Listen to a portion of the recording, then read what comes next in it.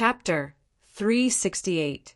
The blood-covered third elder of the Su clan, Su Xing, fell from the interior of the illusionary spirit bell along with an extremely painful scream. His aura was extremely weak, and many of the blood vessels all over his body had burst. He fell from the sky in an unusually miserable manner. Third elder, the second elder, Su Sheng, who was fighting with the first elder, was shocked and furious when he saw this. Su Xing actually lost. Moreover, he lost to a young man with a cultivation base of 9th stage, core, transformation stage. Su Sheng, who had been greatly agitated, was obviously flustered. The first elder, Su Kai, took advantage of this opportunity. He put his hands together, and countless rays of dazzling golden light quickly gathered in front of him. Accompanied by a particularly majestic and piercingly sharp light, the shadow of a broadsword once again appeared in the first elder's hand. Golden flame, sword technique. Bang! The second elder, Su Sheng, who was caught off guard, narrowed his eyes to the size of a needle. A panicked expression appeared on his face. In the next moment, the powerful sword shadow dragged a vigorous tail line in the air and solidly hit the first elder's chest. A circle of scattered golden light exploded in front of him. The terrifying impact was extremely lethal, like a meteorite falling from the sky. The space in front of Su Sheng trembled violently. The clothes in front of Su Sheng's chest were instantly smashed into a pile of dust. His skin and flesh were split open, and his chest slightly caved in. Accompanied by the sound of bones breaking, a large mouthful of blood spurted out of his mouth. "You!" Su Sheng's eyes were scarlet red with rage. "This is the will of the heavens. It seems like you will never become the master of this family."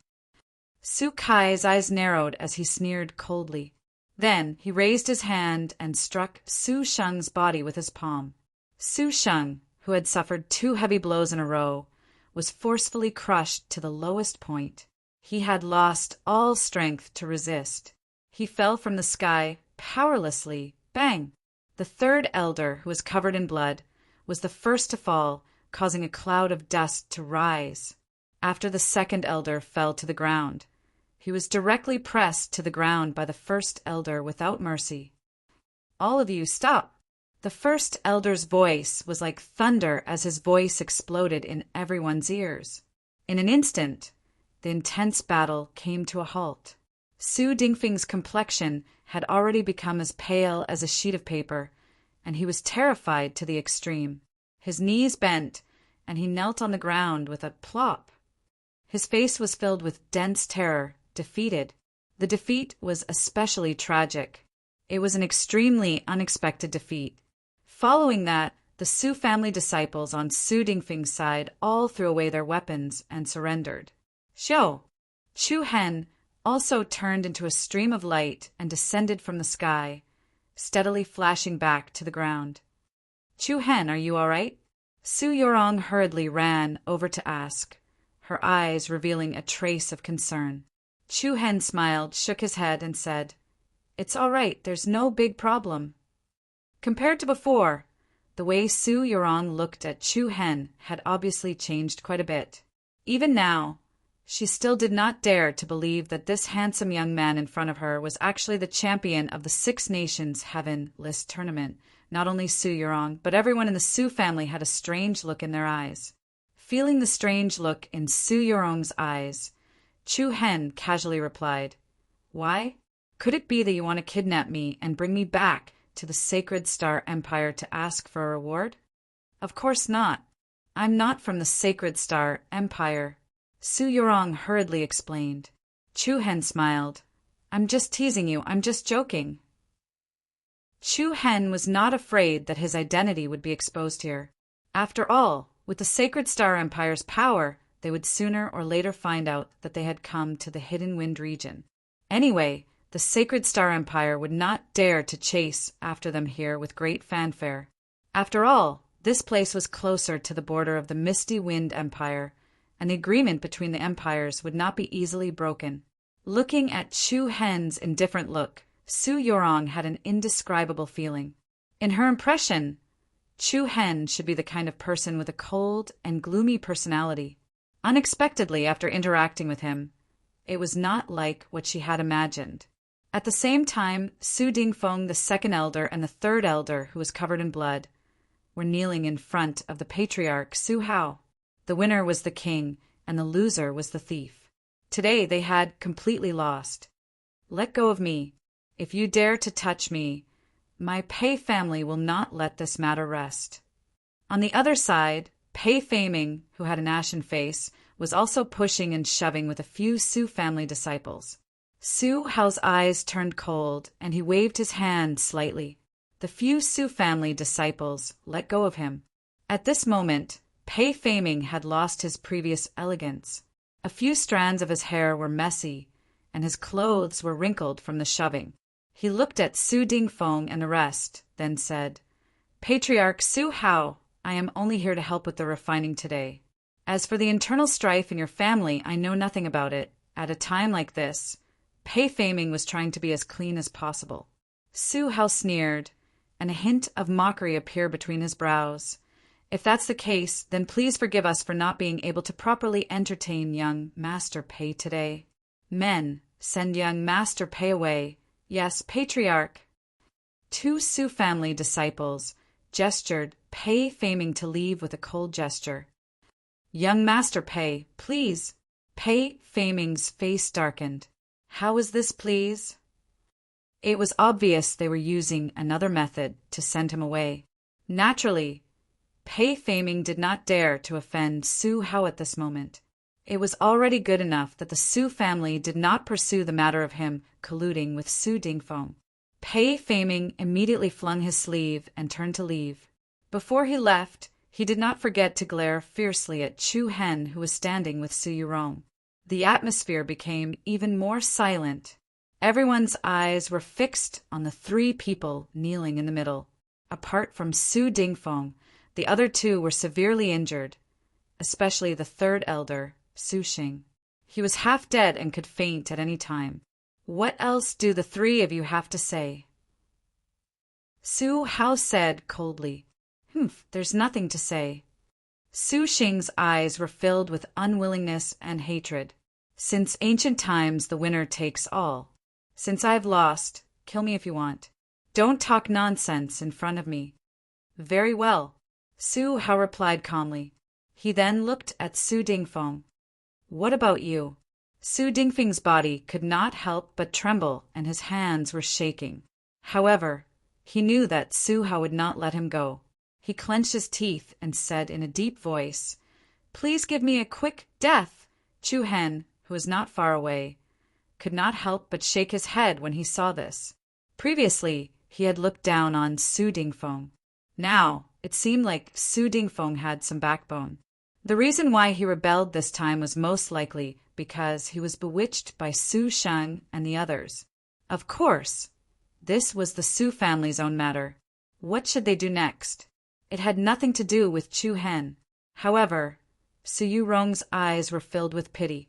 After all, she and Su Dingfeng had grown up together. Their sibling relationship could not be abandoned so easily. Su Hao let out a deep breath. His Adam's apple bobbed gently as he said in a strict tone, "First, lock the three of them in prison and watch them closely. After I discuss with the elders of the family, we will punish them according to their crimes." "Yes, master." With that, a few disciples of the Su family stepped forward and detained Su Sheng and the others. First elder, Su Kai, personally escorted them to the prison. The other disciples who had rebelled with Su Dingfeng and the others were also detained and awaited punishment. The storm-like turmoil had finally calmed down. The process could be said to have been daunting, but not dangerous. However, the greatest credit for this was all thanks to Chu Hen's help. An hour later, as evening approached, the Su family's main hall fell into silence. This included Master Su Hao, First Elder Su Kai, and the other higher-ups of the family. All of them had hesitant looks on their faces. Chu Hen calmly sat on the guest chair next to Su Yurong, a faint smile hanging from the corners of his lips. And the reason why such a silent atmosphere was caused was none other than Chu Hen's reward. He wanted to give a mine to the other party. The Su family had a total of 4 mines. Losing one would be equivalent to losing a quarter of their strength. In the past, the crowd would not have been so troubled. However, the family had just undergone a huge change. They had lost the second elder, third elder, and Su Dingfeng, the 3 powerful pillars of the family. The overall situation of the Su family was not very optimistic. Taking away another or Vane would only make things worse. However, speaking of which, if not for Chu Hen, Su Hao would not have been able to sit in the patriarch's position in peace. On one hand was the grim situation of the family, and on the other hand was a favor that had to be returned. This was indeed a difficult situation. "Father," Su Yurong called out softly when she saw that Su Hao was not speaking. Su Yurong and Chu Hen had discussed this beforehand. Therefore, relatively speaking, she was on Chu Hen's side. The elders could not help but raise their heads to look at Su Hao. "Phew!" Su Hao let out a long sigh. His eyes were filled with determination. "Fine. Although our Su family has encountered such a calamity, in the end, we can't do such a thing as breaking our promise. Brother Chu Hen, I'm willing to give you a mine." Chu Hen raised an eyebrow and his eyes brightened. But before Chu Hen could speak, another elder stood up and vetoed, saying, "Patriarch, our Su family cannot be weakened by any more." Then the elder faced Chu Hen, cupped his hands, and said, "Little brother Chu Hen, you've helped our clan, and we are very grateful to you.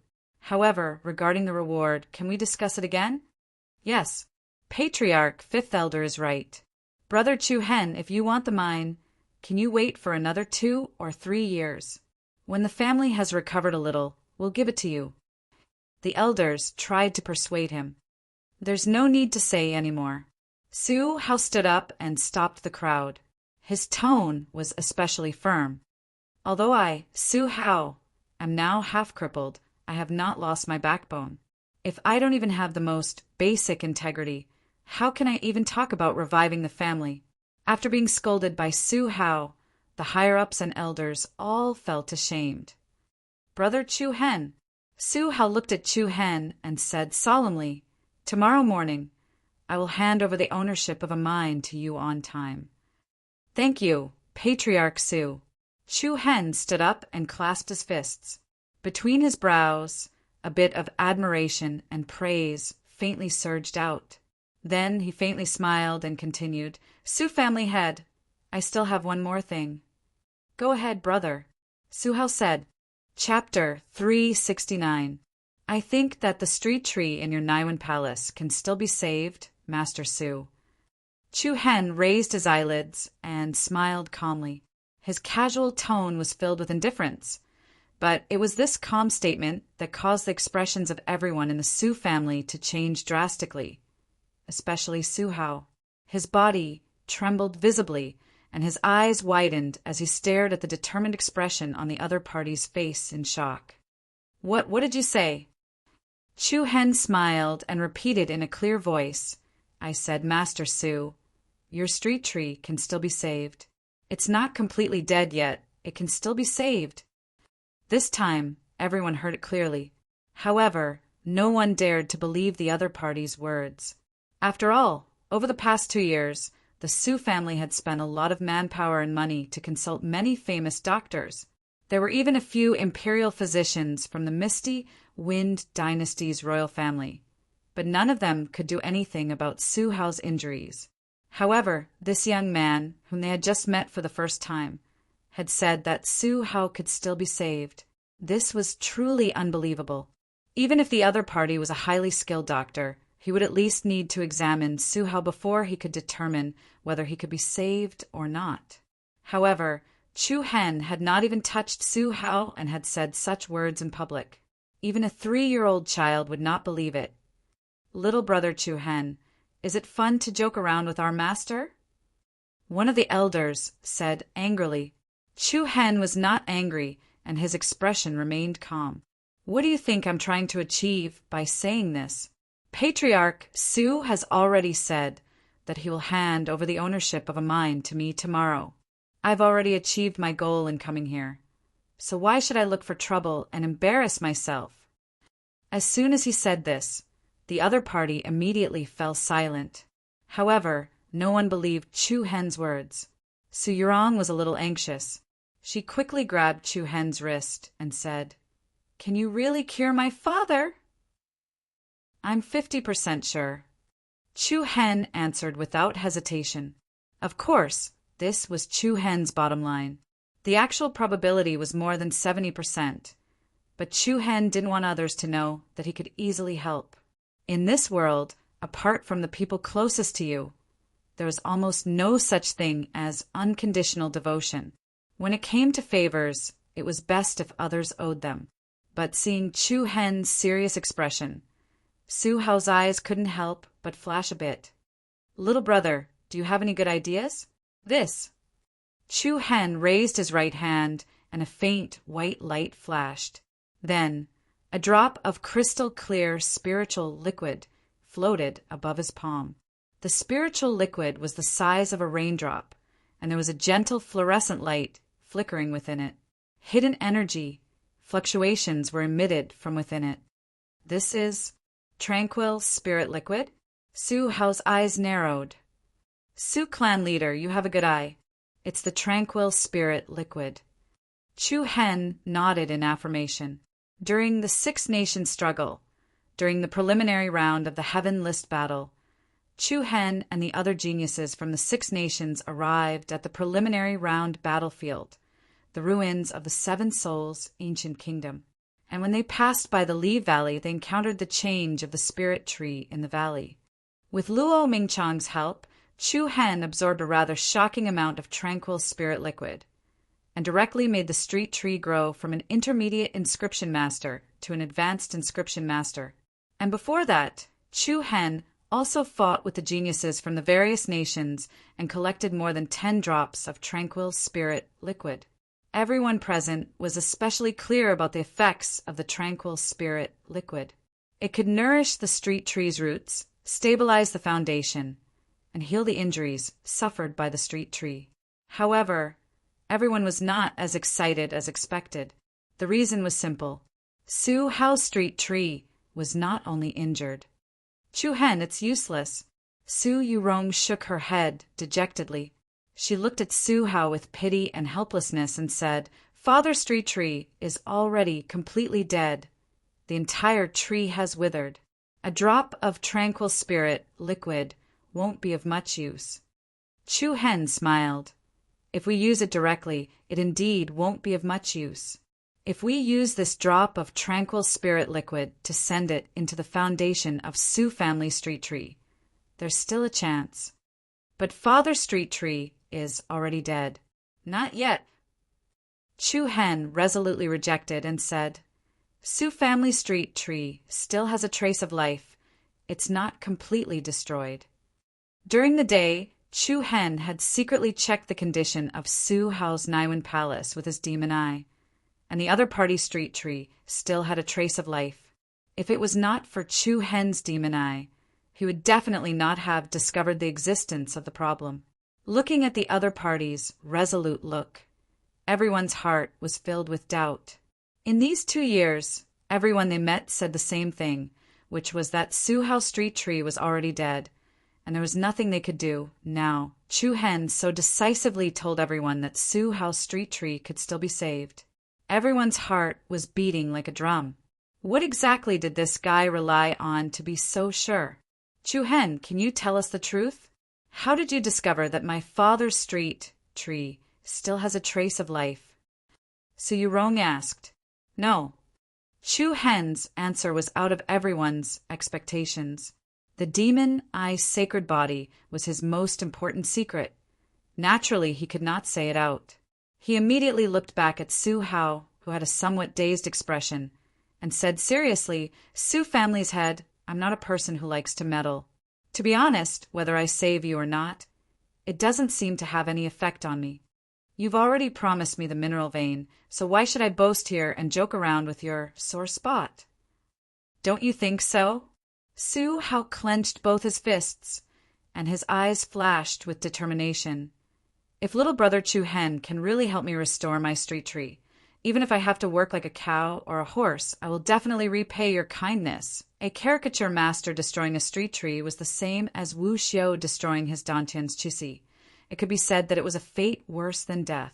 Over the past 2 years, Su Hao had been dreaming of returning to the days when he was full of mettle and vigor. Chu Hen, if you really have a way, please help my father. Su Yurong's eyes were filled with a trace of pleading. Chu Hen raised his hand slightly, looked back at Su Hao, and said, Su family's head, I can help you, but let me say this first. I can't guarantee that there won't be any mishaps along the way. This kind of thing is just like refining. Accidents can happen at any time. Maybe it'll be better, maybe it'll be worse. Hearing this, Su Yurong and the elders began to mumble again. Of course, you don't have to suspect that I will harm Su family's head. If I wanted to harm him, I wouldn't have helped you fight against the third elder during the day. Chu Hen added, everything he said was reasonable, and the few of them didn't know how to refute. However, Su Hao did not hesitate at all. He said without hesitation, First elder, family's head. I, Su Hao, solemnly promise that if there is an accident during the treatment that causes me to lose my life, I cannot blame it on little brother Chu Hen, nor can I take back the mine that I promised to give him. Su Hao's voice was powerful. Father? Su Yurong's delicate brows were tightly knitted together, and her expression was complicated. Rong heir, living with this half-crippled body of mine is painful. If I succeed, it proves that the heavens don't want me to die. If I fail, it means I'm free. Su Hao had made up his mind, especially after what happened today. He knew very well that he couldn't control this family with his current strength. Even if there was a tiny bit of hope, it was worth fighting for. 2 hours later, in a quiet, secret room. This was where Su Hao used to cultivate. The surrounding walls were made of the toughest granite. It was airtight, and not even a mosquito or a fly could enter. In the middle of the secret room, there was a brand new mat. On top of the mat were 2 praying mats. Chu Hen and Su Hao sat opposite each other as they adjusted their condition. Brother Chu Hen, I'm counting on you. Su Hao stared at Chu Hen. There was a hint of hope and excitement in his eyes, but most of it was calmness. Whether he lived or died, it didn't matter anymore. Chu Hen's eyes were as calm as still water, without the slightest hint of emotion. I'll do my best. Let's begin. Su Hao exhaled deeply. He then slowly closed his eyes and opened his Naiwen Palace. Immediately, Chu Hen released a powerful Reiki energy into his opponent's Naiwen Palace. Without any delay, Chu Hen arrived in front of his opponent's street tree. Compared to using his demon eye to investigate during the day, Chu Hen could now see the full appearance of the street tree in front of him more clearly. The withered bark was so rotten that it seemed like it could be easily torn off. There was not a single leaf on the withered branches. It gave people the feeling that it was a treant monster that was baring its fangs and brandishing its claws. It was no wonder that every person he met before would say that this street tree was dead. From its appearance, there was indeed no sign of life. However, Chu Hen didn't think so. The rich Reiki energy was like a spiritual spring that extended towards the street tree in front of him and wrapped around it steadily. It looked like a ray of night light was sprinkled on the street tree, adding a bit of brilliance to it. Then, Chu Hen merged the Reiki energy into the withered and rotten street tree and carefully extended it towards the bottom of the tree's roots. After a while, Chu Hen detected the weak life force. More than 10 green light spots shrunk into a small ball and gathered in the middle of the tree's roots. It was weak like a candle in the wind, but it was unusually tough. I'm right. Chu Hen was secretly happy.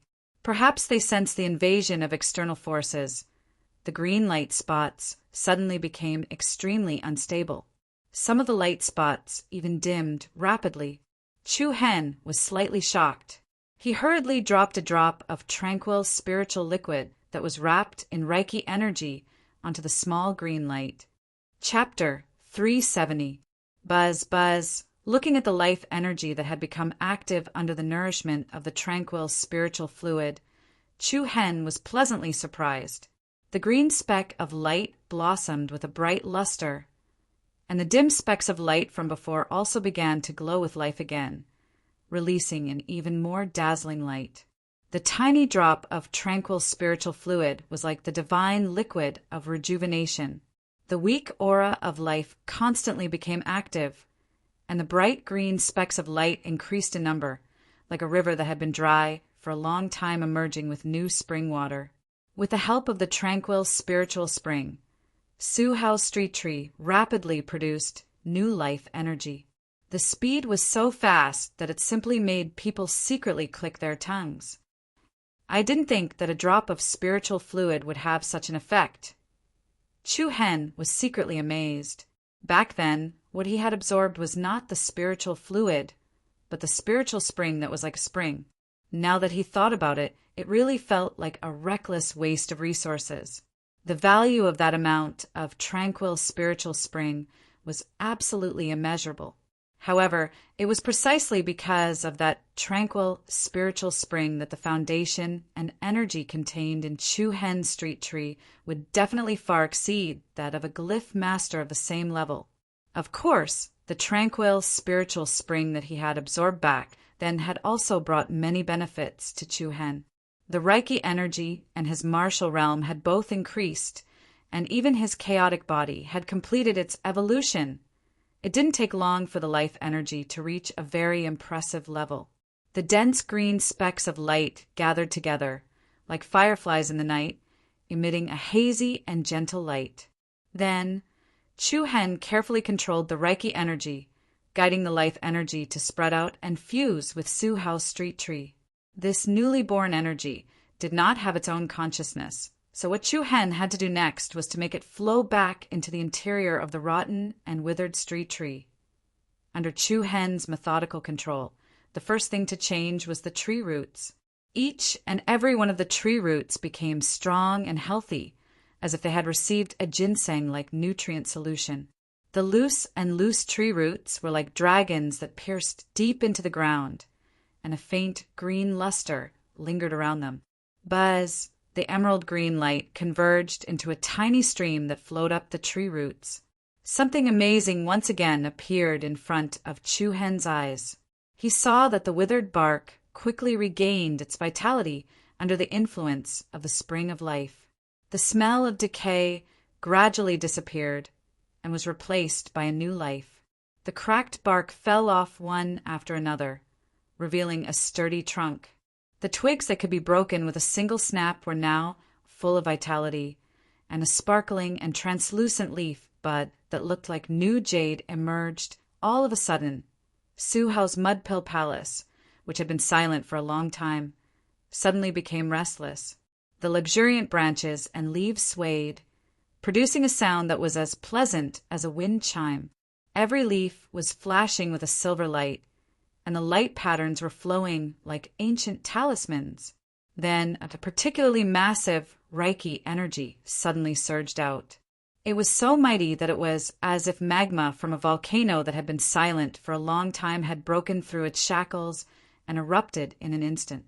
Early in the morning, in the backyard of the Su family, Su Yurong, First Elder Su Kai, and the other high-ranking elders were anxiously waiting outside the training room.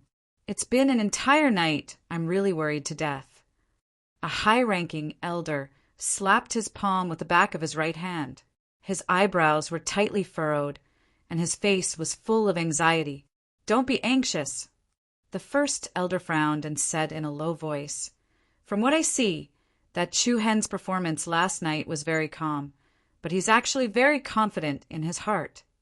Su Kai was the most experienced and the oldest person in the family. He had read countless people, so he could more or less see some clues. Confident. However, the elder did not think much of it. Even the imperial physicians of the Misty Wind dynasty couldn't cure the patriarch's injury. How could a young brat have such ability? Stop talking. Su Yurong's eyebrows were slightly furrowed, and she said with slight displeasure, "No matter what, Chu Hen is our Su family's benefactor. We shouldn't talk behind his back." The elder's mouth twitched, but he did not continue speaking.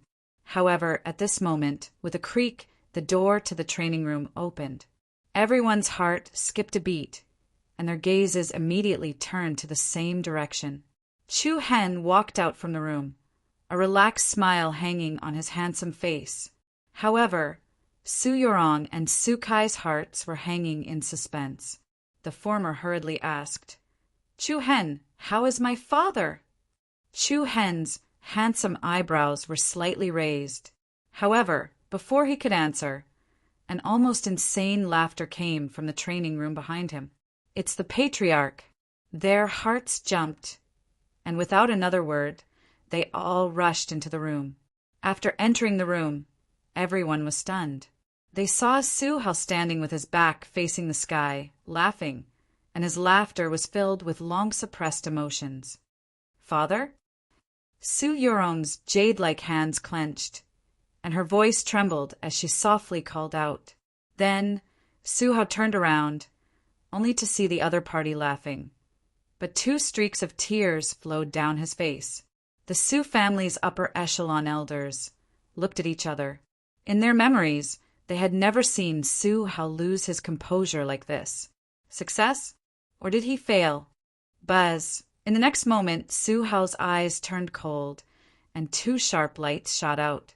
A wave of powerful Reiki energy that was as majestic as the sea exploded from his body. The airflow in the room became turbulent, and the ground under his feet shook violently. An astonishingly powerful aura spread out. Other than First Elder Su Kai and Chu Hen, everyone else was forced to take a few steps back. In an instant, everyone's eyes lit up, and their faces were filled with ecstasy. "Father, Patriarch, you've really recovered." Soon after, Su Hao's aura disappeared, and his eyes emitted a light that no one had seen for a long time. He raised his arms and laughed loudly. "Ha ha ha ha, I, Su Hao, have returned." In the past 2 years, the patriarch who was once high and mighty had lived like a cripple. Now that he had regained his lost strength, it made him, a person who was used to seeing storms, lose his composure. "Ha ha ha ha, the heavens haven't destroyed our Su family." The first elder was extremely excited, and he was especially emotional. Su Yurong ran to Su Hao's side with a pleasantly surprised expression. "Congratulations, Father! Congratulations, Father, for restoring the reputation of the #1 weapons craftsman in Gouge City." All the elders were overjoyed. As long as Su Hao was here, the #1 weapon craftsman family in Gouge City would not fall.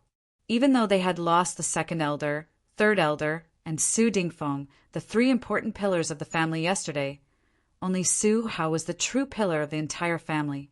As long as he recovered from his injuries, all the problems in front of the Su family would be easily solved. "Little brother Chu Hen, I sincerely apologize for the offense I caused you last night." The Su family elder who mocked Chu Hen earlier cupped his fists and bowed solemnly to Chu Hen. "5th elder, you're too kind." Chu Hen hurriedly extended his hand to support him. "I can understand everyone's feelings yesterday. I won't take it to heart. Alas, I was too short-sighted. Little brother Chu Hen is broad-minded. We're really ashamed." All the other elders expressed their apologies and gratitude to Chu Hen. Su Yurong's beautiful eyes were suffused with a faint luster. She then shook Su Hao's arm. "Dad, this Chu Hen has helped our family so many times in a row. Shouldn't you properly thank him?" Su Hao nodded his head, then took a step forward and said, "Little brother Chu Hen, words cannot express my gratitude for your great kindness. From today onwards, your matters, Chu Hen, will be our Su family's matters. If there's anything you need help with, I, Su Hao, will definitely not frown. Patriarch Su, you're too kind." Chu Hen cupped his fists and said with a slight smile, To be honest, I only lent a hand because I admire Patriarch Su's character. The other elders sighed inwardly. Fortunately, Su Hao had promised to give a mineral vein to Chu Hen last night. If he suddenly went back on his word, Su Hao would really be an ordinary person for the rest of his life. Now it seemed like the heavens had not forsaken Su Hao. Little brother Chu Hen, can you tell me? Do you need the mine? Su Hao said, The reason. Chu Hen was stunned for a moment before replying without hesitation. I believe everyone knows that I am a fugitive from the Sacred Star Empire. In order to rebuild the family, my elder brother, Long Qingyang, decided to use Lang City as a stronghold to build a new force so that we can better establish ourselves in the Hidden Wind region. I see. Su Hao nodded approvingly.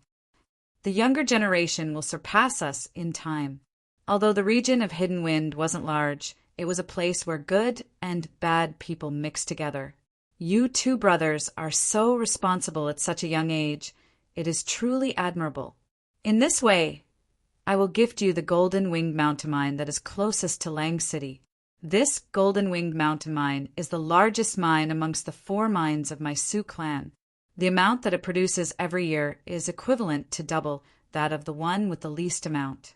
Are you satisfied? Thank you for your gift, Patriarch Su. Chu Hen replied gratefully. The senior elders of the Su family did not have any objections. After all, Su Hao was far more important to the entire family than any mineral vein, not to mention that Chu Hen only wanted 1 vein. Even if he asked for 2 right now, there would still be room for negotiation. Also, I have a suggestion. Su Hao paused for a moment before continuing. The Su family will help you sell the ores you mine from Golden Wing Mountain. All the profits will be given to you, and we will not take a single cent from you. Chu Hen's eyes lit up. Thank you, Patriarch Su. After all, Long Qingyang and the rest had never mined a mineral vein before, nor had they done any business with it. It was impossible to start the production chain in a short period of time, but with the Su family's help, things would be much simpler. All they had to do was deliver the ores to the Su family. Haha, compared to what you've done for the Su family, this is nothing. Su Hao waved his hand. Father, Chu Hen's elder brother is building a new force, so he definitely needs weapons. Why don't you give him some good weapons? Su Yurong suddenly suggested. Haha, that's right. 5th elder, go to the armory and pick 20 spiritual weapons and 500 good weapons for little brother Chu Hen. Yes, Patriarch? The Su family did not lack weapons at all. However, totems were divided into different grades. The 20 totems that Su Hao mentioned were normal totems. These totems were unable to be ranked on the totems ranking, just like the Limitless Fong, Illusionary Spirit Bell, and Demon Punisher Spear that Chu Hen used. They were all totems that were ranked on the ranking. Only these kinds of weapons could be called true treasures. Of course, for ordinary people, even an ordinary spiritual weapon was a very rare treasure. Take the spiritual light sword that Chu Hen refined yesterday, for example. It also belonged to the category of ordinary totem. The total value of a spiritual light sword would at least require a few 100,000 high-grade primal crystal stones as the price. 20 ordinary spiritual weapons were worth more than 2 million high-grade primal crystal stones. In addition to the 500 high-grade weapons, the reward that Su Hao had given to Chu Hen could not be said to be small. Although Chu Hen felt a little apologetic, he did not reject the other party's good intentions. Just as Su Yurong had said, good weapons were very important to any force, especially a force that had just been established. I will remember Family Master Su's generous gift in my heart. Without too many flowery words, Chu Hen directly expressed his most direct gratitude. Aya, you're welcome. Su Yurong let go of Su Hao's arm and said happily, You helped me refine spiritual weapons, defeated Su Dingfeng, helped me fight, and now you've cured my father. We can't thank you enough. Haha, Ronger is right. Su Yurong winked at Su Hao and smiled sweetly. Father, can I handle the task of handing over the Goldwing Mountain's mineral vein to Chu Hen? Ha ha ha ha. Su Hao laughed loudly again. All right, then you and little brother Chu Hen will make a trip to Lang City. Chu Hen was a little surprised. He looked at Su Yorong's mischievous smile and could not help but shake his head and smile. Chapter 371. Lang City. A banner was erected on top of the city wall. The banner fluttered in the wind, and the words General Family were engraved on it. It was a majestic sight. The words were as sharp as a blade, and they were written vertically and horizontally, giving off an aura of sharpness. In the city, there was a newly built platform in a plaza. The platform was clearly laid out, like a general's platform in a military camp. At this very moment, Long Qingyang stood at the very top of the stage. His bearing was extraordinary, and his entire body exuded a heroic and mighty aura. It had only been 2 months, but he had lost the naivety of a disciple of the mammoth martial house, and in its place was a mature and steady man who had undergone a metamorphosis. On the surface, Long Qingyang no longer looked like he was in his 20s. To his right stood the cool and beautiful Long Xuanchuang. Long Xuanchuang's cold and aloof demeanor was always an eye-catching sight. Dressed in white, she was elegant and otherworldly. To Long Qingyang's left stood General Long Bo's former subordinate, the vanguard general, Qi Wanli.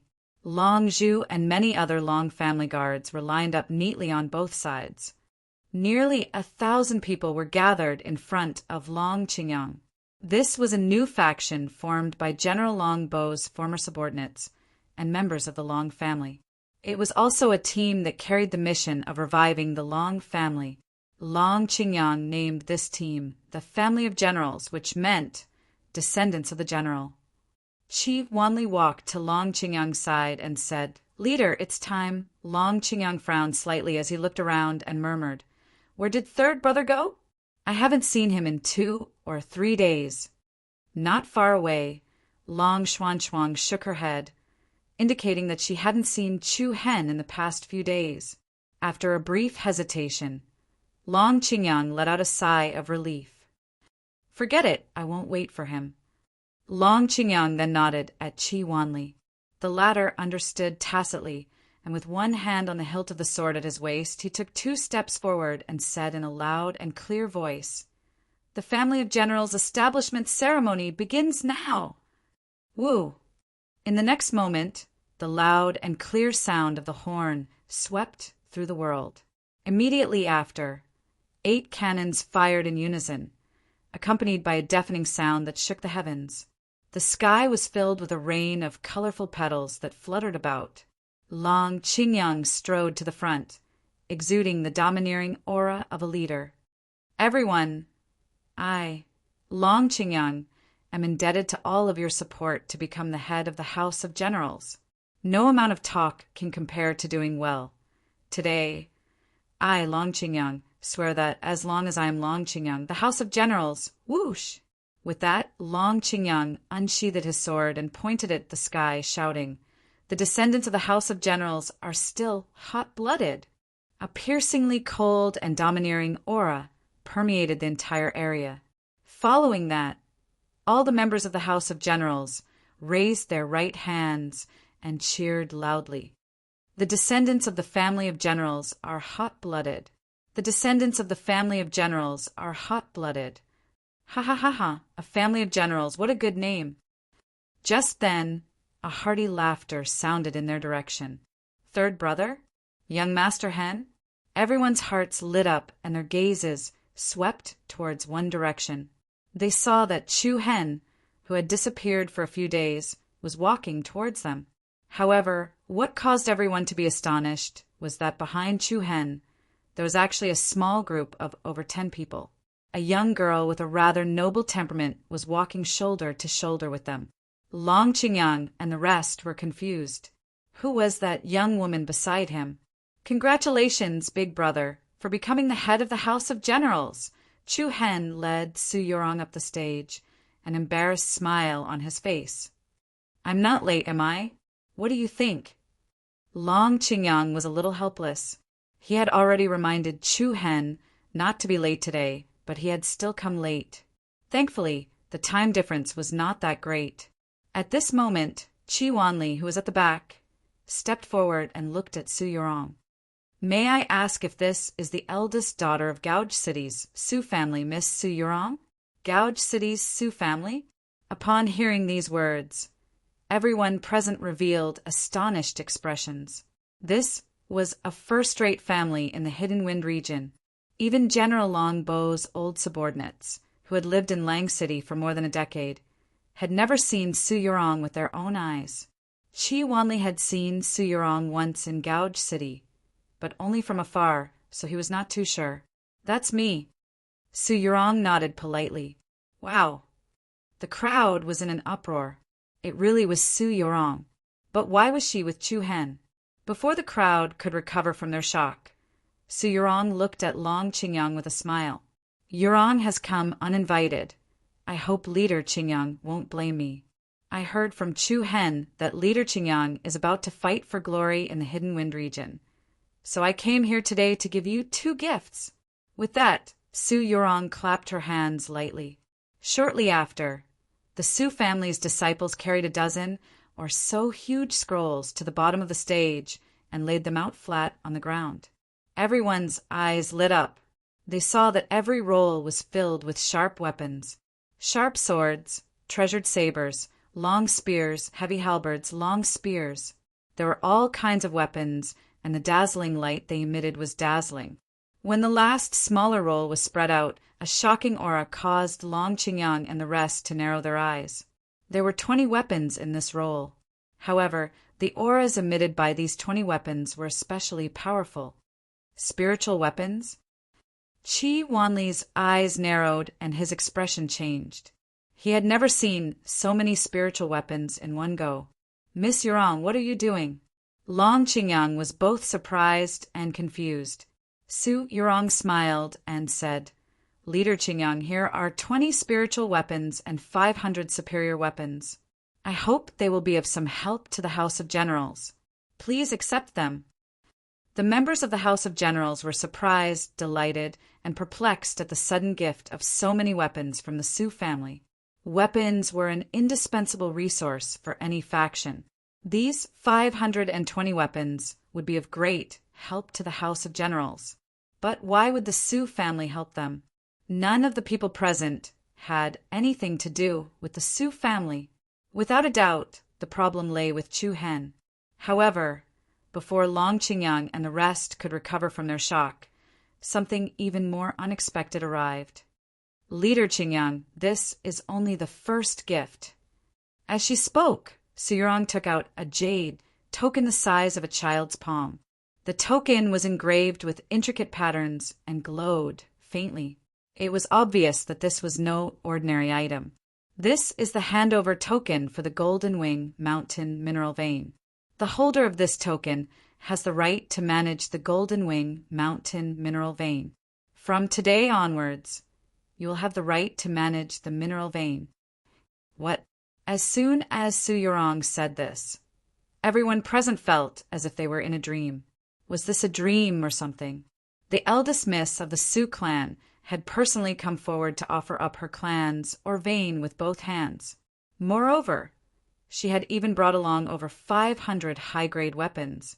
This was most likely something that one could only dream of. This wasn't a pie falling from the sky, it was a pie rain instead, but Su Yurong did not seem to be joking at all. Everyone could not help but look at Chu Hen. Chu Hen nodded at Long Qingyang, indicating that he could accept the gift without any misgivings. The crowd sighed in shock, looking at Chu Hen as if he was a monster. What did he do in the 3 days that he disappeared? He had actually made the Su family send over an extremely important mineral vein. Even Long Xuan found it increasingly difficult to see through Chu Hen. Her beautiful eyes were filled with complex emotions, but no one knew what she was thinking. Even though Long Qingyang was extremely shocked, he did not have to worry about Chu Hen.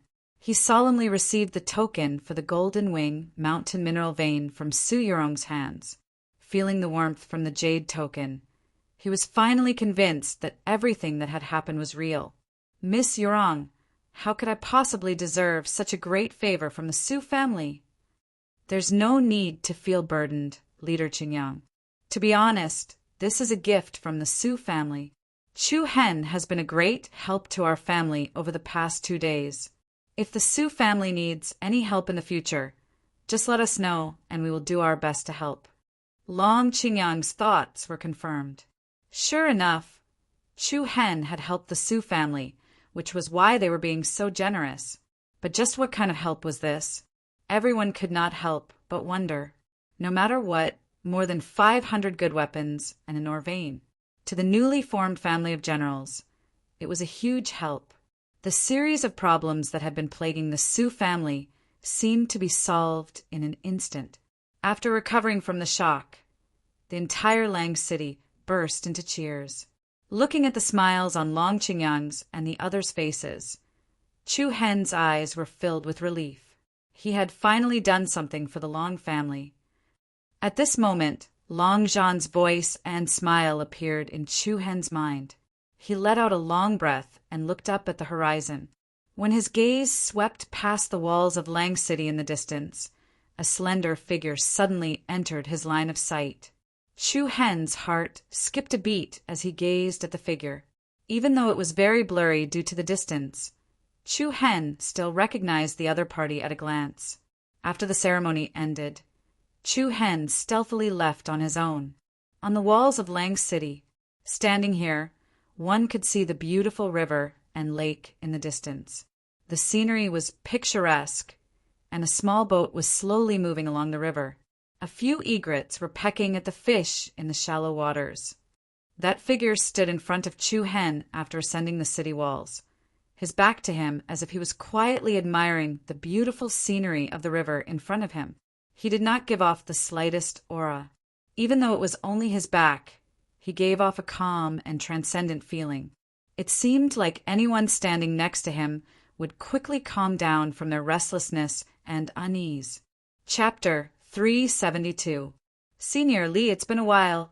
Chu Hen stopped when he was around 2 meters away from the figure standing at the edge of the city wall. His eyes were as calm as the water in a well without a single ripple. The figure then turned around, revealing the face of a middle-aged man who looked ordinary but very comfortable. Li Wushang smiled at Chu Hen, giving off a gentle feeling like a spring breeze. You don't look surprised at all. Chu Hen smiled, because I knew you were nearby. It was only a matter of time before you came out to see me. I still haven't thanked you for what happened in the imperial capital. If it wasn't for you, we wouldn't have been able to escape from the imperial ancestor. I'm very sorry about what happened to Long Zhan. Li Wushang said plainly. It's fine. Chu Hen shook his head. From what he could see, Li Wushang must have arrived after Long Zhan's death. He'd arrived just in time to see the imperial ancestor chasing after him and Long Qingyang. Of course, whether that was the case or not, Chu Hen was already very grateful that Li Wushang had come to save him. You've reached the 3-star demonic pupil realm in a little more than a year. That's a few months earlier than I expected. Li Wushang's voice revealed a trace of satisfaction, his expression still calm. He continued, What do you plan to do next? Stay in the Hidden Wind region to help your brother? I haven't decided yet. Is that so? I want to train, but I'm worried that the Sacred Star Empire will send people to harm them. You can't protect them forever, and similarly, they can't rely on you forever. Since you've come this far, perhaps you should trust Long Qingyang. In fact, apart from the bloodline boundary, Long Qingyang isn't any worse than you. Chu Hen let out a light sigh of relief. His thoughts could not help but open up a bit. After a brief silence, Li Wushang suddenly said, Go collect the 7-star soul pearls. They'll be of some help to you. Huh. Chu Hen paused, looking at him strangely. Li Wushang smiled calmly, glancing at his opponent's left hand. The power of a single star soul pearl is far from comparable to the power of 7 stars. Chu Hen was secretly amazed. There was really nothing that could be hidden from the other party's eyes. However, When he thought about the fact that the other party had a pair of demonic eyes just like him, he felt relieved. However, Chu Hen was slightly troubled by Li Wushang's suggestion. Among the 7-star soul pearls, 5 of them are in the hands of those extremely powerful sections. Aren't you asking me to throw my life away by asking me to snatch them from them? Do whatever you want, I'm just saying. But after hearing what you said, I'm a little tempted. It didn't take long for Chu Hen to change his mind. In fact, when he obtained the Dubhe Astral Soul Pearl, he had the thought of collecting all 7 Astral Soul Pearls, especially after what happened 2 months ago. Chu Hen felt that his current power was too weak. In the face of the Sacred Star Dynasty's royal family, he couldn't protect the people closest to him. As long as he thought about how Long Zhan died for him, Chu Hen was even more determined to destroy the Sacred Star Dynasty. However, with his current power, it was impossible to accomplish this goal. The only thing Chu Hen had to do now was to continuously make himself stronger. Of course, there wasn't much connection between destroying the Sacred Star Dynasty and collecting the 7-star soul pearls. The first goal was something that Chu Hen had to accomplish. As for the latter, he could only try his best and use it as motivation to improve his own cultivation. There is a connection between the 7-star soul pearls and the Big Dipper Heavenly Star technique that you cultivate, Li Wushang said slowly. Chu Hen was slightly startled. The Big Dipper Heavenly Star art was the true name of the 7-star sacred scripture, but probably only those who had cultivated this sacred scripture would know the other name. As for the people outside, they all called it by the name behind. What's the connection? Chu Hen looked at him expectantly. Li Wushang shook his head. You'll have to figure it out yourself. However, I can tell you with absolute certainty that the secret contained in the 7-star soul pearls is definitely worth you collecting. Chu Hen's eyes narrowed. He knew that Li Wushang wouldn't lie to him without a reason. But then again, the illusory Rain Sect, Shura Sect, Immortal Pavilion, Heavenly Cloud Manor, Otherworldly Spirit Sect. Which one of these 5 large sects wasn't a superpower that ruled over a region? There were all sorts of extremely talented, monstrous geniuses gathered in the sects. Although Chu Hen was the number 1 in the younger generation of the Sacred Star Dynasty, he was still lacking compared to the top geniuses of the sections. It was easier said than done to snatch the 7-star soul pearls from the hands of these sections. However, Chu Hen wasn't in a hurry. Everything could be done slowly, and there would eventually be hope. Li Wushang didn't say much. How should Chu Hen choose? What should he do? It was all his own business, and he didn't want to interfere too much. And then, where are you going? Back to Qi Shin Mountain? Chu Hen casually asked. Maybe I will, maybe I won't. To me, the world is so big, and I can find shelter anywhere. The world is so big, and I can find shelter anywhere. His indifferent words were filled with carefreeness. Chu Hen couldn't help but envy him. He was like a wild crane that had no worries and could do whatever he wanted. However, only Li Wushang himself knew whether that was the case or not. When will the next time we meet? Although he had only met Li Wushang twice, he gave Chu Hen a feeling of closeness, as if he had known him for a long time. This might also have something to do with the bloodline limit of the demon pupil sacred body. Li Wushang's eyelids lifted slightly, and a bit of gentleness appeared between his brows. When it's time to meet, we'll naturally meet again. There are all kinds of life in this world, and the warmth and coldness of the secular world. You need to slowly understand it yourself. Again, I hope that one day I can personally witness the shocking power of your 9-star demon pupil. Li Wushang's voice paused slightly, and his eyes were filled with deep meaning. I really look forward to that day.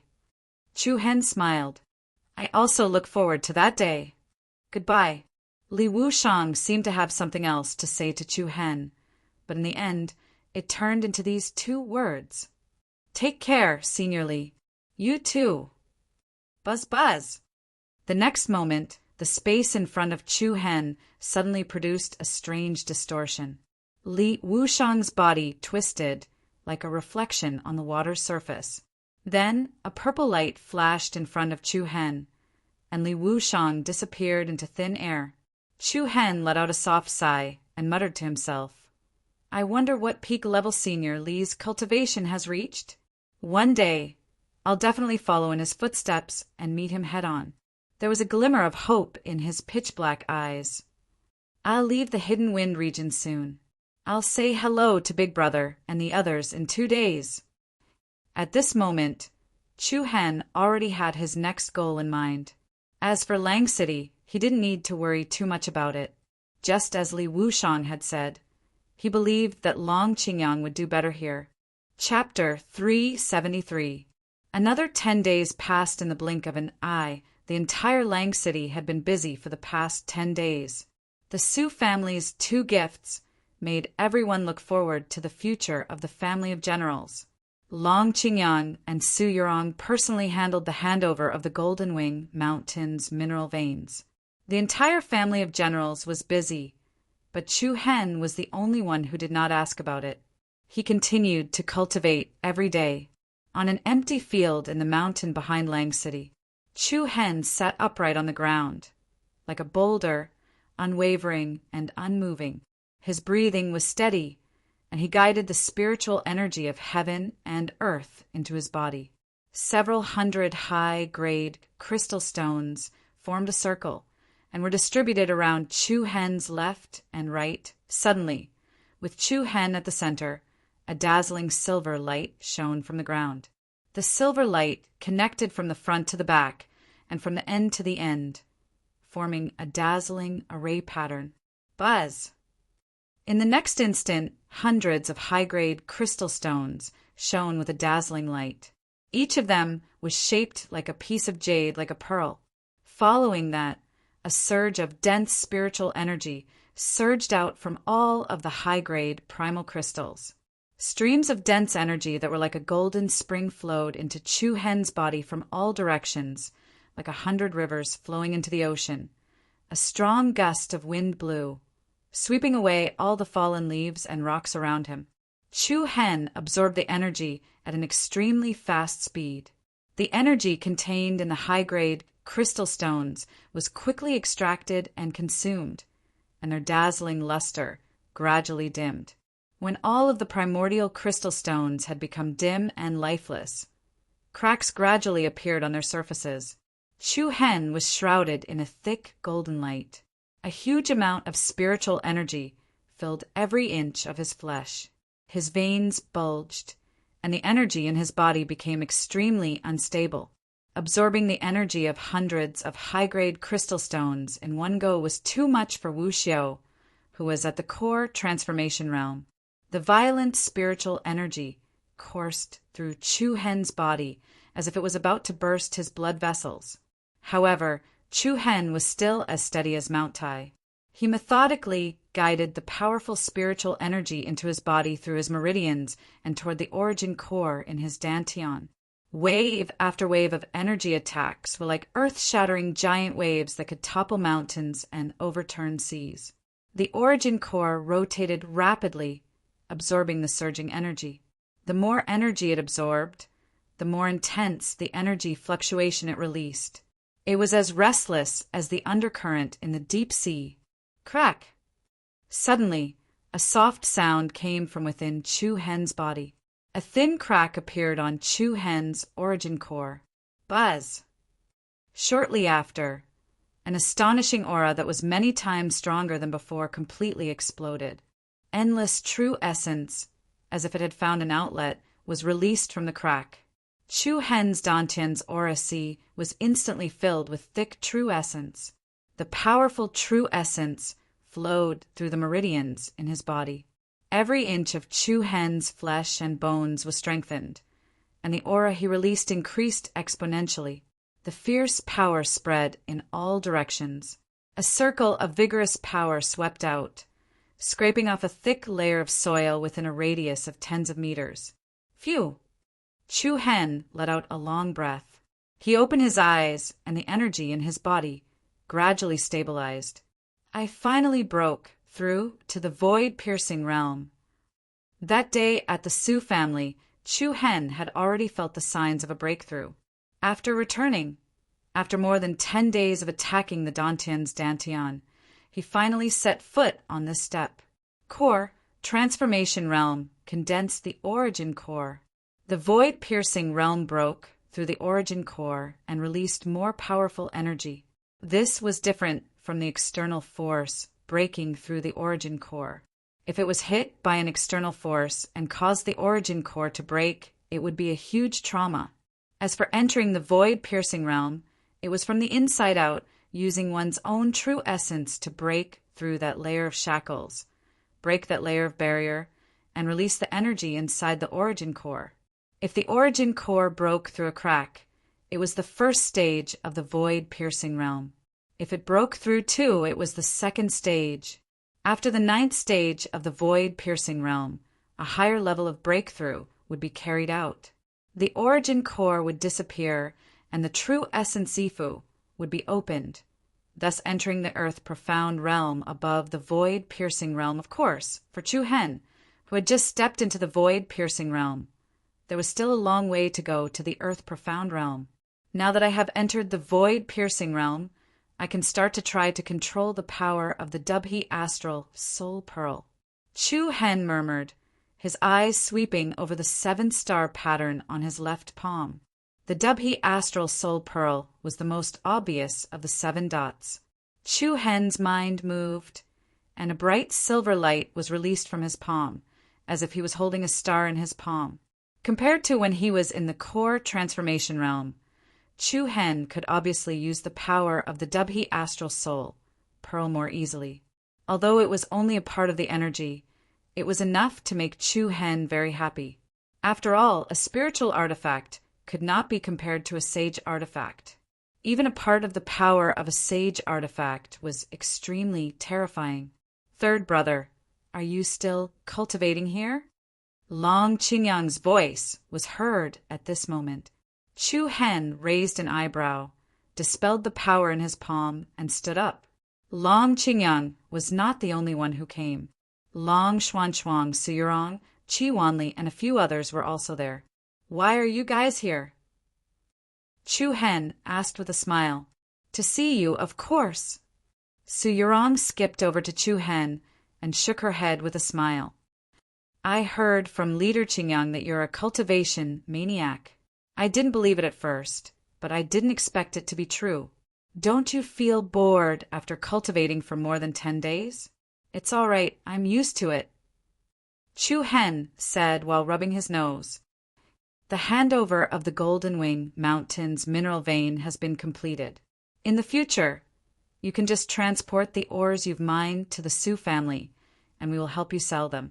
Chu Hen nodded his head, his face revealing some gratitude. Many thanks. You're welcome. Su Yurong waved her hand and smiled mischievously.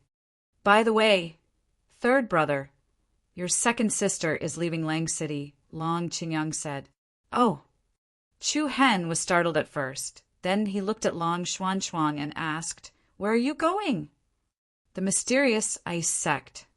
Long Xuanchuang answered. The mysterious ice sect? Chu Hen found it weird. He had heard of the Ice Xian sect before. It was a big sect with a lot of power. However, it was located in an extremely cold place in the East Continent. Moreover, it was far away from the 100 Kingdoms region. Why would Long Xuanchuang suddenly want to go there? Long Xuanchuang saw through his confusion and explained. Yesterday, I received a handwritten letter from my mentor at the Bright Moon Academy. She received news that the mysterious ice sect will be recruiting new disciples in a few months' time. So she suggested that I give it a try. A letter from the Imperial City? Chu Hen's brows slightly wrinkled. Yes. Long Xuanchuang nodded. You don't have to think too much about it. Master Lin has always taken good care of me in the academy, and she's always on my side. Moreover, I was the one who contacted her first, so she knew that I was in the Hidden Wind region. Long Qingyang chimed in. I've met that Master Lin before. She really dotes on your second sister, like she's her own daughter. so her suggestion should be for the best for your second sister. Hearing what the two said, the doubts in Chu Hen's heart were dispelled quite a bit. After all, it was a letter from the capital, so Chu Hen was worried that it was a trick of the Sacred Star Empire. Of course, among the three of them, Long Xuanchuang was actually the most mature.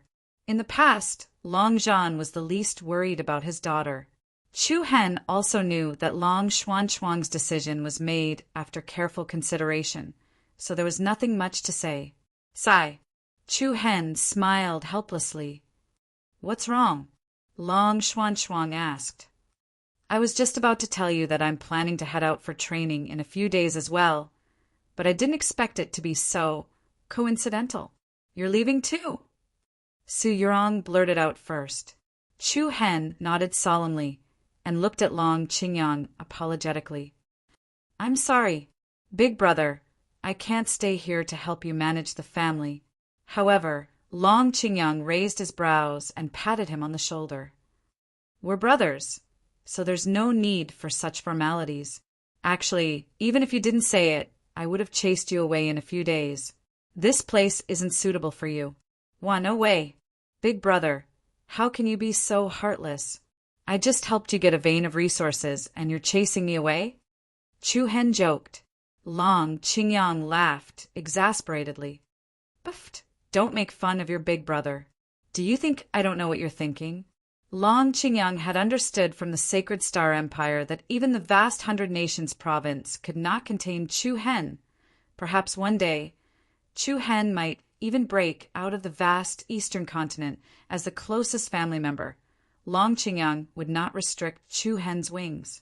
However, as they were about to part, there was a faint sense of sadness and reluctance. "Humph, you're leaving after only knowing him for a few days. How boring!" Su Yurong seemed a little dissatisfied. Chu Hen laughed.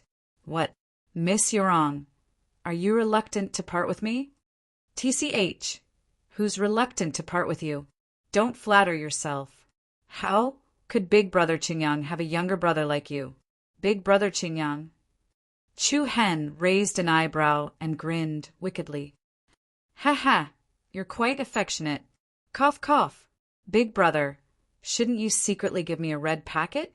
What are you talking about?" Su Yurong's beautiful eyes widened and her pretty face reddened. Long Qingyang shook his head helplessly. Why did this guy become so frivolous all the time? "Third brother, stop fooling around. But where are you going next? Do you want to go to the Ice Xian sect with your second sister?" Long Qingyang asked casually. Chu Hen shook his head and glanced at Long Xuanchuang. "Second sister's Ice Soul Battle Body is more suitable for the Ice Xian sect. If I go there, I probably won't be able to make much use of my strength." "That's true. Do you have any other choice?" "Shura sect. Let's go there first. My teacher, Shi Lan from the Tensei Prefecture, is in the Thousand Crane sect.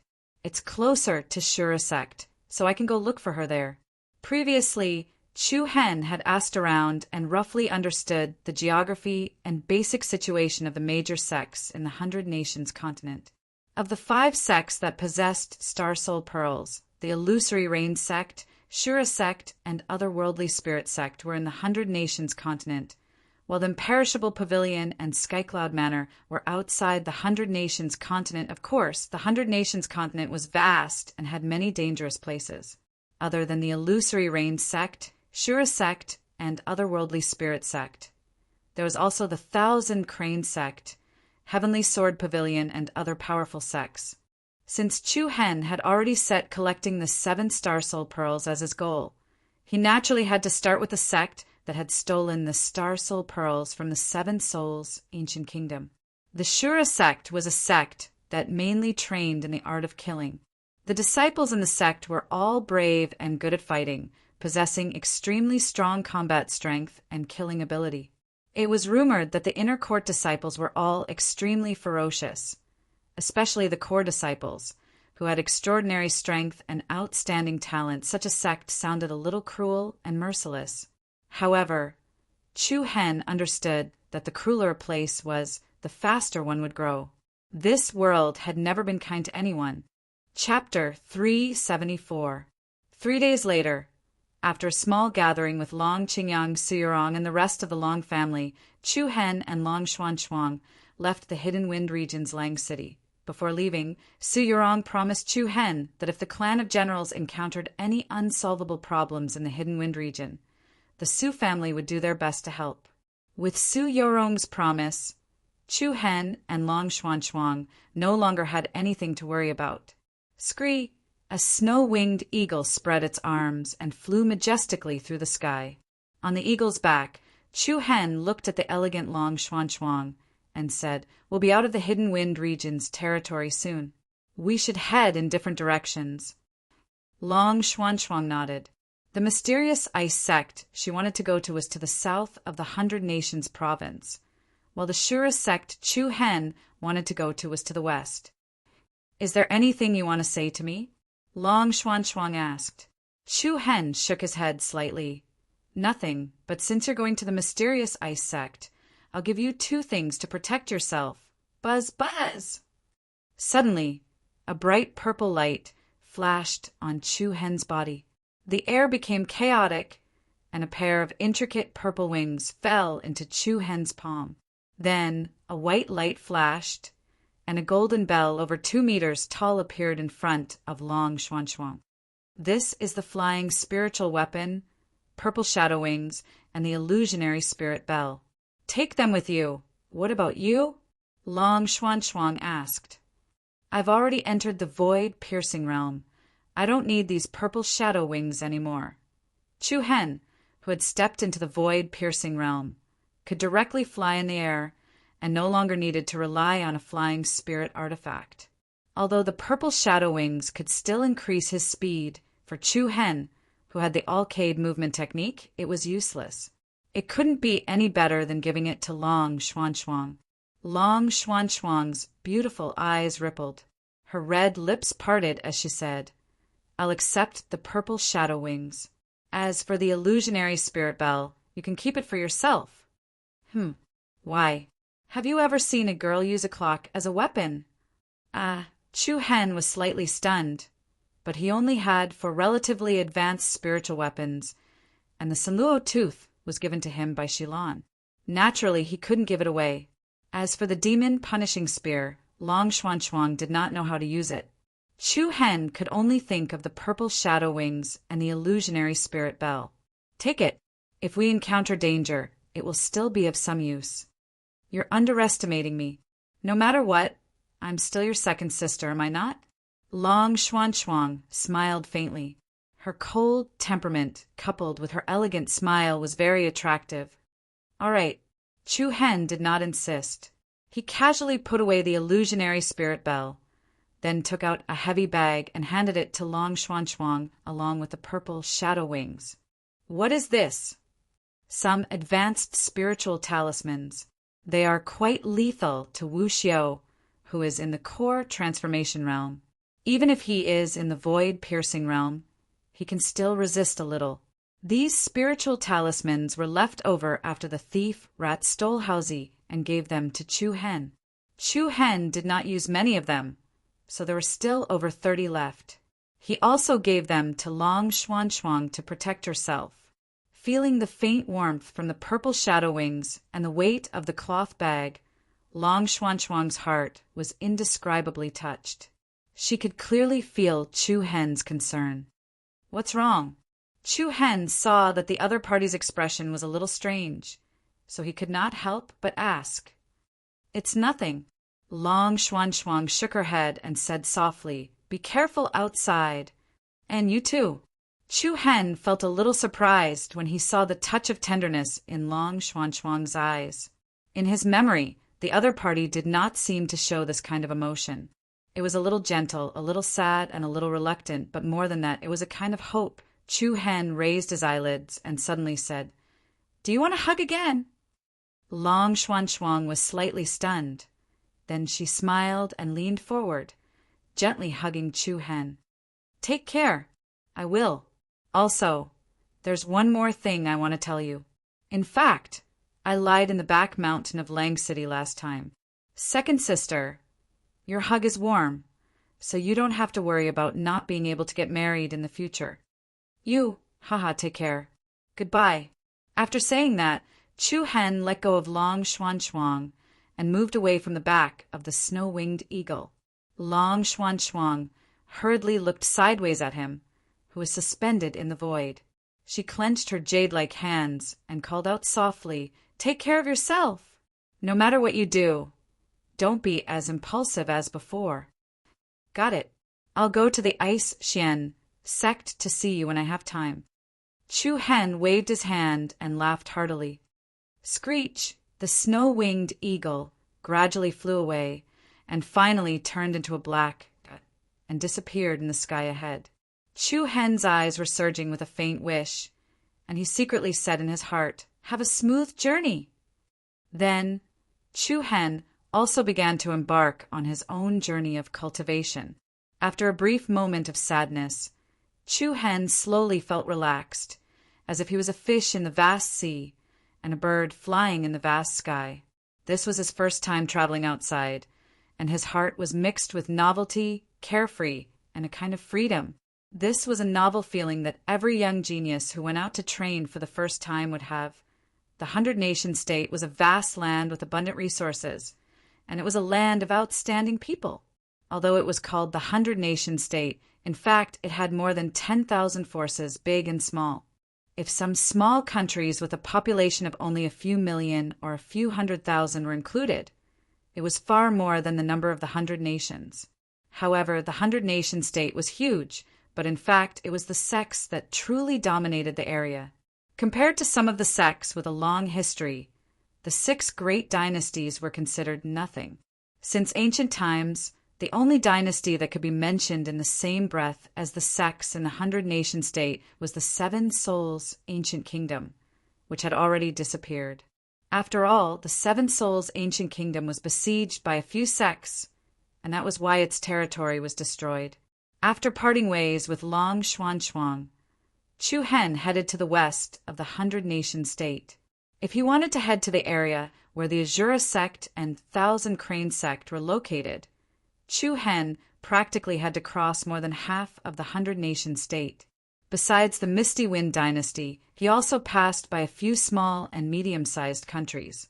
Along the way, he passed by many barren mountains and rivers, dangerous areas and forbidden areas. There were many times when Chu Hen almost suffered a lot of losses because of his lack of experience. Many places that looked calm and tranquil with pleasant scenery were actually hiding many dangers. He even encountered many bandits and mounted bandits that were blind. He encountered all sorts of encounters. However, this was exactly what Chu Hen hoped to encounter. If it was too peaceful, it would be meaningless. Soon after, more than 2 months had passed, and Chu Hen arrived at a place called Song City. This city was connected to all directions, and it was equivalent to the hub of the 100-Nation States' central and western regions.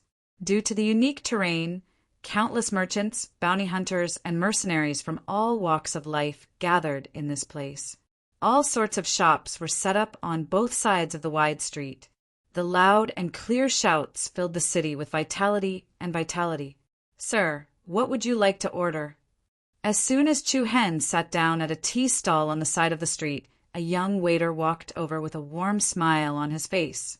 Chu Hen ordered a pot of hot tea and a few pastries. He casually gave the waiter a high-grade crystal stone. In the past, this kind of roadside stall could only be seen selling middle-grade, primordial crystal stones. When the waiter saw the bright and resplendent high-grade, primordial crystal stones, his eyes immediately widened, revealing excitement and surprise. "Thank you, sir." "Thank you." Chu Hen smiled faintly and said, "Waiter, let me ask you something. How far is Azura City from here?" "Azura City? Sir, where are you going?" "Yes." Azura City was the largest city under the Azura sect's jurisdiction. Arriving at Azura City was equivalent to arriving at the Azura sect. The waiter said anxiously, "Sir, Azura City is still far away. It's at least a month's journey. Moreover, if you want to go to Azura City, you must pass through the border of the Myriad Demon Ridge.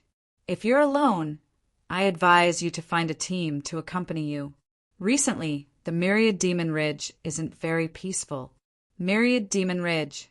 Chu Hen frowned slightly. The Myriad Demon Ridge was also known as the 10,000 Beasts Ridge. He had heard of it before. It was definitely a famous death zone in the 100-nation state. Countless powerful demon beasts gathered in the Myriad Demon Ridge. Ordinary people would tremble in fear when they heard about it.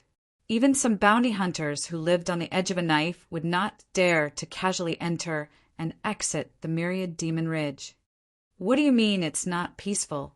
Chu Hen continued to ask. The waiter glanced at the surrounding streets with slight fear before saying in a low voice, Sir, I won't hide it from you. Recently, a myriad of beasts will howl at the same time every night in the Myriad Demon Ridge. The howl is earth-shattering and can shake the stars and moon. In the dead of night, even our Song City can hear the sound. For a time, it caused everyone to be on tenterhooks. There's such a thing. Chu Hen was even more surprised. Then I wonder what's causing the trouble? Hee, sir, you're thinking too highly of me. The waiter grinned embarrassedly. How would I know what exactly happened? But I heard that 1,000 years ago the 10,000 Beasts Ridge was a demon's sealing ground. In the depths of the 10,000 Beasts Ridge, a shocking demon beast was sealed there. But these are all scattered rumors. In reality, no one has seen it with their own two eyes. But it's a fact that the 10,000 Beasts Ridge isn't peaceful. I can only advise you to be careful. Chu Hen smiled. Thank you, waiter, for telling me. You can go do your work. All right. Sir, please wait for a moment. I'll go prepare some tea for you. If you have any instructions, just call me. After he finished speaking, the waiter happily held the high-grade crystal stones that Chu Hen gave him and went to work. Subsequently, Chu Hen could not help but fall into deep thought. What's the situation with the 10,000 Beasts Ridge? Is the waiter exaggerating or is it true? Forget it. Chu Hen shook his head. I'll find out when the time comes. Chapter 375. In front of Chu Hen was a simple tea stall. There was a pot of freshly brewed tea and a few plates of desserts that did not look exquisite, but were quite delicious. The slightly steaming tea emitted a faint fragrance. To Chu Hen, who had trained outside for 2 months, there was an indescribable feeling of satisfaction as he quietly sat there and drank the hot tea while looking at the various groups of people coming and going on the street. As the hub city that connected the central and western regions of the 100 Kingdoms province, there was a large flow of people passing through Song City every day. Most of them were outsiders who were passing through Song City to rest and reorganize themselves. Usually, when trading caravans passed through the 10,000 Beasts Ridge, they would hire some mercenary groups to ensure the safety of their caravans and goods. It could be said that Song City was a place where good and bad people mixed together. Hey, have you heard? More than 50 people from the Evil Hand team went to explore the 10,000 Beasts Ridge yesterday, but they were completely annihilated. F***CK, are you serious? The Evil Hand team is a veteran mercenary group that has been here for 10 years. There were a few experts who were at least at the 7th level core transformation stage. Why did they disappear just like that? It seems like the 10,000 Beasts Ridge is not peaceful recently. I heard that the Storm team found the corpses of the Evil Hand team this morning. Hey, guess what? All of them were eaten by demon beasts until their mothers couldn't recognize them. The leader of the Evil Hand team, Direwolf, only had half of his body left. Everything below his chest was gone. It was a terrible scene. Then, didn't the Storm team immediately retreat in fear? Of course, they ran back in fear. Moreover, I heard that disciples from a few big sects have come to investigate. I heard that a few top geniuses from the 7 absolutes of heavens chosen came as well. It seems like what happened in the 10,000 Beasts Ridge is not something ordinary. As Chu Hen drank hot tea, he listened attentively to the discussions of the busybodies nearby. In fact, The information obtained from the mouths of these people was quite reliable. Chu Hen's eyes narrowed as he pondered. I am so tired. Let me sit down and rest for a while. Just at this time, a delicate and beautiful figure suddenly sat down on the bench opposite Chu Hen. This was a young girl who was about 16 or 17 years old. Her hair was tied into a loose bun, and a few strands of hair hung beside her ears. Coupled with her snow-white skin, there was a somewhat messy beauty about her. The young girl was also holding a stick of candied hawthorn in her hand. She pouted her small mouth and happily ate the sweet taste. She didn't sit in front of Chu Hen on purpose. She was just tired. She saw a seat on the side of the road and sat down casually. Her gaze was also not on Chu Hen's body. Chu Hen didn't say much, but the cute girl in front of him reminded him of Yi Yao. In the past, when Yi Yao was eating candied haws, she would also smack her lips and look very satisfied. I wonder how Yi Yao is doing now. Chu Hen's eyebrows were slightly heavy. After leaving in a hurry in the capital, he didn't get to say goodbye to anyone.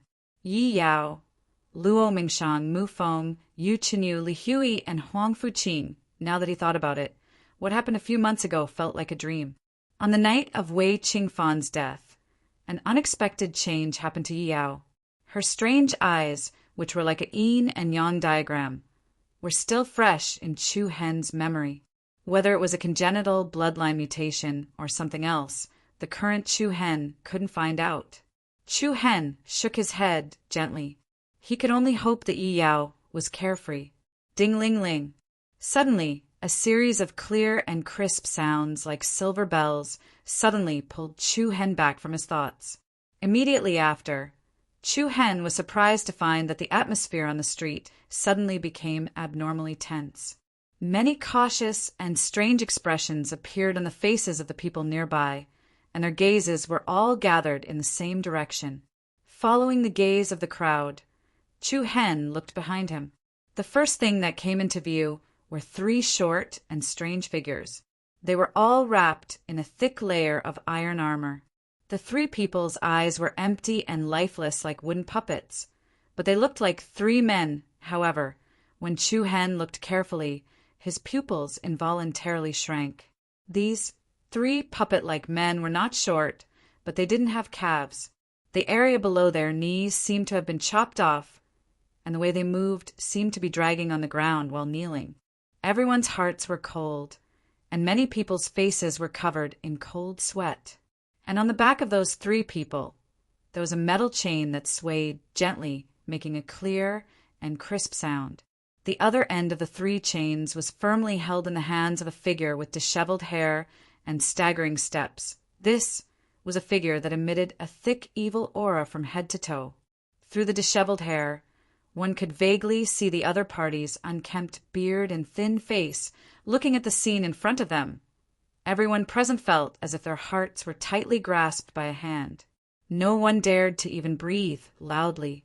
Looking at the three people who were bound by the metal chain and dragged on the ground with their knees, everyone felt a chill down their spines. They didn't look like humans, and even the three dogs were many times better than them. Everyone present looked at the unkempt figure with fear in their eyes. Even Chu Hen could clearly feel the thick, dangerous aura emitted from the other party's body. However, that person only slowly walked on the street. His eyes did not look sideways at all, and his hands were still tightly gripping the metal chain, driving the three puppet-like things forward. Wah! Suddenly, a child's cry that was filled with fear broke the unusually tense and deathly silent atmosphere. Everyone present was shocked. They saw a little girl who was about 5 or 6 years old by the side of the road, already crying in fear at the scene in front of her. Moreover, what was even worse was that the figure emitting an evil aura was standing in front of her. He stopped in his tracks and turned to look at the little girl. Seeing this situation, the little girl's parents, who were not far away, were extremely terrified. They hurriedly waved their hands to stop the little girl from crying. But how could a 5 or 6-year-old child control her fear? She was so frightened that she directly sat on the ground and cried even harder. The evil figure slowly took a step forward and extended his hand towards the little girl. Everyone present was so shocked that their faces turned pale, but no one dared to step forward to stop it. The scene in front of them was like a pair of devil's hands from hell, about to destroy a young, innocent life. Buzz! Suddenly, there was a slight wind breaking in the air. Just as the devil's hand was about to touch the little girl, a young girl suddenly hugged the little girl in her arms and flashed a few meters away. "Old monster, what are you trying to do?" The young girl was none other than the cute girl who looked a little like Yi Yao, who was sitting opposite Chu Hen just now. She hugged the little girl, and a pair of big watery eyes were filled with anger as they stared at the evil figure. Boom! In the next moment, an extremely cold wind swept over. The strange figure's eyes turned cold, and the three iron armored monsters that had no legs suddenly erupted with a terrifying aura. The three of them trembled violently, and each of them looked up to the sky and let out a sharp roar like that of an evil spirit. In an instant, the world became a little dimmer. A strong wind suddenly rose, and a thick, dangerous aura spread out. The cute girl's face suddenly turned pale. At this moment, she felt a deep sense of powerlessness, as if the person standing in front of her was an unparalleled evil spirit. The three terrifying monsters were like evil creatures that were about to break free from their shackles, and their aura was unusually terrifying. Just as everyone was secretly breaking out in cold sweat for the young girl, the monstrous figure gently shook the metal chain in his hand. What surprised everyone was that the three monstrous creatures actually calmed down, and the evil aura they were releasing also quickly retracted. The 5 or 6-year-old girl was so scared that she was stunned, and she cried intermittently, looking very pitiful. Ding-ling-ling! Accompanied by the crisp sound of the iron chain, the evil figure did not continue to be angry, and ordered the three monsters to slowly leave. Chapter 376. Ding-ding! As the sound of the metal chains colliding gradually faded away, everyone's suspenseful hearts finally calmed down. Looking at the monster that gradually disappeared in front of them, many people still had lingering fear and dread in their eyes. Who was that person just now? That was too scary. I've never been so scared before. I don't know. I was also scared just now. I almost peed my pants. Humph. Look at you all. You're all so useless. You're not even as good as a little girl. Tisk, stop making sarcastic remarks. Don't think I didn't see that when that monster passed by you, your hands were shaking. Looking at the people around him who still had lingering fears, only Chu Hen was able to remain calm. However, what could not be denied was that just now, Chu Hen also felt the terrifying aura and powerful pressure that originated from the strange person. Chu Hen's eyes narrowed slightly. He gently let out a sigh of relief and muttered to himself, "This person's strength can be said to be unfathomable. The world is so big, but the 100 Kingdoms is really full of crouching tigers and hidden dragons." Soon after, Chu Hen's gaze turned towards the young girl who had saved the little girl just now. The little girl's parents thanked her profusely. However, the young girl smiled faintly. "It's all right. You don't have to be so polite." Her adorable smile gave people a feeling of innocence and naivety. "Hua Shua, what are you still doing here? We've been waiting for you for a long time." At this moment, a gentle voice with a hint of reproach was heard. A woman in a long blue dress walked anxiously to the cute girl's side. The woman in blue was also quite beautiful. She had pink eyebrows, creamy skin, a tall figure, and a pair of beautiful almond eyes. "Senior Sister Jishu, why are you here? Didn't you say that you'd wait for me in the west of the city?" The cute girl blinked her big eyes as she hid the candied fruit in her hand behind her back. The woman in blue, named Ji Shu, shook her head helplessly. "I knew it wouldn't do to let you be alone. You only know how to play all day. Don't forget that we still have business to attend to." Hua Shui pouted and said with slight dissatisfaction, "But I'm tired. I just found a place to rest for a while and then you came over. All right, I'm not going to talk to you here. Nomchi has already sensed the aura of the blue Rand sword. He's in this city. Let's hurry up and meet up with him. Really? Hua Shui immediately put away her indifferent expression when she heard what he said. His expression became rather solemn. Without another word, the two women left the place in a hurry.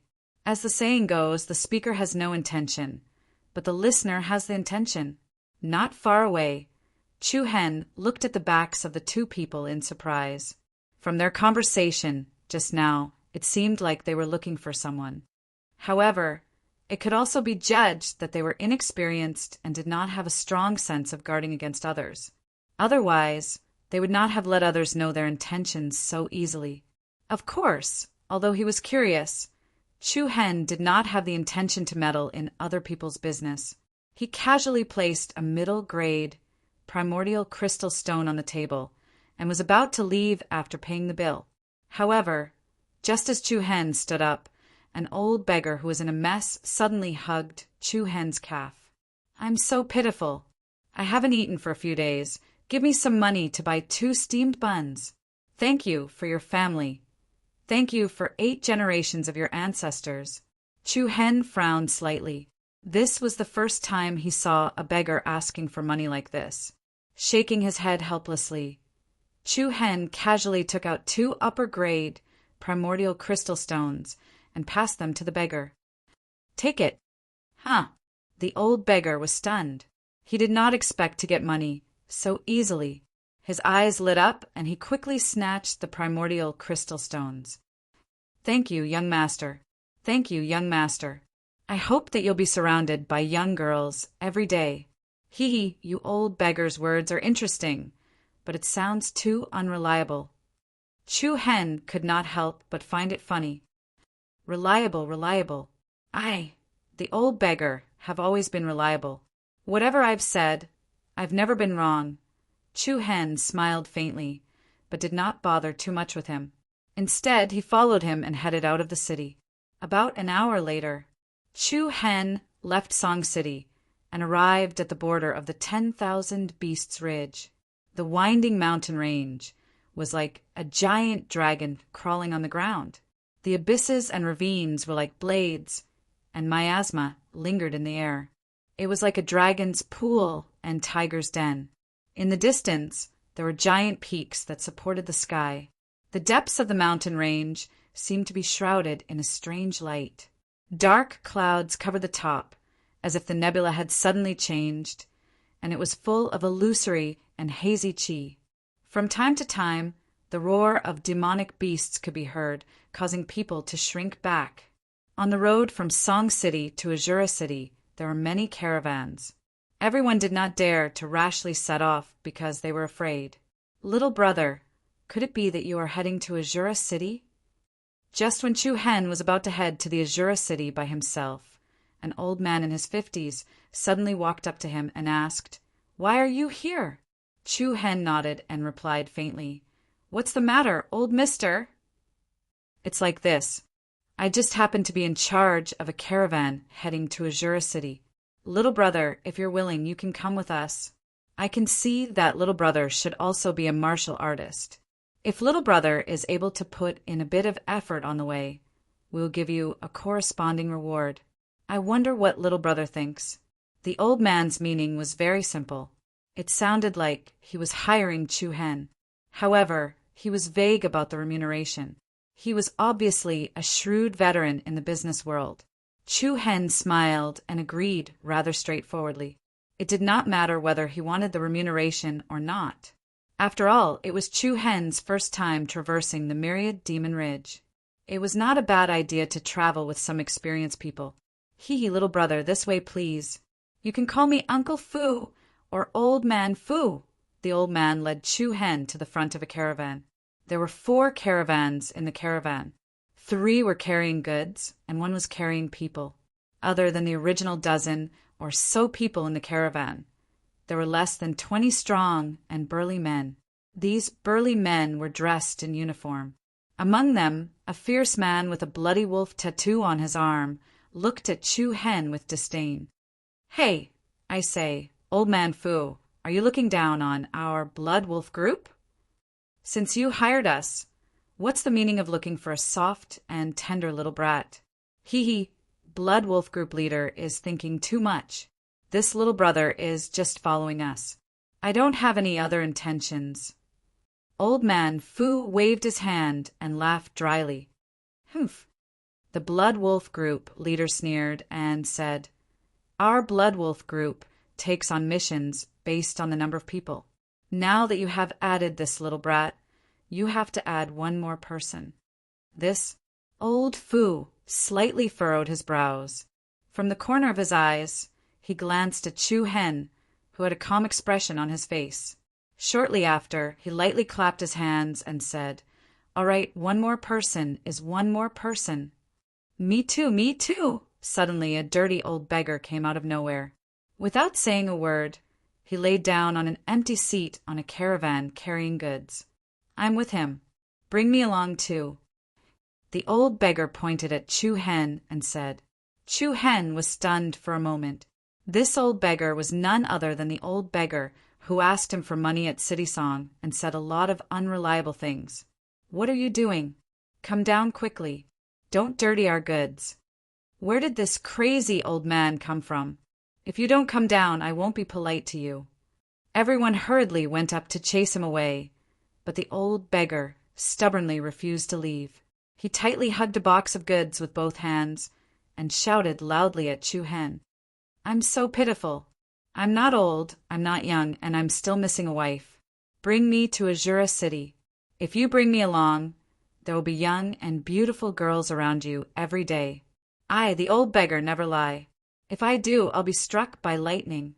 The old beggar's craziness attracted many people's attention. Chu Hen was somewhat speechless. This old beggar was actually pestering him. Can you not follow me? I really want to go to Azura City. The old beggar hugged the goods and didn't let go. Everyone couldn't do anything to him. The Blood Wolf group leader glared at him coldly and shouted, Old scoundrel, are you courting death? I advise you not to waste our time. Otherwise, I'll break your bones. Hearing this, the old beggar was so scared that he cried. As he cried, he scolded, Poor me! I married a tigress, gave birth to a nest of unfilial children, and no one cares about me.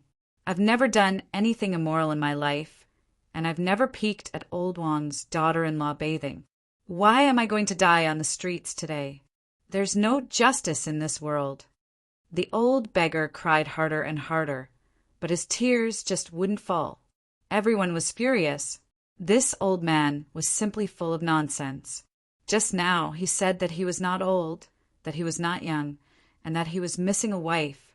Now he said that he married a tigress and gave birth to a nest of unfilial children.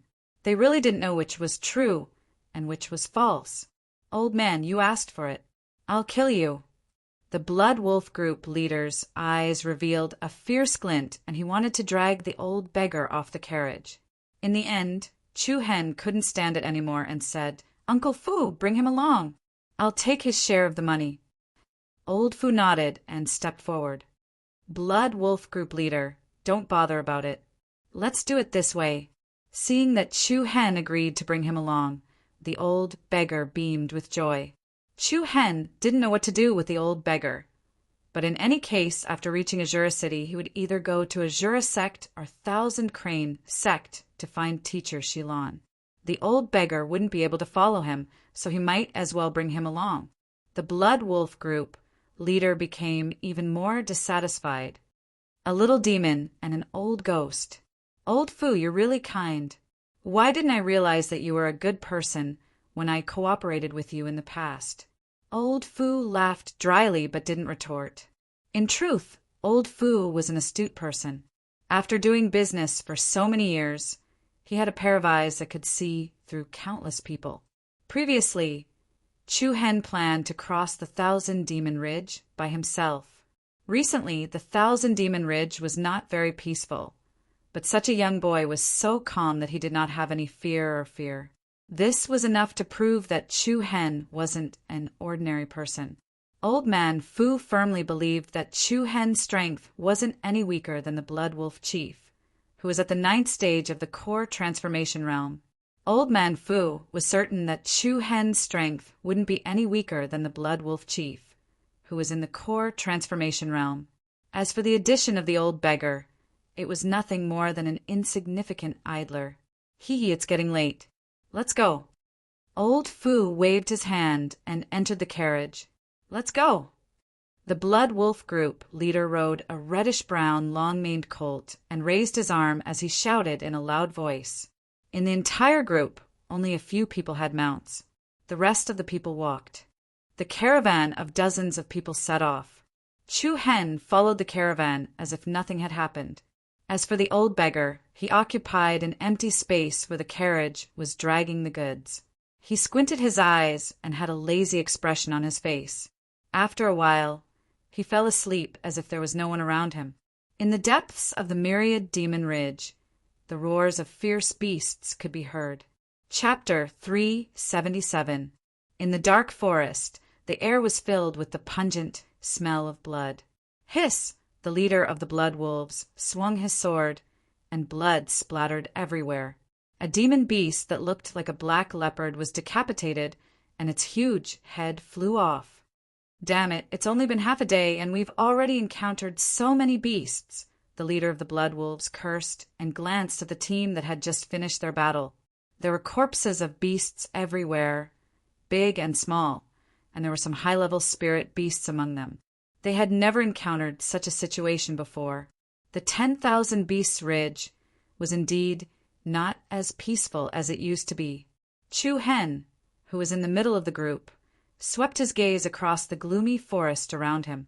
It was as if there was only this single group of merchants within a circumference of a few miles. The lonely atmosphere revealed an indescribable strangeness. What made Chu Hen a little surprised was that the old beggar was actually lying beside the goods in the carriage and sleeping soundly. The sound of his snoring was comparable to the sound of drumming. Chu Hen was secretly impressed that the other party could still sleep in such a situation. Blood Wolf leader, is there a problem? Old Man Fu popped his head out of the tent, and his slightly wrinkled face revealed some uneasiness and anxiety. What problem? What problem? Can't you see it yourself? The leader of the Blood Wolves glared at the other party and said, Old Man Fu, the situation is more serious than I thought. As for the remuneration, I need to double. You. Old Man Fu's face turned pale, and he almost fainted from anger. He got out of the carriage and was so agitated that he was trembling. I say, Blood Wolf leader, it's not the first time we've worked together. It's too disappointing for you to raise the price like this. The past is the past. Old Man Fu, look at it yourself. We've only been walking for less than 2 hours, and even the spirit beasts have appeared. Us brothers are fighting with our lives on the line. Doubling the remuneration is already giving you a lot of face. But if I pay you double the remuneration, my goods will be in vain. Old Man Fu was in a difficult position. That's none of my business. If you're not willing, then our agreement is over. We'll retreat to Song City now. As for you guys, it's up to you whether you want to go forward or retreat. However, if you encounter any beasts along the way, you'll have to pray for your own luck. The Blood Wolf leader sneered.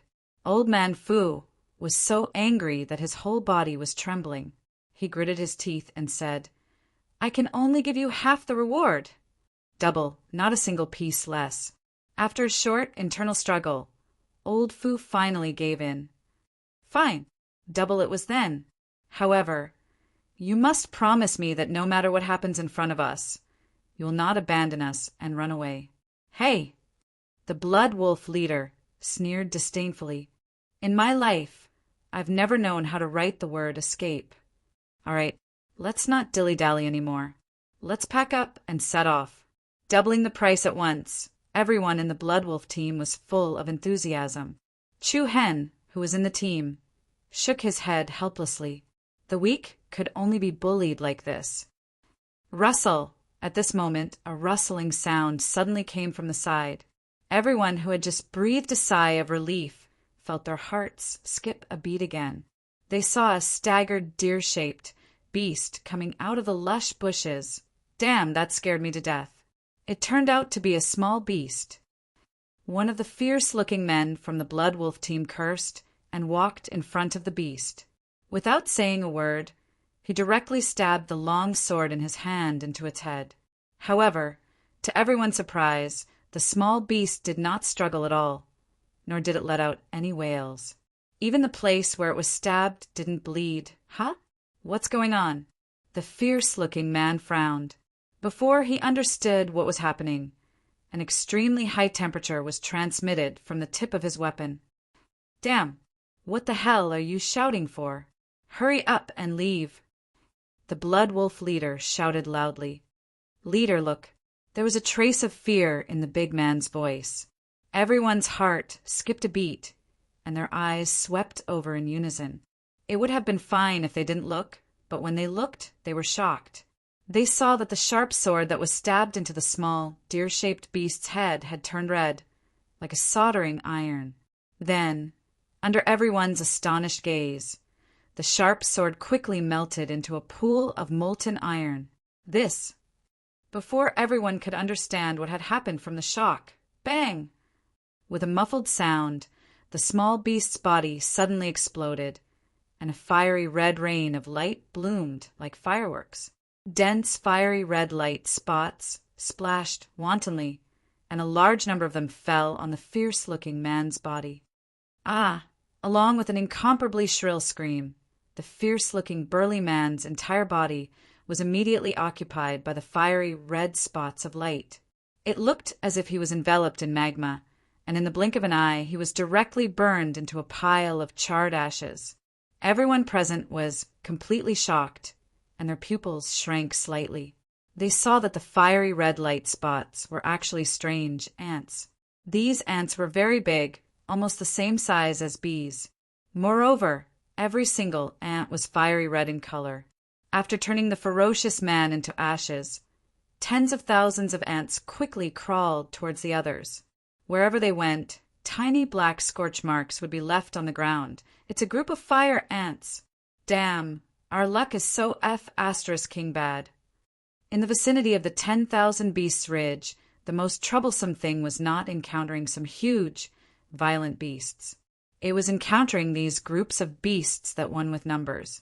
A single fire ant was nothing to worry about, but when thousands of them gathered together, it would definitely be very fatal. Fortunately, this Blood Wolf team was also an old mercenary team in Song City. It was not their first time coming to the border of the 10,000 Beasts Ridge. When they encountered this kind of situation, they also had a way to deal with it. Sprinkle ice powder. Hurry up. Take out the ice powder. The Blood Wolf leader shouted loudly. All the members of the Blood Wolf team took out a clay pot, grabbed a handful of blue powder from the pot, and sprinkled it towards the group of fire ants. The blue powder fluttered in the sky, and a cold aura spread wantonly. When the fire ants touched the ice powder, they could not move at all, as if they were covered by a layer of frost, and were frozen. This is what you get for being arrogant. I'll kill you all. The ice powder had a very effective effect on the fire ants, and the fire ants turned into small ice beads. Seeing this situation, Old Fu heaved a sigh of relief, but at the same time he was worried about the rest of the journey. They were still far from completing 1/10 of the total journey, and they had already encountered so many demon beasts one after another. He really didn't know what was waiting for them. Boom! Suddenly, at this moment, an especially scorching wave of air suddenly assaulted them. Accompanied by a strange, ear-piercing howl, a huge creature emerged from the fallen trees. It was a huge fire ant more than 10 meters tall, with dark red skin, slender, and long tentacles covered with sharp barbs, and its sharp beak was divided into 4 parts. It looked like a man-eating flower. Seeing this thing, even the Blood Wolf leader's face turned pale, and his heart trembled. Oh my God! Fire Ant King! We're dead for sure. Other than Chu Hen, there was not a single person who was not terrified to the extreme. The Fire Ant King was a terrifying existence among the Beast Kings. Although it was only a Beast King of the lowest level for the Wolf Head team, it was an existence that they couldn't even look at directly. Old Fu was also trembling with fear. Although he knew that the Myriad Demon Ridge was not peaceful recently, he didn't expect it to be so chaotic. He had never seen a Beast King in his life, but today he saw one with his own eyes, and it was so close to him. "What are you guys doing? You're so noisy that I can't sleep." The old beggar, lying in the back of the carriage, jumped up angrily and complained to everyone. Boom! Almost at the same time, the Fire Ant King directly spewed out a scarlet pillar of fire from his mouth. Like a crazily dancing flood dragon, the pillar of fire directly hit the dozen burly men of the Wolf Head Guild. All kinds of miserable screams mixed together, and the dozen men were instantly turned into burning men. In less than 2 blinks of an eye, there were more than 10 piles of ashes on the ground. My little darling, someone's dead. The old beggar screamed in fear and tumbled down from the carriage in a panic. The Blood Wolf leader was even more frightened, and he almost wet his pants. He grabbed the panic-stricken colt, jumped onto the back of the horse, and turned around to flee. "Go, retreat, retreat." Old Fu was even more panicked, and he hurriedly begged, "Don't go, don't leave us behind. Just now, you said that no matter what happens, you wouldn't leave us behind. F***CK off." The Blood Wolf leader had already forgotten about the previous agreement, not to mention Old Fu's caravan. Even his own team members had abandoned them and fled in panic. "Go, let's go." Old Fu didn't dare to have any thoughts of moving forward. He simply abandoned the goods and only set up the carriage that carried the people, turning around and going back the way they came. "Help! Don't leave this old beggar behind." The old beggar shrank under a big tree, but he was so scared that he couldn't even stand up. The Fire Ant King's huge eyes were full of human-like ridicule as he looked at the panic-stricken crowd. He opened his huge mouth that was like an iron pincer, and a fireball was spat out. In the process of moving, the fireball exploded, and a dense swarm of fire ants rushed out. The fire ants that filled the sky were like a rain of arrows that swarmed towards Old Fu and the others. An intense aura of death approached rapidly from behind, and Old Fu and his men were extremely frightened. Boom! Right at this moment, a towering ice curtain suddenly rose from the ground. The chilly ice curtain directly blocked the back of Old Man Fu and the others, blocking the path of the fire ant swarm. Bang, bang, bang. Chapter 378. Bang, bang, bang. The fire ant swarm that blotted out the sky was like a rain of fire as they repeatedly collided with the ice curtain. An incomparably powerful and dense cold aura erupted from the ice curtain. Any fire ant that came into contact with the ice curtain would instantly solidify into ice before shattering into powder-like ice crystal fragments. "Wow, little brother, you are so brave. These are saved." The old beggar's eyes lit up, and he clapped his hands excitedly. Old Fu and the others were all shocked. When they turned around, they saw a young figure standing in front of the Fire Ant King. "Little brother." Old Fu was both surprised and worried. He was surprised that he had not misjudged Chu Hen. He was not an ordinary person.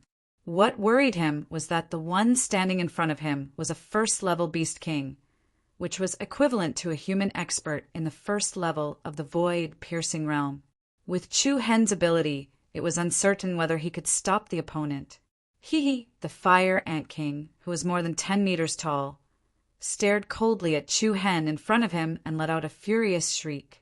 Then it opened its hideous mouth pincers that looked like man-eating flowers and spurted out another dragon-like crimson flame. The scorching heat even caused the space to distort. Humph!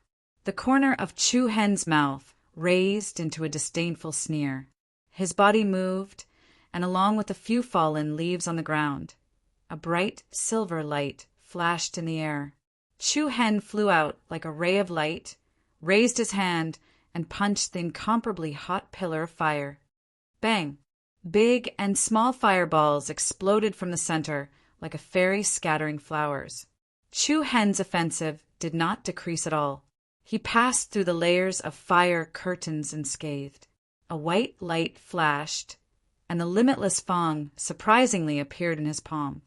Buzz! A majestic aura burst out from Chu Hen's body. Circles of vigorous true inner force gathered on the blade. Chu Hen waved his blade, and the overlapping shadows of the blade whizzed toward the Fire Ant King like huge waves. Boom! A saber might that was as ferocious as a torrent swept over with mountain-toppling and sea-overturning momentum. A powerful gale swept down, and the might of a single saber strike sent the Fire Ant King's enormous body flying, smashing a large number of trees and plants. Oh my God! This little brother is actually so powerful. Old Man Fu and the others were pleasantly surprised and excited. It was as if they had seen their savior. Jie Wah! The Fire Ant King rose to his feet angrily. Flames were soaring all over his body, making him look like a giant rock that had been soaked in magma. Has he gone crazy so quickly? Chu Hen slightly raised his eyelids, holding the black saber. He did not even give the Fire Ant King a chance to burst into fury. Performing the shaking light body art, he drew a long, narrow shadow in the sky and dashed to the front of the enemy in the blink of an eye. Intense black brilliance was spurting out of the sharp saber. He raised his hand and slashed down. A black saber aura that seemed to be real pierced through the air and hit the Fire Ant King's enormous head solidly. Hiss! A series of crimson blood rain danced in the sky. The Fire Ant King's head was directly cut into two halves from the middle. The intimidating saber aura slashed all the way down. Then the Fire Ant King's body was slashed apart, and all kinds of stinky internal organs and mucus sprayed all over the ground. Well, Old Man Fu and the rest of them were all dumbfounded. He had slain a beast king with only 2 attacks. The young man in front of them, who seemed to be less than 20 years old, had such terrifying capabilities. Awesome! Awesome! Awesome! The old beggar, on the other hand, was jumping up and down in excitement. The others couldn't help but swallow, thinking that the old beggar was indeed mentally strong. He was still so excited when the others were scared out of their wits. Hiss! Hiss! However, right then, an extremely cold aura suddenly flooded out from the other side of the forest. Everybody's heart skipped a beat. 2 crimson spots of light suddenly appeared behind the old beggar. Sensing that something was wrong, the old beggar hurried to look back. Seeing what was in front of him, he was so scared that he collapsed to the ground. Oh my God! What a huge snake! In an instant, the head of a giant python with black webbing patterns appeared in everyone's sight. The 2 crimson spots of light were its eyes. Although only a small part of its body was exposed, its head was already as big as a house. One could imagine how big its body was. Chu Hen frowned and dashed in that direction in a hurry. Run away! Oh my God! Help! I'm so scared that my legs have turned to jelly. The old beggar, who was dancing with his hands and feet just now, did not even dare to move. Even though Chu Hen had the shaking light movement technique, the huge python was right in front of the old beggar. It directly opened its huge mouth that was filled with sharp barbed teeth. The pitch-black mouth of the snake was like the door to hell. The giant python opened its mouth and bit the old beggar, trapping him in its mouth. Swoosh! In the next second, Chu Hen arrived.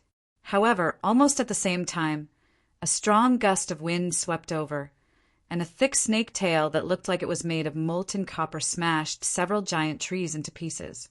It dragged a series of afterimages in the air and smashed into Chu Hen's body. Bang! A cloud of dust exploded in midair, and the scattered light from the power scattered everywhere. Accompanied by a powerful wave of air, Chu Hen couldn't help but retreat more than 10 meters. Save me! Save me! The old beggar, who was bitten by the giant python, kept shouting for help. Little brother, save me! I, the old beggar, have done many immoral things in my life. Please do me a favor. Don't let me be eaten by this animal and turn into a pile of sh*t. Before the old beggar could finish speaking, the giant python raised its head, opened its mouth, and swallowed the old beggar into its stomach. Old Fu and the others were scared out of their wits, and their faces were ashen. A cold light flashed in the corner of Chu Hen's eyes, and a cold aura surged between his brows. However, the giant reticulated python did not have the intention to continue entangling with Chu Hen. It seemed to have noticed Chu Hen's extraordinariness. After swallowing the old beggar, it turned around and left. In the blink of an eye, it disappeared into the forest. Chu Hen didn't say anything and wanted to chase after it. Old Fu and the others quickly stopped him. "Little brother, don't chase after it. Leave with us quickly." "That's right, little brother. We've encountered 2 beast kings in less than half a day. Leaving is the right way. That old beggar definitely won't be able to survive. Don't take this risk." Seeing that no one cared about the old beggar's life, Chu Hen's eyes faintly revealed a hint of coldness. These people just didn't want him to leave. The members of the Wolf Head team either died or ran away. Now that they had managed to cling onto the big tree that was Chu Hen, they naturally didn't want him to leave. "There are too many of you. I can't protect all of you to Azura City, so you have to go back to Song City first. But there are also demon beasts on the way back." One of them casually revealed their true thoughts. Chu Hen pointed at the dead body of the Fire Ant King dozens of meters away and said, "Smear the blood of the Fire Ant King on your body. When other demon beasts smell the blood of the Fire Ant King, they naturally won't dare to come close. Remember, don't let the blood of the Fire Ant King touch your skin, or you'll end up miserable." After saying that, Chu Hen's figure moved and instantly chased in the direction that the giant web novel python had left. "Little brother, don't leave us behind. Stop shouting." Old Fu stopped the panicked crowd and shook his head gently. "He won't come back. What you said just now has made him feel disgusted. But what should we do?" Old Fu sighed helplessly and said, "Do as he says." Swish, swish. In the depths of the deep and lush forest, Chu Hen was flying forward. Chu Hen was not a person who liked to meddle in other people's business, especially towards people he did not know. But for some reason, the appearance of the old beggar's panicked cry for help really made people feel a bit pitiful. It faintly touched Chu Hen's sympathetic heart. Of course, the most important reason was that Chu Hen was confident to deal with the current situation. If he had run into a super strong beast king, Chu Hen probably wouldn't have cared about it. It was important to be kind, but he should at least act according to his capability. "The old beggar can still be saved in the short term," Chu Hen muttered to himself. With the help of the Alcade Light movement technique, Chu Hen's speed was very fast. Streaks of illusory light flashed through the forest like twinkling stars. With every flash, Chu Hen would move to another position. It was a dazzling sight. "I've caught up!" In less than 30 seconds, a huge snake body appeared in Chu Hen's line of sight. Only now did Chu Hen see the python's full appearance. The huge snake's body was 5 to 6 meters wide and close to 100 meters long. Its palm-sized scales were tightly packed together, and its entire body was glowing. Chu Hen was shocked. He had run into 2 Beast King-level demonic beasts in a row. What was going on in the 10,000 Beasts Ridge? Forget it. Saving him is more important. Hopefully the old beggar was tough and could hold on for a while. Otherwise, it would be useless even if he was rescued. "Nirvana Ray!" Chu Hen shouted. In an instant, a bewitching purple light was suddenly released from his deep and sharp eyes, along with an incomparably rapid wind-breaking momentum. 2 solidified purple light beams shot out from Chu Hen's eyes and attacked the huge python like an aurora.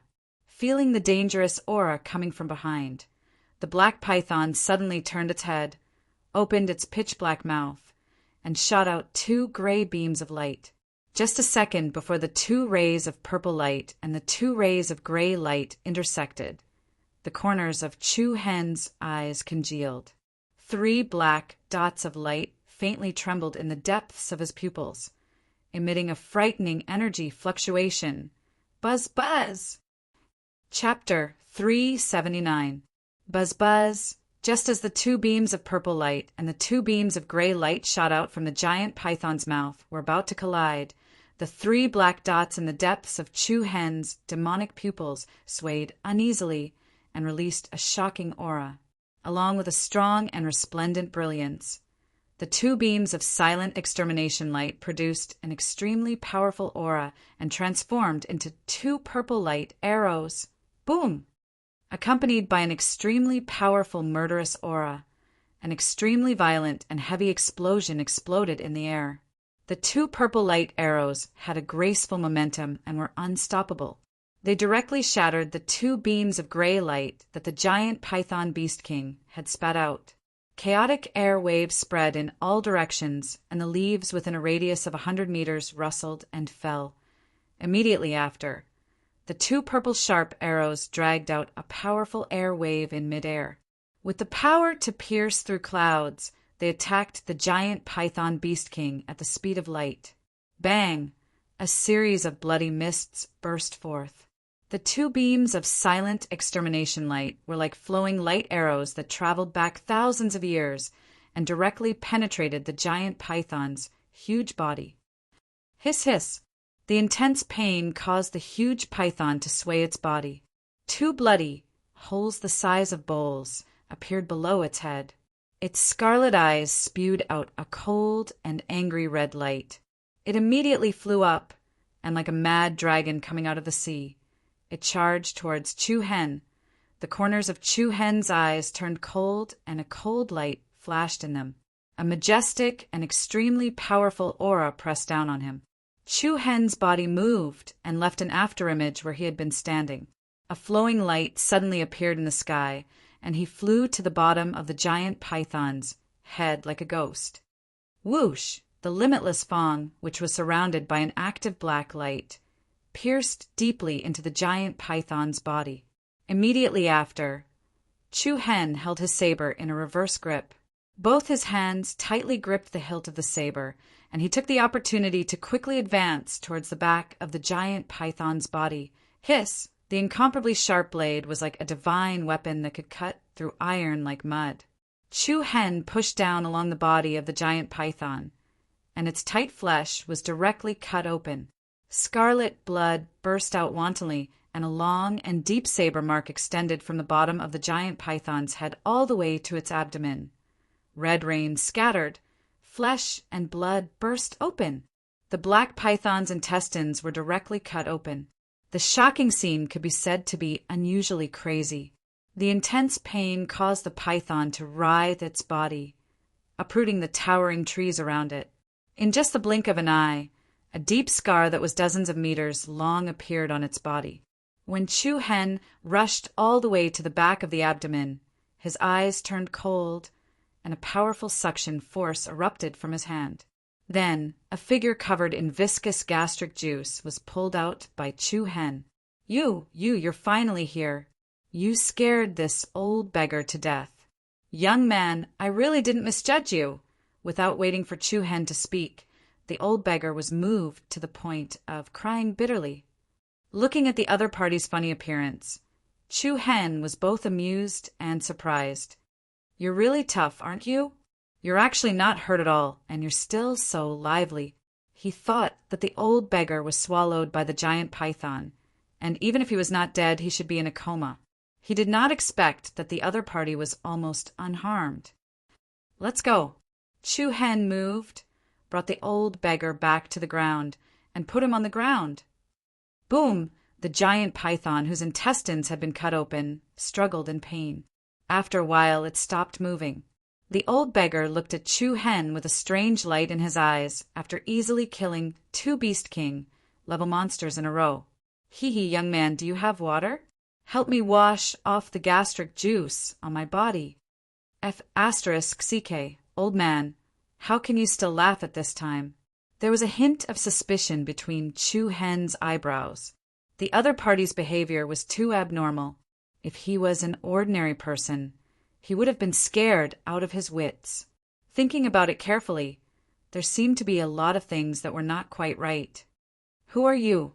Chu Hen's heart couldn't help but raise some vigilance in his heart. "I'm just an ordinary old beggar." As the old beggar spoke, he took out a piece of gauze from nowhere and wiped the dirt on his body. "If you were an ordinary beggar, you would have been dead by now. What's your purpose in following me?" Chu Hen's tone was a little cold. You have to believe me." The old beggar grinned, but his eyes suddenly showed a trace of satisfaction. "You have such strength at such a young age, and your root of wisdom and talent are also excellent. Moreover, you are not panicking, have a firm mind, and have a benevolent heart." "Not bad, not bad, ha ha ha." The other party spouted a bunch of nonsense, causing Chu Hen to be a little confused. However, the temperament that the old beggar exuded was obviously very different from before. Especially the other party's eyes at this moment revealed a sense of wisdom. "Young man, do you remember what I told you before?" "What?" Chu Hen frowned. You'll understand very soon." As soon as the voice fell, an extraordinary aura suddenly broke out from the old beggar's body. Chu Hen's expression changed, and before he could react, a black shadow flashed in front of him. Chu Hen suddenly felt a pain on the back of his right hand, and then there was a bloody mark. "You?" Chu Hen was shocked and angry. He was about to attack, but the old beggar had already retreated a few meters away. Young man, don't be angry. I've noticed you since you were in Song City. This old man has a gift for you." "Gift? What the hell is he doing?" Then the space trembled slightly. The old beggar's palm condensed, and an incomparably sharp sword appeared in his hand. This was a green sword that was crystal clear. The beautiful sword body seemed to be made of green gemstones, and it glowed with a bright luster. Like a spring, a halo lingered around the sword body. The brilliance was dazzling, and it emitted a sharp edge that made people's hearts palpitate. The old beggar moved his mind, and the sword floated flat in the air. Then the old beggar held a ball of light in his left hand, and that ball of light was actually wrapped in a red drop of blood. The old beggar looked at the confused Chu Hen and smiled slyly. Then he dripped the drop of blood onto the bright sword. As soon as the two came into contact, a faint green halo spread out to the surroundings.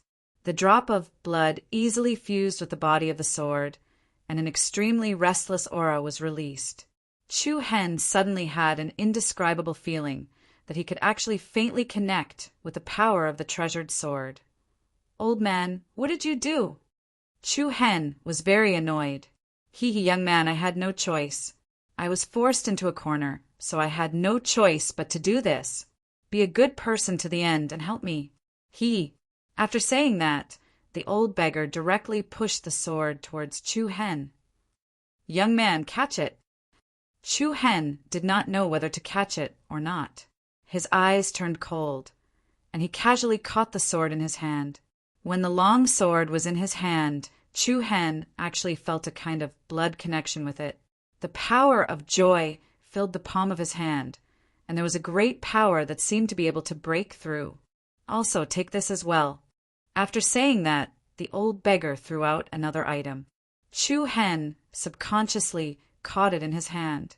It felt thick and heavy, and when he looked at it carefully, he found that it was a token. The token was black and white, and the two different colors intertwined with each other, looking a little strange. In the center of the token, there were two majestic words engraved. Kun Lu. Chu Hen was already full of confusion. Just as he was about to ask, he found that the old beggar who was in front of him just now had disappeared without a trace. Damn!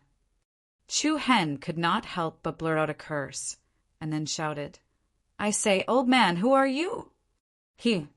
The proud laughter came from all directions into Chu Hen's ears. "Young man, remember what I said before? I hope you are surrounded by beautiful girls every day, and soon you will know what is going on. You will thank me. Ha ha, this old beggar is gone." Then the surroundings suddenly became quiet, and Chu Hen also could not catch the slightest aura. Chu Hen stood in the same place, and it took a long time for him to recover. From the beginning, he did not feel a trace of true essence in the old beggar's body, which could only mean one thing: the old beggar's cultivation was much stronger than his. Who was this person? Chu Hen became more and more confused. Why did the old beggar give these two things to him? Also, the old beggar said that he had noticed him in Song City. What did he mean? Countless question marks filled Chu Hen's mind. He looked down at the two items in his hands: a green sword that looked like it was made of gemstones, emitting a heart-palpitating sharpness. The black and white pattern token was engraved with the two words Kun Lu, revealing a majestic aura. It was undeniable that this was definitely a rare good sword in the world. But even so, Chu Hen still felt extremely uneasy. Forget it, let's leave here first. This place was already in the territory of the 10,000 Beasts Ridge. After all, it was not a rational thing to be in a daze here. Then, just as Chu Hen put the two items into his storage ring and prepared to leave, a wave of hurried wind, breaking power, suddenly rushed towards him at high speed. Demonic beasts? No, it was a human. Chu Hen clenched his fists slightly, and the Yuan Dan in his body began to operate. Very quickly, 3 youthful figures suddenly appeared in front of Chu Hen, one after another. When he saw these 3 people, Chu Hen was obviously startled. He had actually seen 2 of them before. They were the 2 young girls he met in Song City. One was called Hua Shui, the other was called Ji Shu. The young girl called Hua Shui even saved a 5 or 6-year-old girl, almost angering the strange man who used the iron chain to control the 3 evil creatures. Other than Hua Shui and Ji Shu, there was another beautiful young girl. Nongqi, where is he? Where is he? Ji Shu opened her mouth and asked the beautiful girl. The latter did not speak, but looked at Chu Hen in front of her with a puzzled face. What's wrong? Senior Nongqi, don't you like mature types? Why are you staring at that person? The cute Hua Shui blinked her big eyes and said. The girl called Nongqi frowned slightly, then answered firmly. Chapter 380. The Bairan sword is with him. The young woman called Nongqi frowned slightly and stared at Chu Hen with a determined tone. What? On the side. Ji Shu and Hua Shui were both startled. They looked at each other with a gaze filled with astonishment. Chu Hen was also startled. Bairan sword? What was that? Could it be the green sword that the old beggar had just given him? Tell me, is the Bairan sword with you? Hua Shui hurriedly ran in front of Chu Hen. Her bright eyes were filled with a strange look. Chu Hen was alarmed, but his expression did not change as he said, I don't know if the Bairan sword you're talking about is the sword I know. What about the Kunliu token? Do you have it? Kunliu token? As soon as these 3 words were spoken, Chu Hen no longer had any doubts in his heart. The old beggar was the person they were looking for. I can sense that the Bairan sword is with you. Nongqi's voice was slightly cold and there was almost no hesitation. If it was under normal circumstances, Chu Hen would most likely choose to ignore it. However, he wanted to know what was going on, so he readily nodded and admitted it. That's right. The green sword and the token with the words Kunliu engraved on it are indeed with me. The 3 women were surprised and doubtful. Where did you get these 2 things? Nongqi continued to ask. A strange old man gave it to me. He was still here a while before you arrived.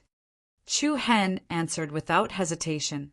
However, after hearing Chu Hen's words, they were even more surprised. The 3 of them looked at each other and revealed an unexpected expression. I didn't expect him to pass these 2 things to you. Then come back to Mount Kunliu with us. As Hua Shui spoke, she firmly grabbed Chu Hen's arm and said with a smile, Senior Sister Ji Shu, grab his other arm. Senior Sister Nongqi, block his back. Don't let him escape again. Wait.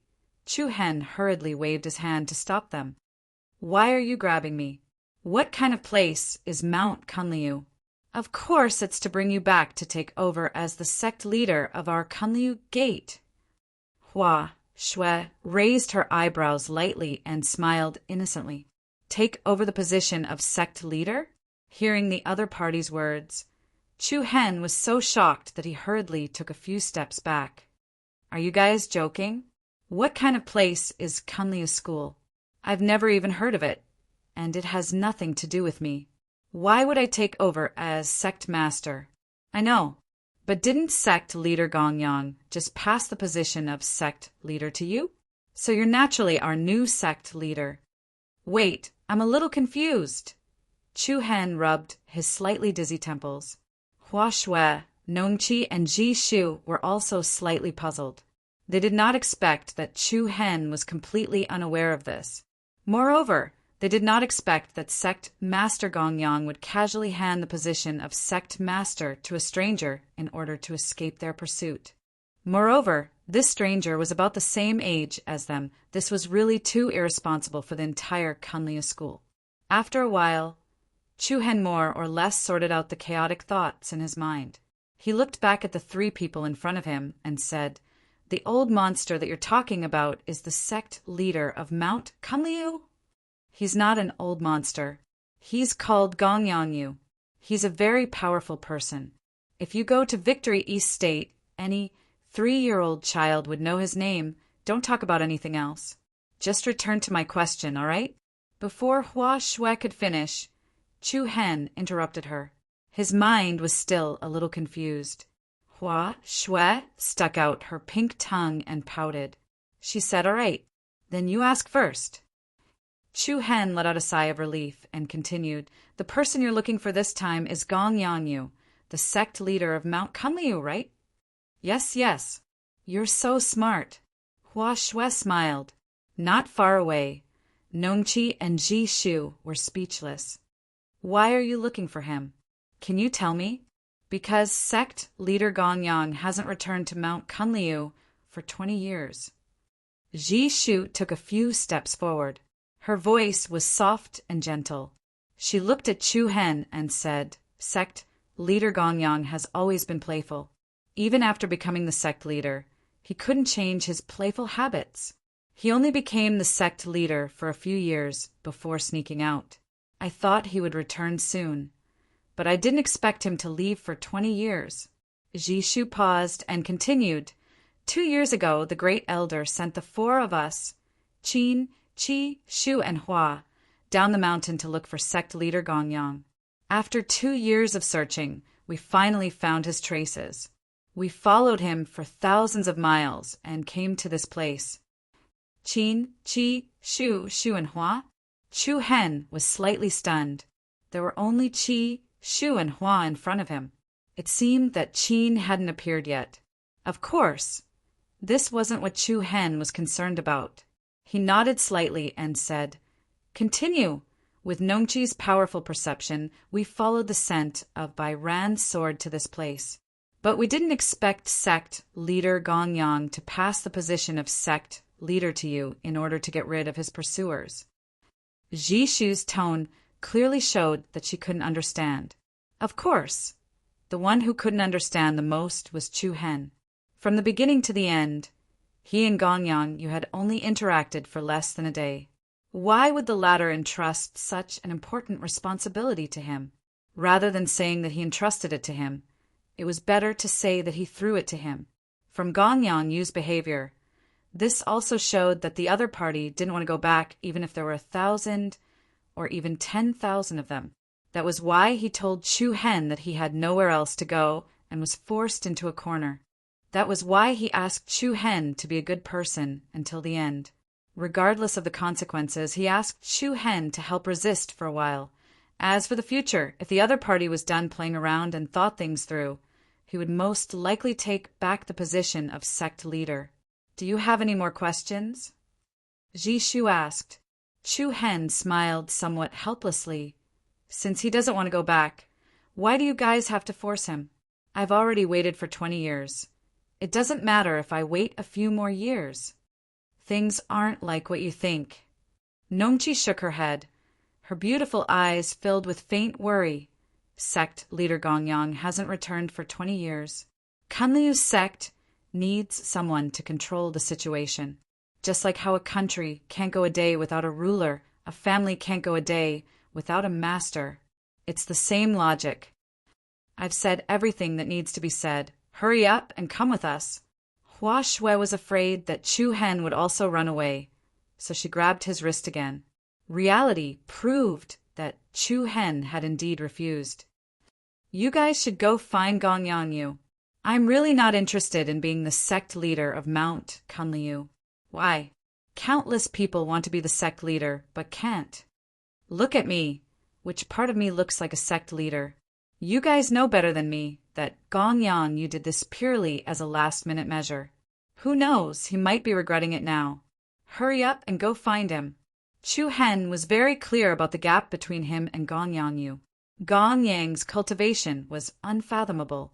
20 years ago, he was already a sect leader. Now, his strength must be many times stronger than before. Although Chu Hen had never heard of Kunli's sect, it was normal that Mount Kunliu had not heard of it because it was far away in victorious East Province. Most importantly, it was definitely not easy to be the sect leader. Even if he went, he would not be able to suppress anyone with his current strength. Moreover, Chu Hen had already decided on his next plan in his heart. He didn't want to be disrupted so casually like this. Immediately, Chu Hen turned around and was about to leave. Naturally, the three girls were unwilling to let him leave. Currently, the blue Ran sword was on Chu Hen's body, and they were no longer able to continue tracking Gongyang Yu. Even if they did not want to casually bring someone back to take over the position of sect leader, they had no other choice. If you really don't want to take over the sect leader position, then why don't you pass it to me? Hua Shui opened her big bright eyes, filled with an innocent and cute smile. Hua Shui! Nongqi shouted softly. Hua Shui's big eyes turned slightly, and her small hands were placed in front of her chest. She said playfully, "Since he doesn't want to be the sect leader, why not give it to me? Being the sect leader must be fun." Fun? These two words made Nongqi and Ji Shu speechless again. Chu Hen did not refuse. He took out the Kunliu sect leader's token and handed it to her. "Take it." "Okay." Hua Shui quickly took the Kunliu sect leader's token. Her big eyes were full of light, and the Bai Ran sword. These two sect leader tokens are indispensable. Chu Hen frowned slightly. To be honest, he quite liked that sword. But thinking that it was not his possession, he did not think too much and took out the Bai Ran sword. Zung. As soon as the Bai Ran sword was taken out, there was a soft sound in the air. The body of the sword, which seemed to be made of gemstones, was like a green crystal.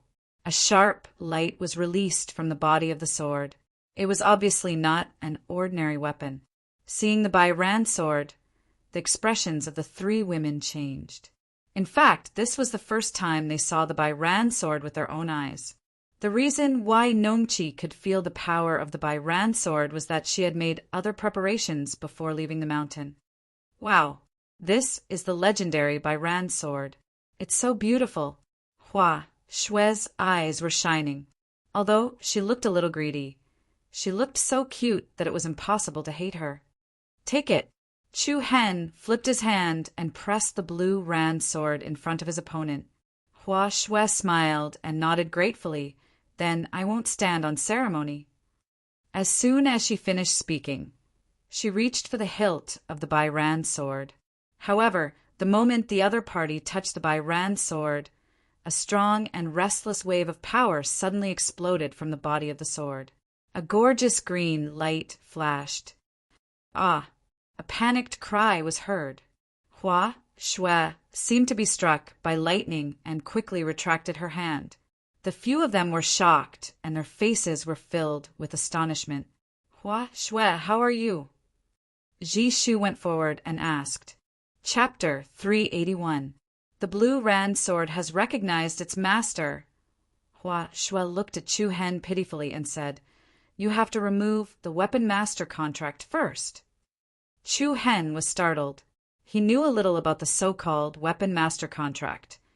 To put it simply, it was a special kind of secret technique. This secret technique used a person's blood essence to fuse with the weapon, establishing some kind of internal connection. In this way, the weapon could only be used by the person who had established the weapon master contract. As for the others, they were either unable to use it or unable to unleash the weapon's strongest power. This was also a restriction set up by some martial arts experts to prevent others from stealing their weapons. This doesn't make sense. Chu Hen frowned. He didn't do such a thing at all. Could it be? Chu Hen was shocked. He glanced at the bloodstain on the back of his hand and suddenly understood that Gong Yangyu had taken a drop of his blood essence and fused it with the blue Ran sword. No wonder I felt a bloodline connection with the blue Ran sword at that time. This damned old fellow is really ruthless. Chu Hen immediately felt that he had fallen into the old beggar's trap. This was simply binding him to Mount Kunliu. How can I remove this weapon master contract? Didn't sect Master Gong Yangyu teach you? Ji Shu asked. That old fellow didn't tell me anything. He just left these two things and ran away. Chu Hen was a little annoyed. If he had known this would happen, he would have let that old fellow die in the python's stomach. However, with Gong Yangyu's cultivation, he wouldn't die. Nongqi, Ji Shu, and Hua Shui looked at each other helplessly. Now, even they couldn't guess Gong Yangyu's real purpose. Originally, he thought that the Kunliu sect master crest and the blue Ran sword were placed at Chu Hen's place, most likely to have the effect of passing on the message, allowing these two items to pass through Chu Hen's hands and be brought back to Mount Kunliu. Looking at it now, Gong Yangyu most likely really had the intention of making Chu Hen the sect master of Mount Kunliu. There are only two ways to remove the weapon master contract. The first is to remove it according to the previously arranged secret technique. As for the secret technique, only sect Master Gong Yangyu knows about it. The second is Ji Shu paused slightly and opened her red lips. If the weapon master dies, then the contract will be automatically removed. Chu Hen's heart was like 10,000 horses galloping. He had the impulse to grab that old beggar back and violently kick him for 2 hours. This old bastard was truly ruthless enough. Regardless of whether he agreed or not, he still gave him such a big gift. Chu Hen's anger was also ignited. He cursed in his heart and said, "Old bastard, you want to cheat me? I won't let you have your way. Whoever wants to be the sect Master Kunliu can be. Anyways, it has nothing to do with me. Not only that, I will accept this blue azure sword. Who asked you to play with me? Who asked you to give me such a big gift?" Immediately, Chu Hen no longer paid attention to the three of them. He minded his own business, turned around and left. "Where are you going?" Hua Shui asked hurriedly. "It has nothing to do with you. I gave you the sect master token, but you can't blame me for not taking the blue Ran sword." Chu Hen replied coldly, "No, you have to go back and take over as the sect master. Sorry, I can't do anything about this. Go find that old bastard. I don't have time to waste here with you." Chu Hen planned to leave, but the three women naturally refused. Nongqi's beautiful eyes turned cold. She said softly, "The purpose of our trip is to bring the sect master back. Since sect Master Gong Yang passed the position to you, then you are the person we are looking for. Even if we have to tie you up, we will tie you up and bring you back. Excuse me." Swoosh! As soon as she finished speaking, Nongqi's jade-like hand stretched out. A rope glittering with golden light flew out like a spirit snake. It dragged a series of shadows in the air and went to entangle Chu Hen. Chu Hen faintly wrinkled his eyebrows. Leaning to the side, he lifted his leg and stamped on the ground. A boundless aura erupted from within his body. The vast and mighty shockwave directly caused the rope to fly back. He thought they would be suppressed by his aura, but Chu Hen was wrong. Nongchi's body released a shocking aura that was not weaker than Chu Hen's. Void-piercing realm? Chu Hen's expression changed slightly. This girl's realm was not weaker than his? Buzz, buzz. With a twist of Nongchi's wrist, the golden rope was like a soaring dragon, like a dancing snake. Furthermore, it extended endlessly, encircling Chu Hen within, sealing off his path of retreat. Jishu! Nongchi shouted softly. I know. Before she finished speaking, a bright white light flashed between Jishu's eyebrows. Immediately, a surging Reiki energy spread out from her Naiwan palace. Chu Hen was shocked once again when he felt the shocking intensity of Jishu's Reiki energy. This Jishu was actually a pattern master. Moreover, judging from the intensity of the Reiki energy, her attainment in the Tao pattern technique had already reached the realm of a 9th grade pattern master. It was 4 grades higher than Chu Hen. Chu Hen could not stay calm anymore. What kind of sect was Mount Kunlu?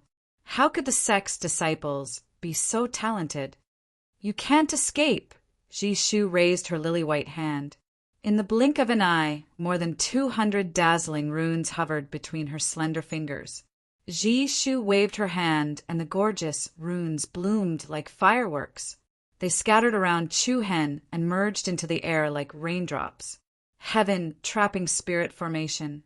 Rumble, along with a gentle voice, a dazzling silver light pattern blossomed on the ground with Chu Hen as the center. The light pattern crisscrossed and connected from head to tail, erupting with an extremely shocking energy wave. Immediately after, a circle of golden light pillar with a diameter of more than 10 meters soared into the sky, completely sealing off all of Chu Hen's escape routes from the looks of it. Chu Hen seemed to be trapped in a huge glass bottle, with no path to the heavens and no door to the earth. You guys really want to tie me up and make me your sect master? Don't you think it's ridiculous? Chu Hen's expression did not change as he looked coldly at the 3. There's nothing we can do. Hua Shuel looked at Chu Hen with a little embarrassment and said, Come with us obediently, and we won't tie you up, okay? Chu Hen was even more amused. What can you do even if you bring me back? Nongchi raised her beautiful eyes and said in a low voice, If the great elder thinks that you're suitable, she will support you. After all, you're the successor personally chosen by Sect Master Gongyang. Don't mention that old fart to me. I get angry just thinking about it. No matter what, I won't follow that old fart's wishes. Chu Hen's tone was especially firm. Then we can only tie you up and bring you back. Nongchi said, with just the 3 of you. A playful smile surfaced on Chu Hen's face. In the next instant, a bright and beautiful formation light blossomed on the ground. The bright and beautiful light flowed like lightning. The space faintly trembled, and Chu Hen strangely disappeared from his original spot. Immediately after, he appeared outside of the area that was enveloped by the light pillar. It's the earth-traversing formation. You're also a high-level pattern master?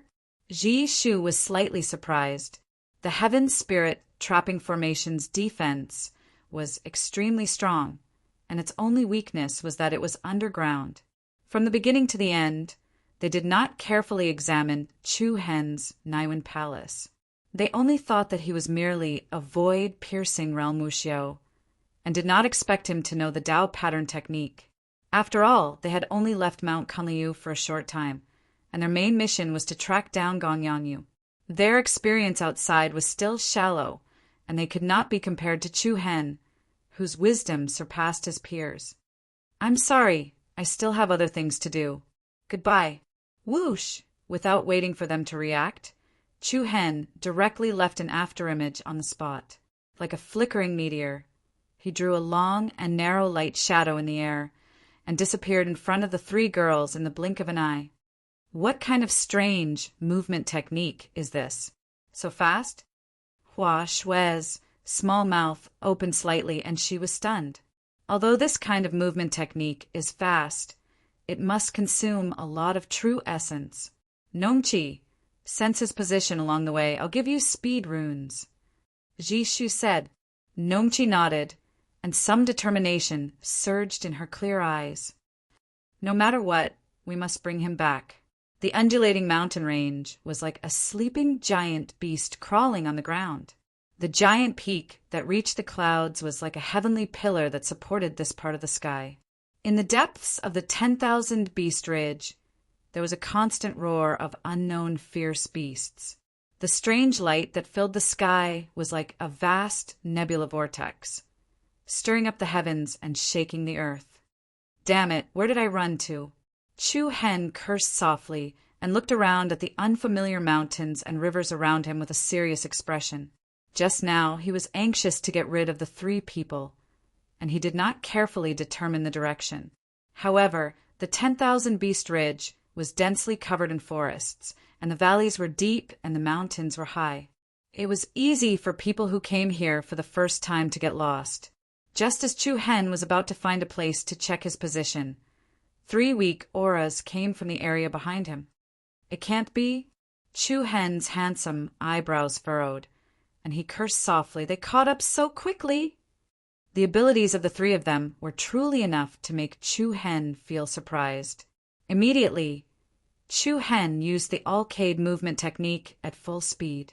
Along with the streaks of afterimages and the long and narrow silver light, Chu Hen's body moved like a light shuttle that traveled back thousands of years, and his speed was extremely fast. But then, Chu Hen was really a little speechless. Every time he thought that he had lost them, he could always catch the aura that fluctuated between strong and weak behind him. It seemed that within a certain range, the other party could firmly lock onto him. This perception is really terrifying. Chapter 382. Swoosh! After running for nearly 2 hours, Chu Hen landed under a towering tree that was dozens of meters tall to take a breather. He had finally gotten rid of those 3 annoying fairies. Chu Hen slightly calmed his chaotic inner breath, using the Alcade body technique every once in a while. Even Chu Hen was unbearably tired. Looking at the undulating mountains and the lush forest in front of him, Chu Hen's eyebrows faintly surged with some seriousness. Right now, he did not even know where he was. He really was unlucky enough. Hey, I found you! At this moment, a sweet voice suddenly made Chu Hen's heart tighten. Then a cute little face appeared upside down in front of Chu Hen. Chu Hen, who was caught off guard, was so scared that his scalp went numb. He saw Hua Shui hanging upside down on the tree trunk. Her big, watery eyes were looking at Chu Hen with a little pride. Swoosh! Then Hua Shui flashed down from the tree trunk. On the left and right sides, 2 young and beautiful figures walked over. It was Nongchi and Jishu. F***CK. Chu Hen suddenly had the urge to curse. It was bad enough that he was being chased by 3 women, but after running for so long, he still couldn't get rid of them. This time, Chu Hen seemed to be able to understand why that old fart Gong Yongyu gave him the Kuan Lu sect leader crest and the Bairan sword. It turned out that even with his terrifyingly strong cultivation, he couldn't get rid of them. Don't run, you can't hide from us. Hua Shui walked in front of Chu Hen and shook her head. She pouted and said, even sect leader Gong Yongyu can't do anything to senior sister Nongchi's perception. Chu Hen laughed dryly and cupped his fists at Nongchi. I admire you. Nongchi raised her eyebrows and smiled faintly. Then are you going to follow us willingly? Or are we going to kidnap you? Are you kidding me? Who said I'm going with you? Don't you think it's inappropriate for you 3 girls to chase after a man like me? There's no other way. Completing the mission is more important.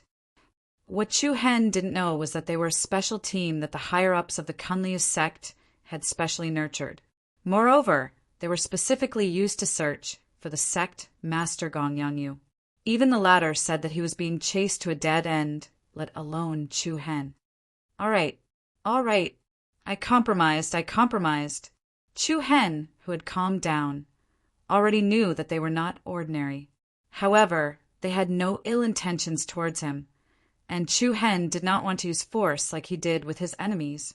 What's more, Nongqi was not weaker than him in the void-piercing realm, and Ji Shu was a 9th rank high-level inscription master.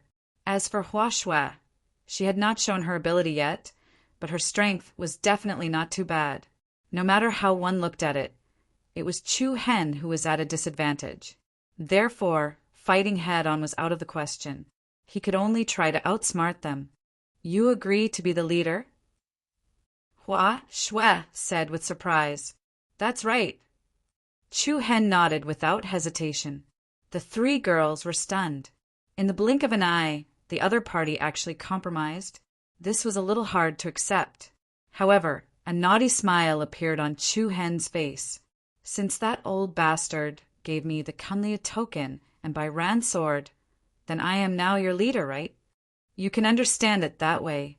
Ji Shu's red lips opened slightly. All right, from now on, none of you are allowed to mention returning to Mount Kunliu. Why? Hua Shui shouted in confusion. Because I am the leader. Do you want to disobey the leader's orders? They finally understood that they had fallen into Chu Hen's trap and accidentally allowed him to take advantage of the leader's loophole. No, our mission is to bring the leader back. Hua Shui said while shaking her head. What? Isn't the leader of Mount Kunliu the one who calls the shots? Chu Hen asked back. Then we will only listen to you after we bring you back to take over the position of leader. But didn't you just say that I am already the leader? Me? These few words made Hua Shui dizzy. She played with her fingers and tried to sort out her original thoughts. Nongqi and Ji Shu looked at each other. The former said, What will make you willing to return to Mount Kunliu with us? Victorious East State is too far from the 100 Kingdom State. It is inconvenient to travel between the two. I need to settle the matters here first before thinking about this. Otherwise, even if you capture me back, I will become the second Gong Yangyu and run away in a few days. If you find it troublesome, I won't be happy either, am I right? What else do you need to do? We can help you. With just the few of you, you won't be able to help me. Furthermore, I must personally complete this matter. Chu Hen's eyes faintly revealed a cold glint. The murderous look in his eyes made Hua Shui jump in fright. She unconsciously shrunk her head and took a few steps back. Nongqi frowned slightly and asked again, Then when can you complete this? I don't know. Maybe during this period of time, Gong Yangyu will suddenly ask me for the Kunliu token, and by Ran sword. Chu Hen let out a deep breath and turned his back to them. He slowly walked to a hill in front of him and stopped. His firm back exuded a faint coldness and sharpness. The surrounding atmosphere seemed to have become a little strange. Nongqi and the others exchanged a simple look and nodded. Ji Shu said softly, All right then. We will wait for you to complete the matters here before returning to Mount Kunliu. However, during this period of time we will follow you. Follow me for what? With your perception, are you afraid that I will run away? Of course, who knows what tricks you will play? Hua Shui waved her little fist and said, Then do as you wish. Chu Hen did not continue to haggle with them. However, his eyelids lifted and with a strange faint smile he said, However, right now I am your sect leader. What should I call you all to do? What do you want to do? In just a short while, the situation between the two sides had made a 180-degree turn for Chu Hen. Now it seemed that the title of leader was still useful. Let's see how it goes. Nongqi thought for a moment and replied, If it is not something too excessive, we can listen to your arrangements. Chu Hen smiled and did not say anything else.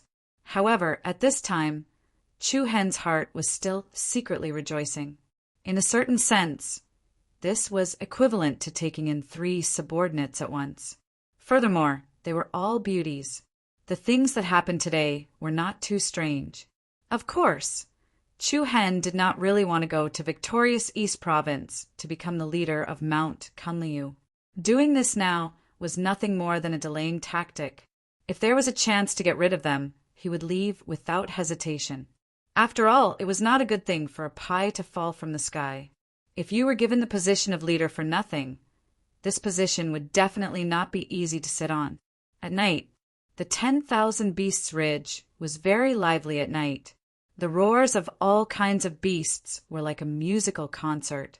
Next to a burning bonfire, Chu Hen quietly stared at the dry branches that were burning and crackling.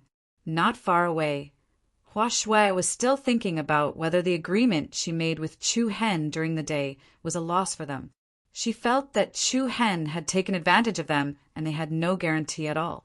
However, since they had already made a promise, it was not good to go back on it now. However, Hua Shui did not seem to be unhappy at all. On the contrary, she was quite happy. This way, she could play outside for a while longer before going back. The more she thought about it, the happier Hua Shui was.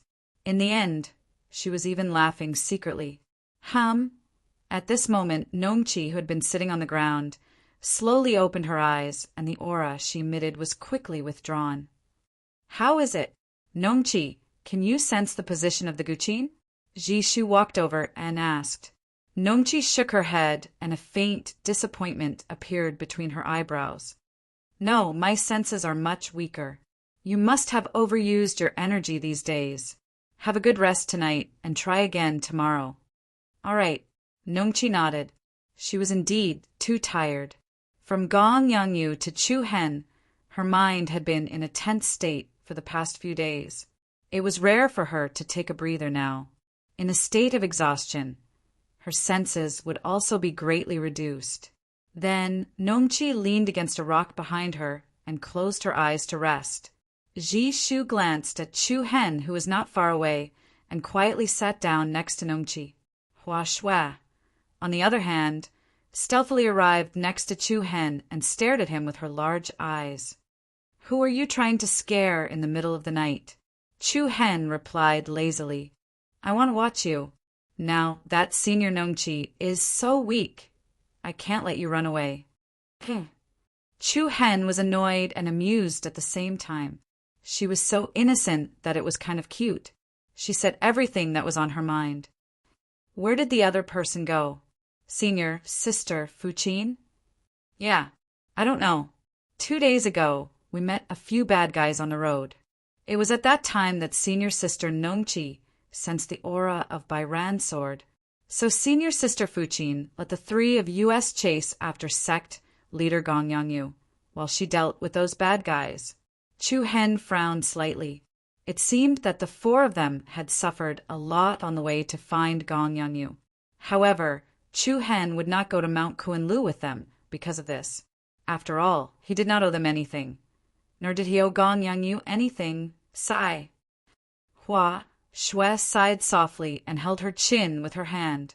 She said to herself, Senior Sister Fuqin has the highest cultivation among us. She should be fine. The speaker had no intention, but the listener had a heart. Chu Hen's eyes flashed with curiosity. He said, What abilities do the 4 of you have? Abilities? Senior Sister Fuqin is the strongest. She has almost reached the 2nd rank of the void-piercing realm. She is mainly responsible for protecting us. Senior Sister Nongqi also has the strength of the 1st rank of the void-piercing realm. However, she belongs to the perception type Wuxiu and is good at tracking. Senior Sister Jishu is a standard, gentle beauty. She knows everything in the world and is proficient in all kinds of strange formations. Your formation skills are nothing in front of Senior Sister Jishu. Chu Hen smiled and touched his nose. He said, At least I escaped from her formation today. That was because we were careless, okay? Hua Shui rolled her eyes. What about you? What is your ability? Chapter 383. I'm an alchemist in charge of medical treatment. Hua Shui shook her head and answered casually. Alchemist? Chu Hen was slightly startled and asked, You're also an inscriptionist? Of course. Hua Shui extended her 10 beautiful fingers and bent her left thumb. She said proudly, I'm also a ninth-grade advanced inscriptionist. Then why can't I sense the Reiki energy fluctuations on your body? The same goes for Jishu and Nongqi. Are you stupid? Because we have something to hide our aura. Hua Shui smiled innocently, like a child showing off her toys or delicious food to her companions. She continued, "The great elder said that there are many bad people out there. It's better for us to be on our guard." Chu Hen couldn't help but find it funny. This girl's naivety was comparable to Yi Yao. However, Chu Hen was secretly fearful in his heart. The four of them were truly not ordinary. Nongqi had a strong sense of perception and was good at tracking. Jishu was proficient in all kinds of arrays and could provide strong support to the team. Hua Shui was even more so. She was an alchemist and had the responsibility of medical treatment. As for Fu Qin, who hadn't shown up yet, he was the strongest and had the cultivation of the second rank of the void-piercing realm. Such a combination could almost be said to be flawless. All aspects were taken into account. The abilities of the four were different. None of them were duplicated. It could be said to be almost perfect. Thinking of this, Chu Hen couldn't help but admire the so-called Mount Kunliu. "I'm a little tired. I want to sleep." Hua Shui yawned and looked at Chu Hen with drooping eyelids. She said, "I'll give you a spirit-breaking pill. Don't sneak away while I'm asleep, okay?" Spirit-breaking pill? Chu Hen's eyes brightened. This was a good thing. It could help an advanced inscriptionist break through the bottleneck. How about it? Deal. Hua Shui said. Chu Hen's expression didn't change. He pretended to be calm and replied, "Let me think. Are you not satisfied with the spirit-breaking pill? Then I'll give you an earth spirit pill." However, the medicinal effects of the earth spirit pill are rather fierce, and usually only those with the attainments of a grade 7 high-level inscription master or above would be able to withstand it. Hua Shui said it casually, but it made Chu Hen very happy. This pie fell too suddenly. "Deal, give me the earth spirit pill." Without even thinking, Chu Hen stretched out his hand and asked for it. He had heard of the reputation of the earth spirit pill back in the imperial capital. It was a top-notch treasure, even among high-grade pills. There were only 2 people in the capital of the Sacred Star Dynasty who could refine earth spiritual pills. One was the president of the Tattooist Guild, and the other was the only spiritual tattooist in the capital. Zhen Danxian looking at Chu Hen, who agreed so straightforwardly. Hua Shui curled her lips, then took out an exquisite glass bottle. When the stopper was unplugged, a refreshing medicinal fragrance permeated the air, which made Chu Hen feel refreshed. "Here, I'll give it to you. You can't lie to me. I've spent a lot of time and medicinal ingredients, but I've only managed to refine a total of 5 earth spiritual pills. Senior sister Jishu and I ate one each, and I'll give you another one." As Hua Shui spoke, she tilted the small bottle and poured a perfectly round white pill into Chu Hen's palm. The pill was slightly cool in his hand, and a light golden light lingered around it, like a gossamer. Chu Hen was both surprised and amused. He didn't expect that he could cheat an expensive earth spiritual pill so easily. "Thank you so much." "You're welcome." Hua Shui stuck out her tongue mischievously and then said, "Then I'll sleep for a while. Don't run away." "Got it." Immediately, Hua Shui took out a mattress and a pillow from her storage bracelet, spread them on the ground, and then lay down with the pillow in her arms. After a while, faint snoring sounds could be heard. Chu Hen looked at the other party strangely. The other party was really going to sleep just like that. Hua Shui was asleep, and Nongqi was also resting. However, Jishu was still keeping watch. Chu Hen raised his eyebrows slightly, but he didn't have any intention of escaping. He looked at the earth spiritual pill in his hand, thought for a moment, and then directly threw the pill into his mouth. Rumble! As soon as the pill entered his stomach, a huge amount of energy immediately spread throughout his body. Chu Hen's body trembled slightly, thinking that this earth's spiritual pill was indeed overbearing. The majestic energy was like a raging tsunami, constantly rushing towards Chu Hen's Naiwan palace. The mighty Reiki energy was like a sea or a river, quickly filling up the Naiwan palace. Feeling the constantly expanding space in the Naiwan palace, Chu Hen didn't dare to be careless. He quickly steadied his mind and guided this shocking energy into the street tree. Buzz, buzz! As soon as it came into contact with a huge influx of energy, the 100-meter-tall street tree was abnormally happy. The runes on the tree that looked like ancient characters all emitted a bright light. The incomparably luxuriant branches and leaves shook like silver bells. Every leaf that was full of vitality was greedily absorbing the powerful energy. Chu Hen Street tree began to grow at a speed visible to the naked eye. The strength of the Reiki energy it released was also continuously increasing. Buzz! In an instant, the inside of the Naiwan Palace shook violently. Chu Hen Street tree directly grew to a height of 170 to 180 meters. Under the powerful medicinal power of the Earth's spiritual pill, it instantly broke through the bottleneck of a 5th grade advanced rune master and easily entered the 6th grade level. However, this was only a small portion of the energy.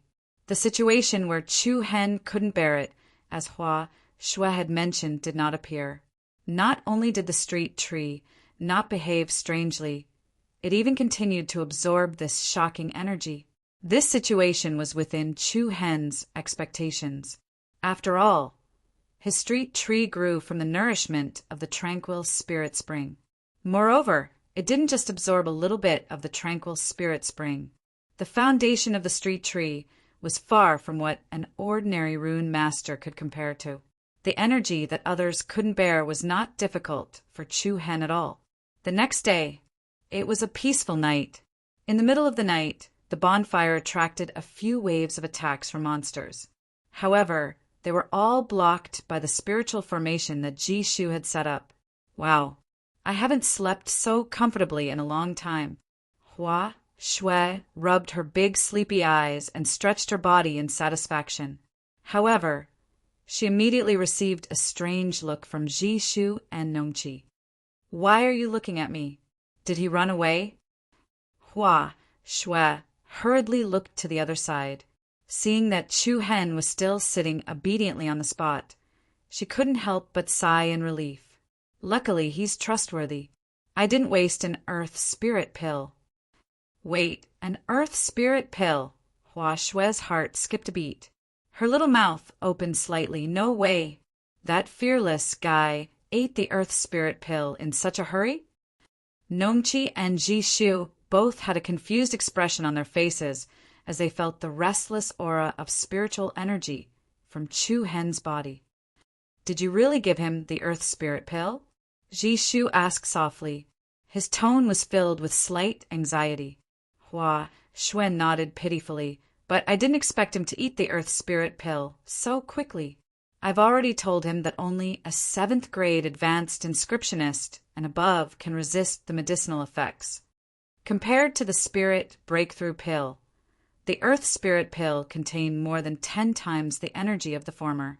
1 spirit breakthrough pill was enough for Chu Hen to break through from a 5th rank advanced rune master to a 6th rank advanced rune master.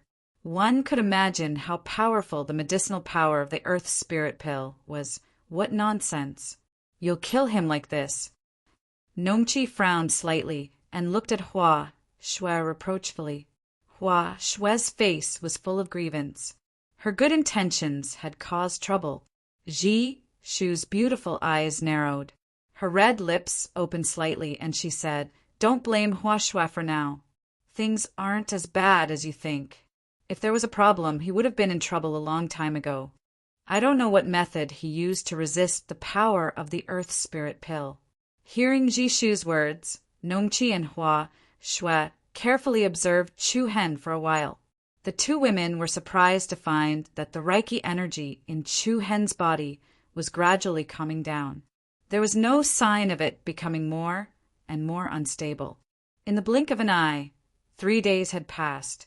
The moment Chu Hen woke up from his cultivation state, a strong and vigorous aura was released from his body. A strong wind swept away the dead leaves around him. A circle of beautiful Reiki energy waves circled around Chu Hen's body like a spiritual snake. Then it turned into an illusory light beam and entered between his eyebrows. The commotion quickly attracted Nongqi and the others. Hua Shui was the first to run over. You've broken through to a 7th rank advanced rune master? You're really fine. Nongqi and Ji Shu were also confused. Chu Hen's aura was restrained. He lifted his eyelids and looked at Hua Shui with a hint of gratitude in his bright eyes. Thank you for your earth spirit pill. Wait. Hua Shui quickly stopped him. Why are you fine? Logically speaking, 1 earth spirit pill should be enough to kill your street tree. Chu Hen smiled and said, My street tree has a stronger endurance. Why? The tranquil spirit fountain. Chu Hen paused for a while and told them where the secret was. However, Hua Shui and the others were not too shocked. Instead, they looked like they had a sudden realization. I see. After all, they came from a sect.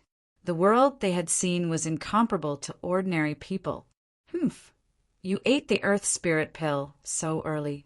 You made us wait for you here for 3 days. Hua Shui pouted and looked like she was complaining. Chu Hen smiled embarrassedly and joked, I'm the sect leader. Can't I take up some of your time? Sure, but we're looking for senior Sister Fuqin. We've been separated for a few days. Chu Hen nodded his head.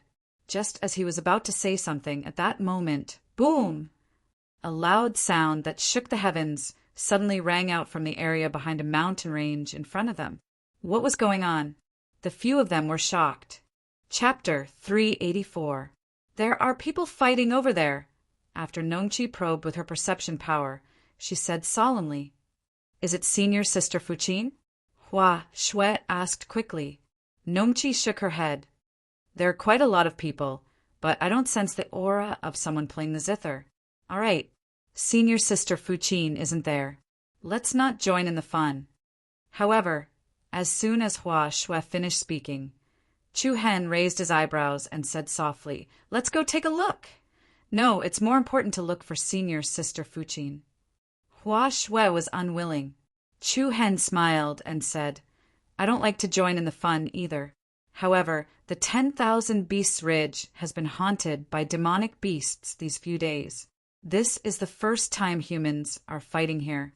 If your senior Sister Fuqin is nearby, she'll most likely be attracted by the battle over there. After all, she doesn't have your powerful perception. It's hard to guarantee that she won't think that you guys are fighting with someone. You're right. Ji Shu was the first to agree with Chu Hen's point of view. Nongqi and Hua Shui nodded one after another. What Ji Shu said made sense. The 4 of them said no more and quickly headed towards the area where the battle was coming from. Soon, Chu Hen and the 3 ladies flew to the peak of a relatively ordinary mountain. On this inconspicuous mountain range, they could effectively hide their figures. Everything that happened in front of them appeared in their line of sight. Boom! Bang! The shock waves produced by the collision of all kinds of shocking forces burst out wantonly. The sky lost its color and a dark light rose. In front of them, 2 precipitous mountain walls split in the middle, resembling a giant bird's beak that was open towards the sky. Below them was a bottomless precipice. The cold wind rustled, and the cold current was bone-chilling. In the sky above the precipice, an incomparably intense battle was unfolding.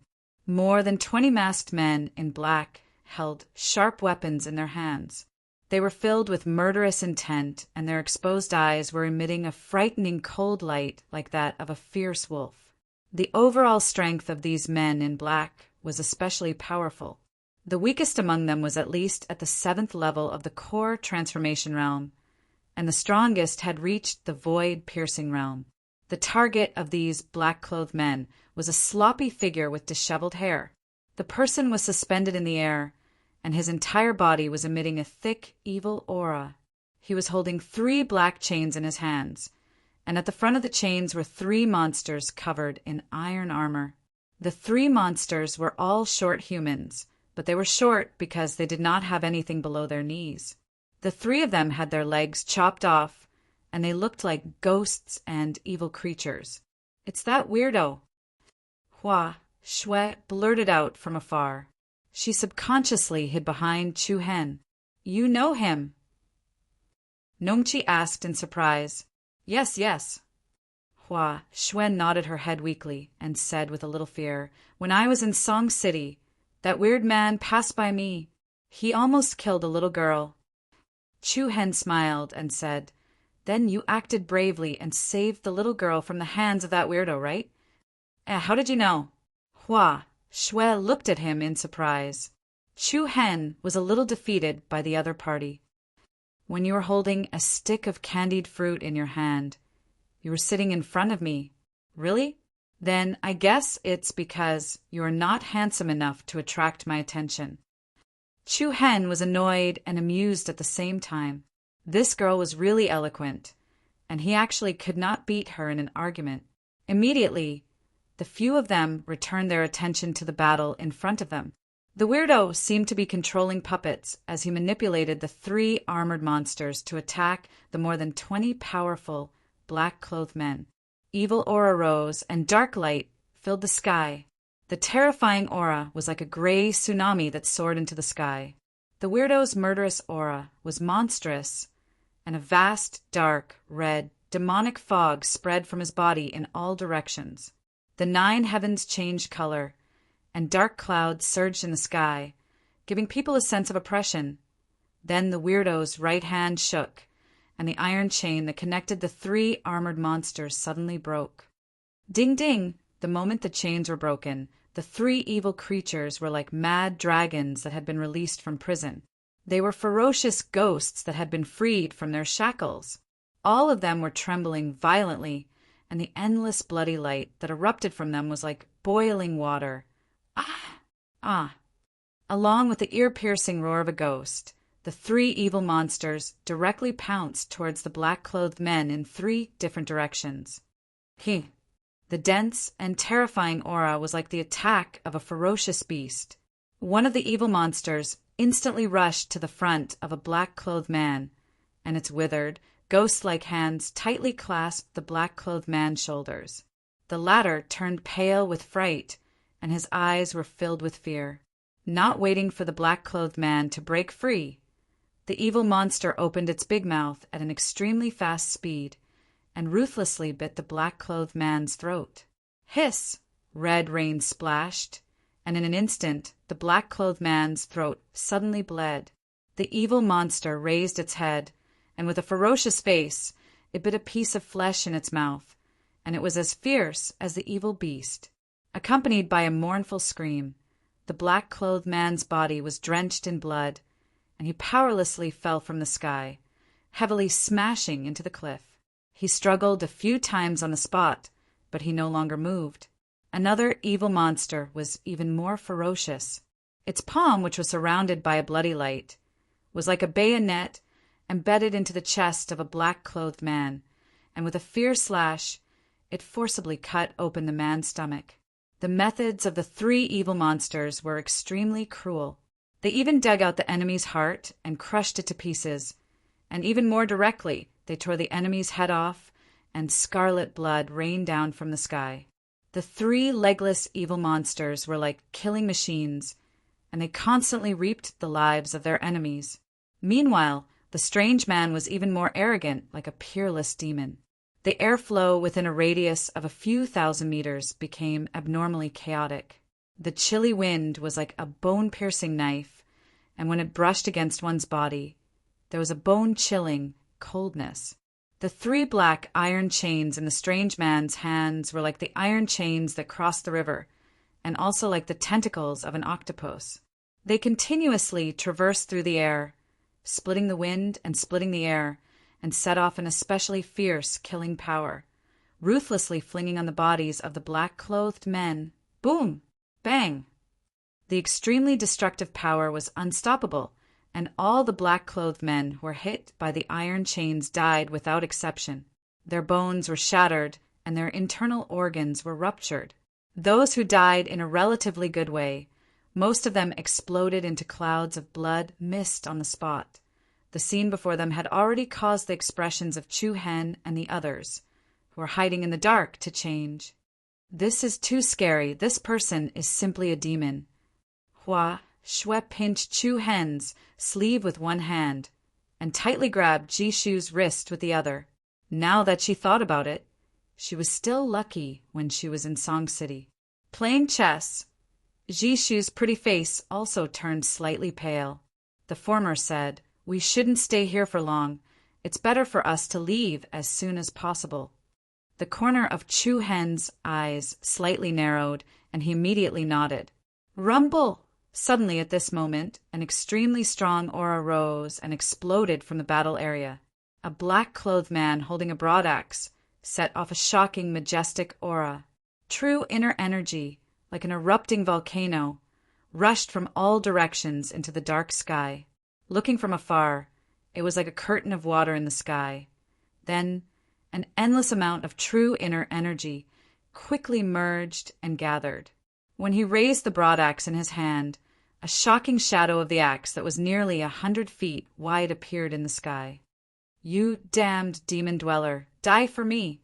Rumble! The power of the rolling wind and thunder lingered in the ears. Waves of vigorous air trembled, one after another, and surged towards the strange demon. Along with the vast pressure that came pouring down, the broadaxe in the black-clothed man's hand chopped down fiercely. Under the shocking axe shadow, it was said to be able to split Mount Hua. This axe strike contained an extremely destructive power, and it had an aura that could even split the heavens apart. Beautiful! Hua Shui, who was preparing to leave, had her eyes brighten. At this moment, she had already defined the demon as a bad person. She was quite happy to see the bad person being killed. However, Chu Hen shook his head slightly, and a faint trace of seriousness appeared between his brows. Buzz! The huge shadow of the axe whistled, and it exploded with a murderous aura that filled the sky.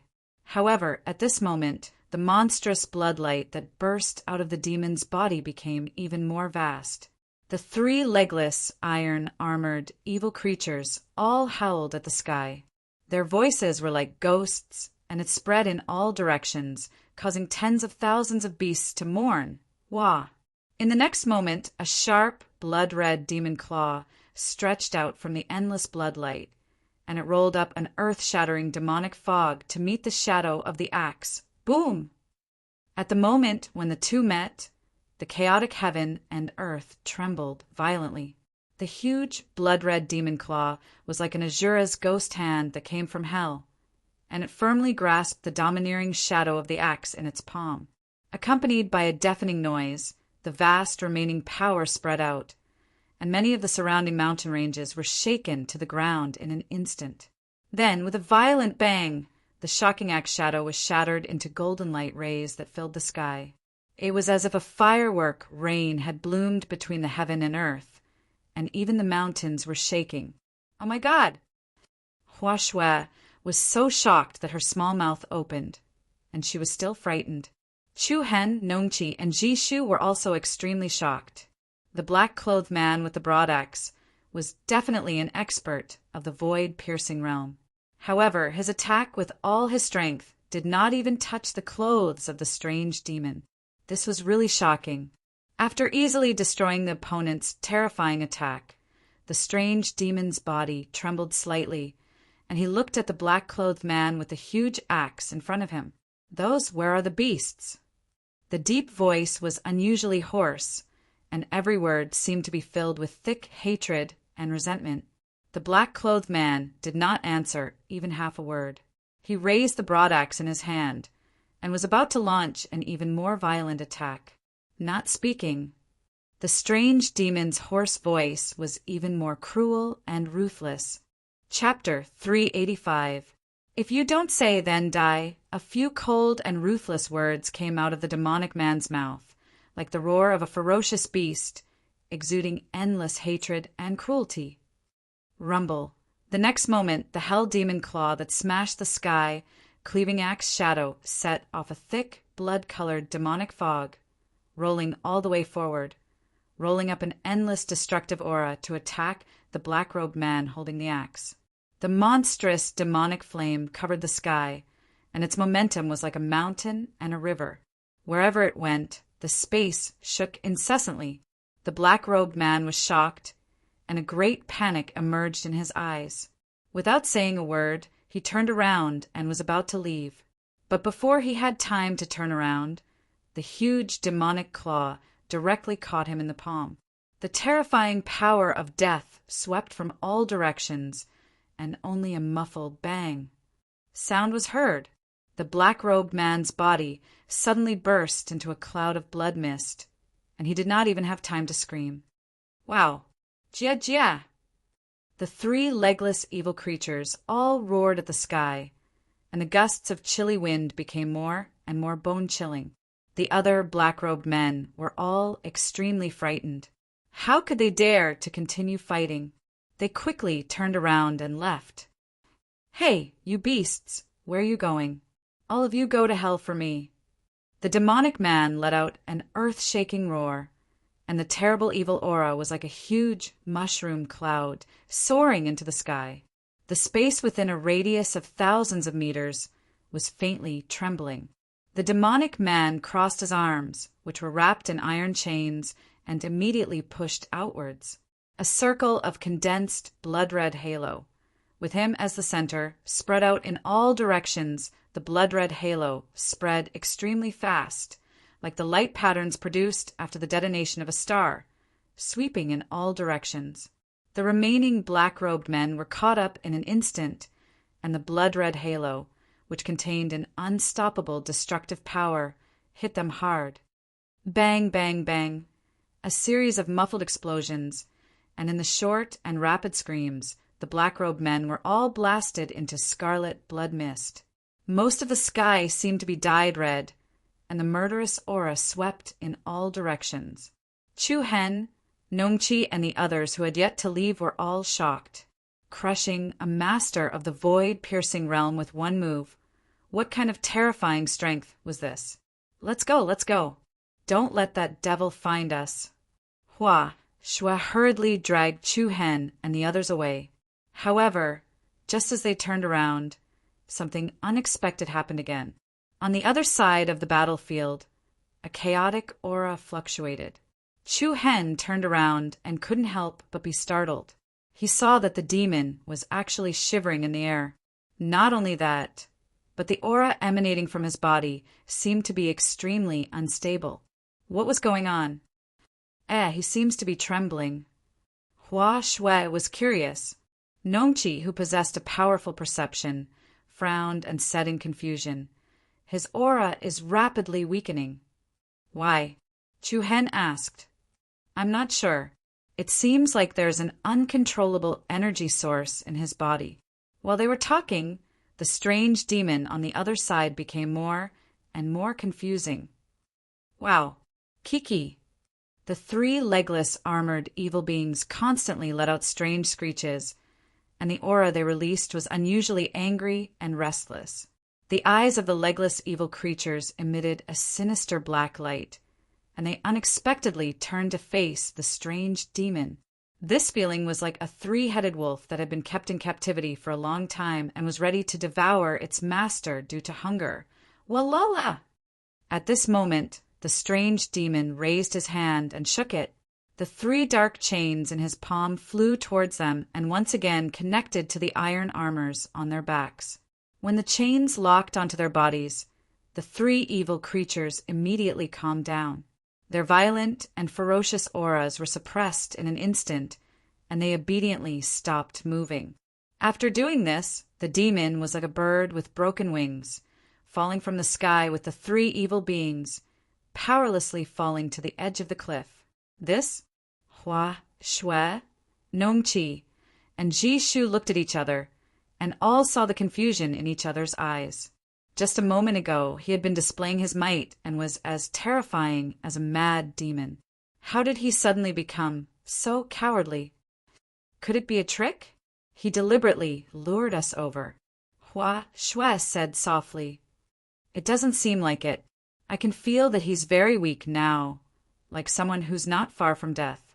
Nongqi's red lips opened slightly, and her beautiful eyes glanced at Chu Hen beside her. Chu Hen frowned slightly and said in a low voice, You guys stay here, I'll go take a look. Hua Shui opened her eyes wide and asked curiously, Why? Do you want to kill him to get rid of evil? Chu Hen did not speak, and his body moved, turning into a stream of light, and flew towards the cliff. Watching from a close distance, the scene caused by the battle was shocking, and one could not bear to look at it directly. The air was filled with the pungent smell of blood. More than 20 black-clothed experts, but not a single corpse could be found. The demon lay in a pile of rocks, and not far away, 3 legless evil creatures stood quietly on their knees. Their eyes were dull, and they were motionless like wooden puppets. Chu Hen approached the demon and saw that the demon was curled up on the ground, trembling nonstop like a crazy person. Both of his hands sunk deep into the cracks of the rocks, and his upper and lower teeth chattered. A low roar came from his throat, as if he was suffering from great pain. Demon Eye! Chu Hen shouted, and his deep, black eyes flashed with a demonic purple light. Together with a strange and powerful force, the demon's internal major meridians appeared in front of Chu Hen. The demon's internal breath was extremely chaotic, and his 8 extraordinary meridians were filled with a strange power. That power was very cold, and it was very similar to the legendary evil demon Qi. The dark, red, evil demon Qi kept rampaging in his body, and it solidified his major meridians. In the blink of an eye, the demon's eyes, ears, mouth, and nose were already bleeding. What's wrong? Is he on the verge of death? Hua Shui's voice rang out. With a flash, the 3 women arrived beside Chu Hen. Chu Hen silently withdrew the power of the demon eye and nodded. He said, Yeah, there's an extremely evil presence in his body. That power seems to be devouring his body. Fantastic. Even the heavens can't stand it anymore. Hua Shui clapped her hands. She was clearly very happy. Chu Hen shook his head with a smile. Afterwards, he released the power of the chaotic body, and a strand of brutal black light condensed at the tip of his finger. In the next moment, Chu Hen pointed his finger at the person, and a strand of black light directly struck his dantian where his sea of qi was. Hua Shui Nongqi. Ji Shu did not say anything. She only thought that Chu Hen was preparing to end the person's life. But in next to no time they were stunned, and they revealed extremely puzzled expressions. Chapter 386. You're saving him? Hua Shui blurted out in shock. Nongqi and Jishu were also surprised. They looked at Chu Hen in confusion. What are you doing? Why are you saving this bad guy? After speaking, Hua Shui went up to pull him back. Chu Hen shook his head and said with a rather serious tone, Although I can't be sure if he's a good person or not, I feel that he's definitely not a bad person. You? The 3 girls looked at each other and were even more confused. You're still saying he's not a bad guy. Look at the people he killed. All of them died a horrible death. Even if you don't want to get rid of the evil for the people, you can't help the wicked. Chu Hen did not say anything. He continued to do what he wanted. He constantly infused the true yuan that was fused with the bloodline power of the chaotic body into the body of the strange demon. The latter's body kept trembling like a madman, convulsing. When Chu Hen's true yuan came into contact with the evil energy in the other's body, he felt as if he had come into contact with bone-chilling ice. It was abnormally cold. What a domineering, evil energy! Chu Hen slightly frowned. No wonder this person was in so much pain. Even though Chu Hen had only come into contact with him in such a way, he already faintly felt discomfort. not to mention allowing this kind of evil energy to remain within his body. However, the power of the chaotic body could not be compared to regular powers. Very soon, Chu Hen helped suppress the vicious presence in the Dantian's sea of qi and guided out a small portion of it to expel it from his body. Buzz buzz! Strands of blood-red light seeped out of the person's skin. It looked as bright as blood. Waves of cold air spread out. Chu Hen then withdrew his power. The person's condition had obviously improved. The restless aura gradually stabilized, and the body stopped trembling. Do you have any pills that can help with internal breathing? Chu Hen looked back at Hua Shui and asked. Yes. No. Hua Shui immediately corrected herself. Give me one.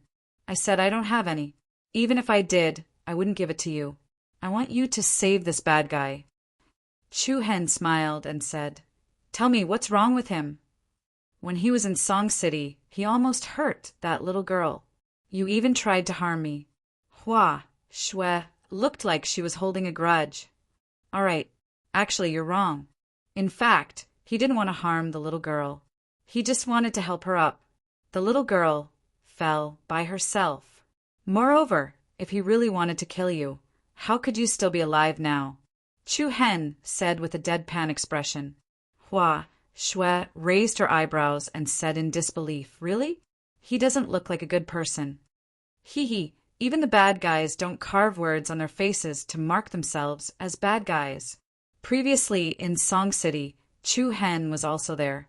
The reason why he was so sure was that when the little girl fell, the aura emitted from the weird guy was obviously much softer.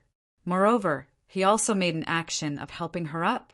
Moreover, after Hua Shui saved the little girl, she scolded him as an old monster. However, the weird guy's emotions were only slightly unstable. Even though he was scolded in public, he didn't do anything to Hua Shui. Based on these 2 points, it was enough to prove that this person was not a heinous person. Of course, Chu Hen lending a helping hand at this time was only a matter of convenience. However, seeing Chu Hen's gentle smiling eyes, Hua Shui was dubious. She took out a grayish-brown pill unwillingly. Qi calming pill for you. Also, don't treat me as an elixir store in the future. Hua Shui pouted and looked like she was complaining. Chu Hen smiled. If you thought about it carefully, Qin, Qi, Shu, Hua, these 4 people were really treasures. After they found Fu Qin, their team would be complete. Immediately, a faint beam of light from Chu Hen's fingertip pointed at the weird guy's neck. The weird guy opened his mouth, and Chu Hen then flicked the qi-calming pill into his mouth. The qi-calming pill quickly took effect. The weird guy's breathing became a lot smoother, and the bloody light surrounding his body quickly disappeared. His tightly shut eyes also opened abruptly. His cold eyes flashed with a dark light. Hua Shui was so scared that she quickly shrank back and muttered softly, See, why are you still standing there like a fool when you're Mr. Donghua? Get ready to run. Nai Qi and Ji Shu also looked serious and were ready to make a move at any time. However, the situation was not too bad. The weird guy only stared at Chu Hen with a guarded look and said in a low and hoarse voice, Why did you save me? Chu Hen laughed heartily and replied calmly, There's no other reason. I just felt that it was a pity for someone with such great power like you to just leave your corpse in the wilderness like this. The path of martial arts was not easy to cultivate. However, those experts with extraordinary strength were all respected by others. From Chu Hen's point of view, it was more or less a pity for the weird guy to die in this wild forest like this. Looking at Chu Hen's gentle and calm face, the guard in the weird guy's eyes faded slightly. However, the aura that he emitted was still cold and inhumane. Seeing that the weird guy did not bite the hand that fed him, Hua Shui and the others relaxed slightly. The weird guy stood up from the ground shakily and looked at Chu Hen. He said, What's your name? This junior is Chu Hen. May I know why you're fighting with someone here, senior? Chu Hen cupped his fist slightly and asked, The weird guy's eyes were slightly cold, and a cold hostility surged between his brows. "This has nothing to do with you." He coldly swept his gaze over the numerous, broken corpses around him. Soon after, he walked to the side of the three legless evil beings. He pulled the three black chains and gently shook them for a bit. Buzz, buzz. Along with an obscure power fluctuation, the three legless evil creatures first trembled, and then, like puppets, they mechanically moved forward. At this moment, the weird guy casually threw a silver light at Chu Hen. Chu Hen was stunned and instinctively caught the silver light in his hand. When he looked at it, he saw that it was a piece of jade about the size of a thumb. "This is... I, Tuoba Shah, never owe anyone favors. This summoning talisman can let you find me. I can promise to do one thing for you or kill someone for you." After saying that, the weird guy did not stay. He commanded the three evil beings to slowly disappear in front of them. "Tuoba Shah?" Chu Hen frowned slightly and muttered the name. He then looked at the piece of jade in his hand. It was bright and dazzling, and there was a luster flashing inside it. He could faintly feel an obscure power. "They're finally gone. I was so nervous." Hua Shui lightly patted her chest, feeling that the atmosphere had lightened up a lot.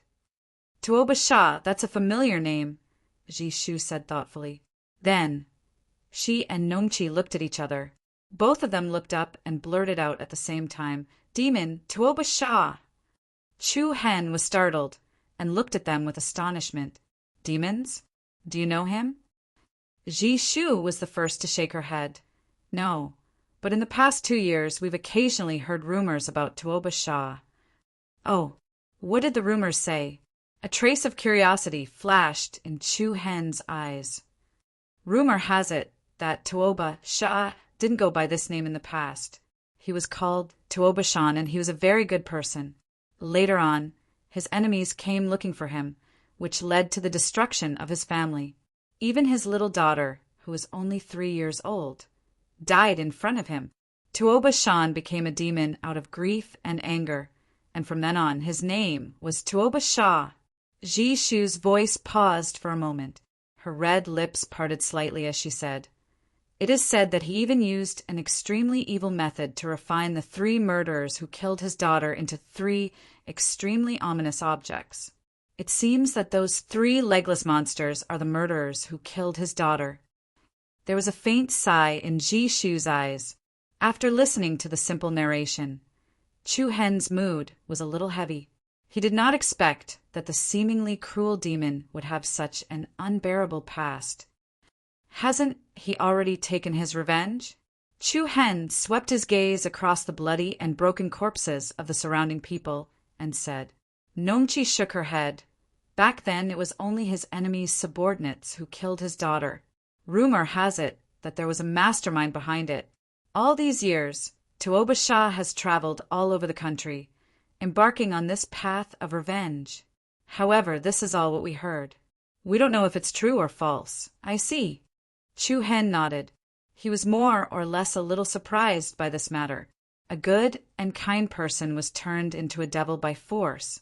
This also proved the saying, when a kind person becomes cruel, he will be crueler than anyone else. All right, I admit that I was wrong just now. He wasn't that bad. Hua Shui bit her lips and said in embarrassment. Chu Hen smiled and shook his head. He casually kept the jade slip that Tuoba Shah left behind into his pouch. Reality had proven that there were some benefits to being kind to others. It was a small surprise to have a powerhouse like Tuoba Shah owe him a favor. Nongchi, try and see if you can sense the location of Fuqin. Jishu said. Okay. Nongchi nodded and formed a seal with both hands.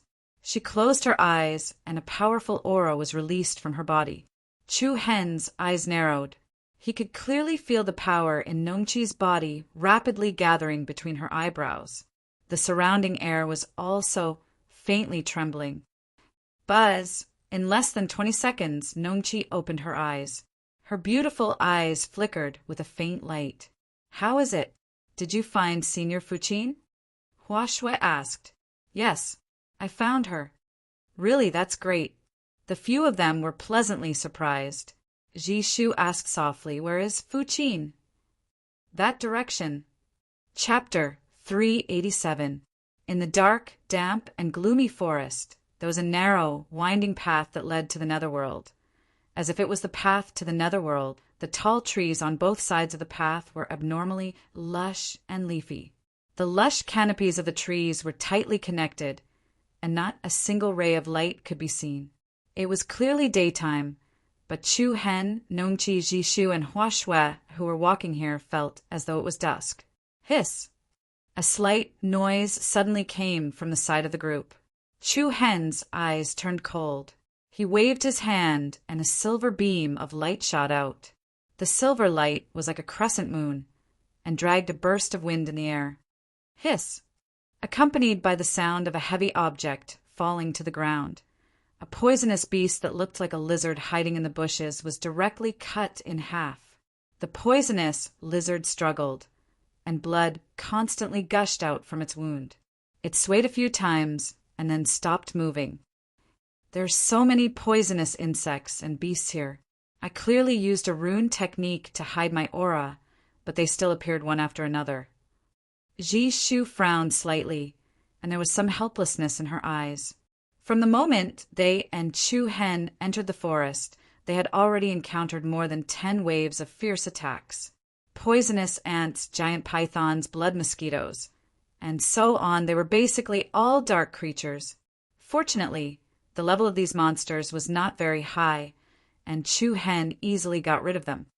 "Nongqi, have you found the specific location of the zither?" Jishu asked. Nongqi's expression was a little confused. She thought for a moment and said, "I don't know why, but there is an indescribable strange power that affects my perception. The further we go, the stronger the power. Why is it like this?" Nongqi shook her head, indicating that she was also not very clear. "What kind of power is it? Can you feel it?" Chu Hen asked curiously. "I can't tell. It feels very far, but it also feels very close, sometimes strong and sometimes weak."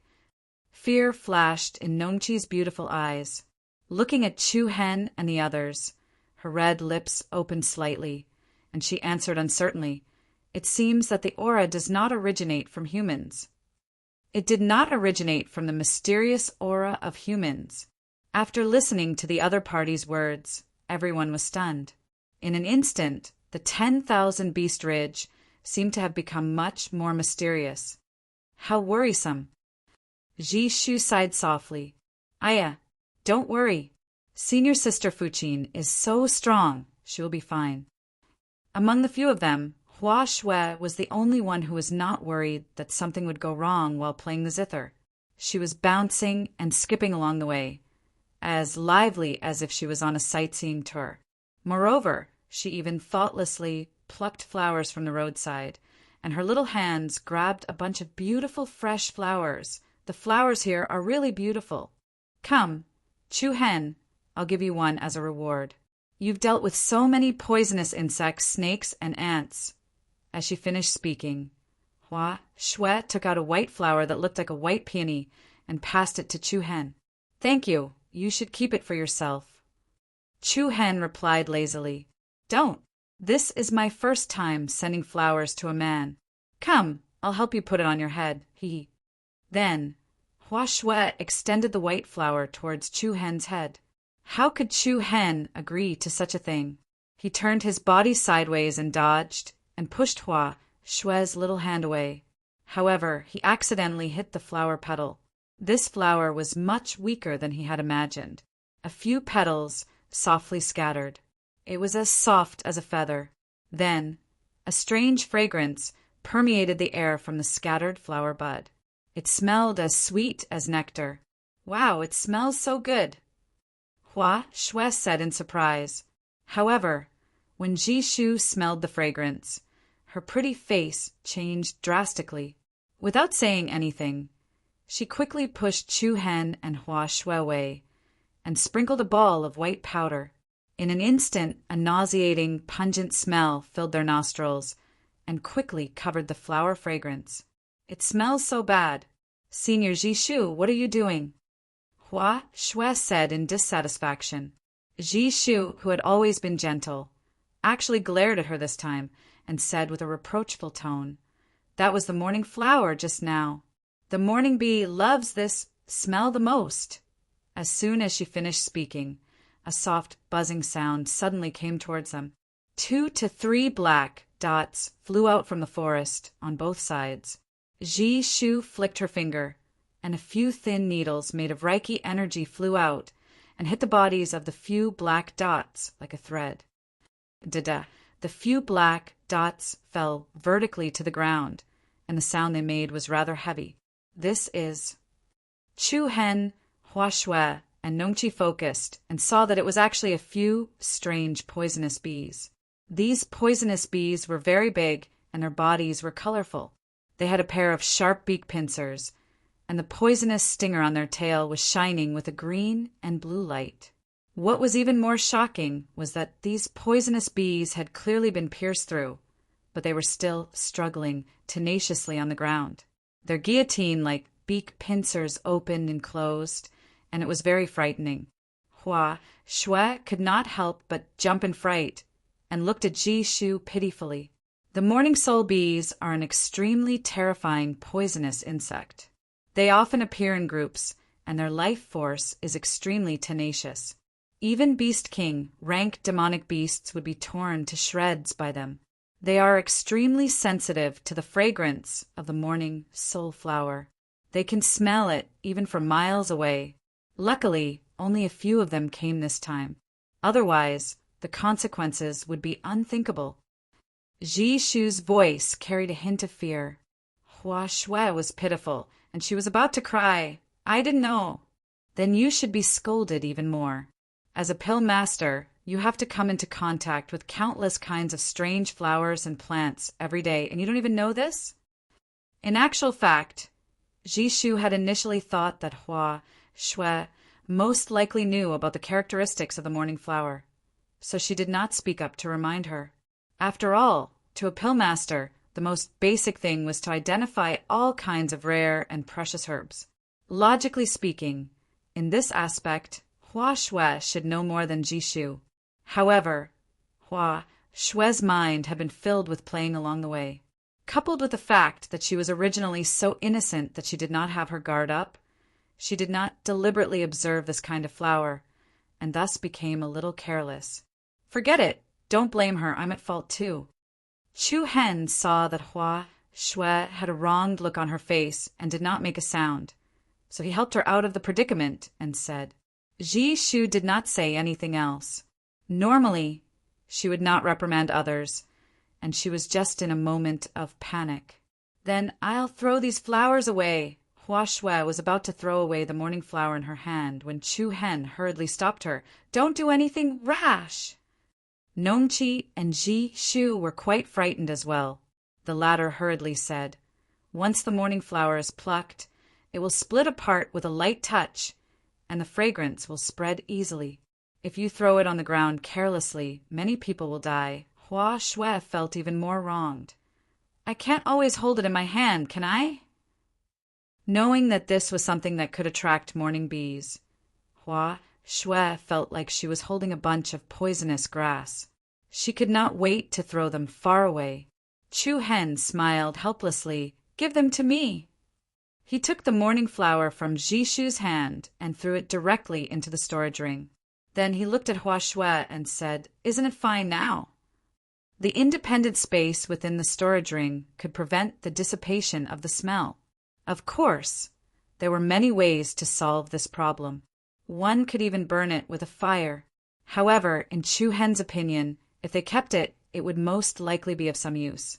After a small accident, everyone continued to move forward.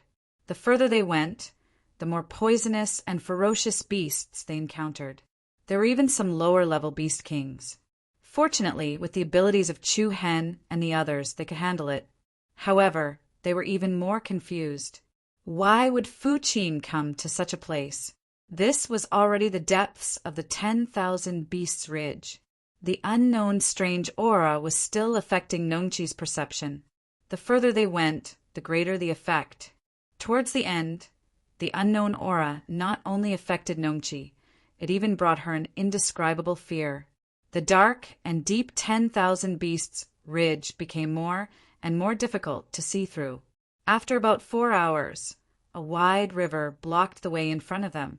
This was a river that passed through the forest. The water was rapid and cold. The river flowed from east to west. The other side of the river was about 50 meters away. There may be demonic beasts hiding in the water. The 3 of you stay in front. I will cover for you, Chu Hen said. Nongqi nodded. Then, she and Ji Shu stood on the left and right, with Hua Shui in the middle. The 3 of them moved and flew up like graceful butterflies towards the other side of the river. Chu Hen also stepped on the void and followed closely behind. Under normal circumstances, it would not be a problem for them to cross such a river. However, this was the 10,000 Beasts Ridge, where danger lurked everywhere.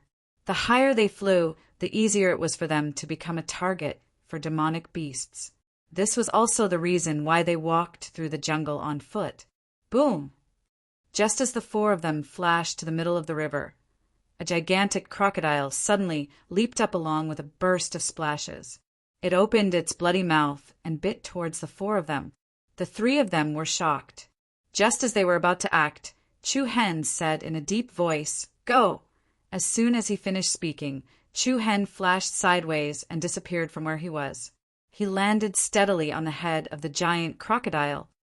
"Ha!" Chu Hen quietly shouted. His legs that were stepping on the crocodile's head ferociously exerted force. A power that was akin to thousands of caddies fiercely pressed down. Bang!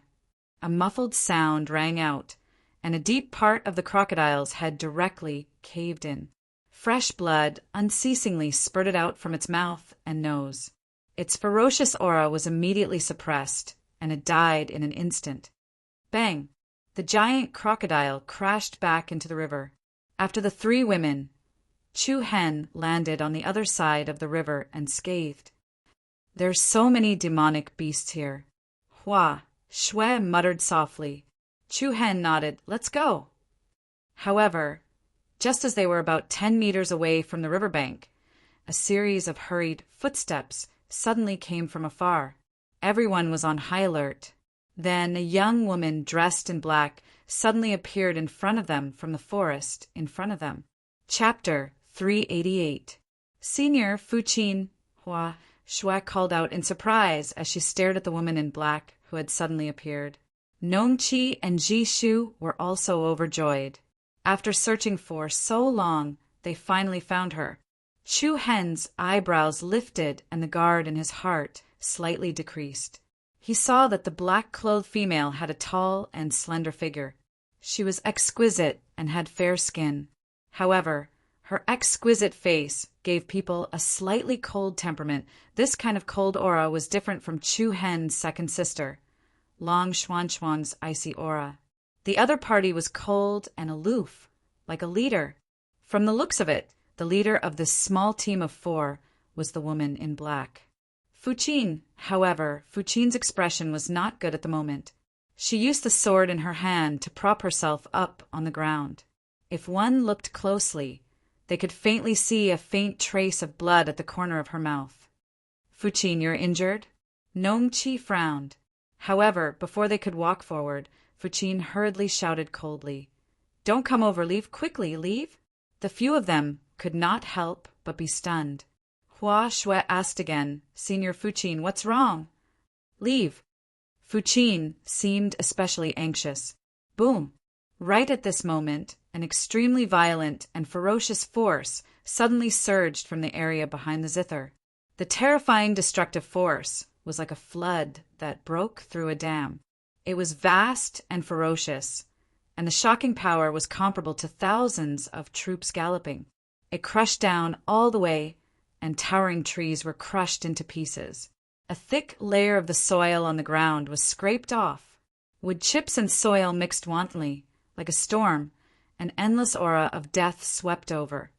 The sudden change caused Nongqi, Jishu, and Hua Shui to all turn pale. Fuqin, in particular, had a deep sense of helplessness and apology between her brows. However, the moment this terrifying force arrived in front of them, a bright silver flowing light appeared in the air with a swoosh. Then, a deafening sound reverberated through the space. An incomparably furious force shot into the sky. The shocking scene was like a tsunami that was set off by a huge wave crashing into a reef. Rumble, thunderous booms rang out incessantly, and deep cracks rapidly spread in all directions. Fu Qin, Nongqi, Jishu, and Hua Shui were all surprised. They saw a young figure standing in front of them. Chu Hen's arms were straight in front of him, and a layer of beautiful golden-red illusory flame formed a circular light screen. The illusory flame screen was like an opened umbrella, protecting everyone behind it. Bang! In an instant, the light screen formed by the illusory flames shattered. At the same time, the powerful and astonishing destructive impact also smiled. In just the blink of an eye, the large patch of forest in front of them had been destroyed and turned into ruins in an instant. The ground was full of potholes, and dust was rising from many places. Yishu, Hua Shui, and the others were relieved. It was really thrilling just now. If it weren't for Chu Hen's quick reaction, they would have been seriously injured, even if they didn't die. A large patch of forest had been destroyed, and the scene in front of them suddenly became clear. Before they had time to ask Fu Qin what had happened, a dozen young figures with strong auras first attracted everyone's attention. Accompanied by the sound of steady footsteps, more than a dozen figures approached from afar. Obviously, the people who wanted to kill Fu Qin were these people in front of them. Fu Qin's face became more and more solemn, and he was puzzled by Chu Hen in front of him. In the blink of an eye, the dozen people came in front of Chu Hen and the others. "It's you!" A slightly startled female voice came out from the group. Chu Hen was also slightly astonished. He actually knew the woman who spoke. Not only did he know her, he also came from the same place. Furthermore, they even had a conflict in the Inscription Masters Guild in the imperial city of the Sacred Star Dynasty. The other party was none other than the genius spiritual tattooist of the capital, and also the niece of the only spiritual tattooist in the capital, Jin Danshin. In that case, the group in front of him was the disciples of the otherworldly spirit sect. Junior sister Zhen Yi knows this person? The person who spoke was a young man dressed in green. Yes, more than that. Zhen Yi's tone was full of contempt and sarcasm. He is the #1 fugitive of our Sacred Star Dynasty. He is very famous. Zhen Yi raised her thin eyebrows slightly, a look of gloating disdain. At that time, when Chu Hen competed with her in the Spiritual Tattooist Guild, Chu Hen won despite being weaker than her. This had always been a humiliation to Zhen Yi. Later, Zhen Yi even destroyed the repair of the illusory spirit clock, causing the 2 senior spiritual tattooists that Yuda had made an appointment with to stand up. In the end, Chu Hen cooperated with Yuda, Zhu Tong, and Wen Hong to repair the illusory spirit clock. This slap in the face time and time again caused Zhen Yi to resent Chu Hen even more. Who would have thought that in just a few days there would be a huge change in the imperial city, and Chu Hen would fall from the peak to the bottom, becoming the greatest fugitive in the history of the Sacred Star Dynasty. What Zhen Yi did not expect was that she would meet him here today. Chu Hen smiled indifferently.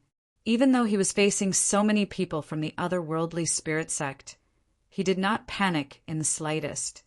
"Miss Zhen Yi, it has been a long time since we last met. Honestly speaking, with your standard, you really do not deserve to be called the #1 genius spiritual tattooist in the Sacred Star Dynasty. You?" Zhen Yi was so angry that her face turned red. Displeasure also appeared on the faces of the people from the otherworldly spirit sect. The green-robed man was about to pull out his sword. Where did this Tom, Dick, or Harry come from? Do you think you're qualified to bark in front of us? If you know what's good for you, you'll kneel on the ground and kowtow to junior sister Zhen a few times. Apologize to her sincerely, and maybe I'll let you go today. Otherwise, don't blame me. Lei Fei Bai for being merciless. Hee. Chu Hen's handsome eyebrows slightly raised, and he smiled with interest, then said, "A dog that barks doesn't bite.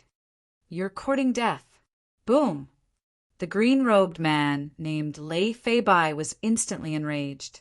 He unsheathed his sword, and a piercingly cold and powerful sword aura erupted from his body. The astonishing aura also had the strength of a level 1 void-piercing realm martial artist. Junior brother Fei Bai stepped down. However, at this moment, a deep voice was suddenly heard. Everyone was slightly startled, and their gazes swept towards the young figure standing in the middle in unison. It was a young man about 20 years old. He was dressed in gorgeous, embroidered clothes, and his eyes were deep and calm. He gave off a feeling that he was as powerful as a mountain. Senior brother Lu? Lei Fei Bai frowned, and a puzzled look appeared on his face. "You can't beat him," the man said indifferently as he slowly walked forward. With every step he took, a deep footprint would appear on the ground, and an invisible pressure gradually pressed down on Chu Hen. Chu Hen's expression did not change, and his expression remained the same. Fu Qin, who was standing at the back, knitted her brows tightly, and her beautiful eyes were filled with seriousness. Nongqi, Jishu, and Hua Shui also looked worried. They could clearly feel that the person in front of them was not ordinary. The man's lips curled into a smile as he looked straight at Chu Hen and said with interest, "Someone who can withstand my palm strike is definitely not an ordinary person. I'm Lu Tianxiang of Palm Extreme. May I know your name?" "Palm End, Lu Tianxiang." Chu Hen's eyes narrowed, and a hint of caution surged in his heart. In the 100-nation state, if one were to speak of the 7 absolute geniuses, there would not be many people who did not know of them. The 7 absolute geniuses were Palm End, Sword End, Saber End, Formation End, Illusion End, Fist End, and Spear End. These 7 geniuses were the outstanding talents of the younger generation in the 100-nation state. As the name implied, they were named after the unique skills that they were proficient in, and they were highly respected by others. And this Palm End, Lu Tianxiang, was a core disciple of the otherworldly spirit sect. Chu Hen. Chu Hen replied indifferently. Lu Tianxiang smiled and glanced at Fu Qin, who was behind Chu Hen, and said, "May I know who that young lady is to you?" Nongqi, Hua Shui, and the others' expressions changed slightly.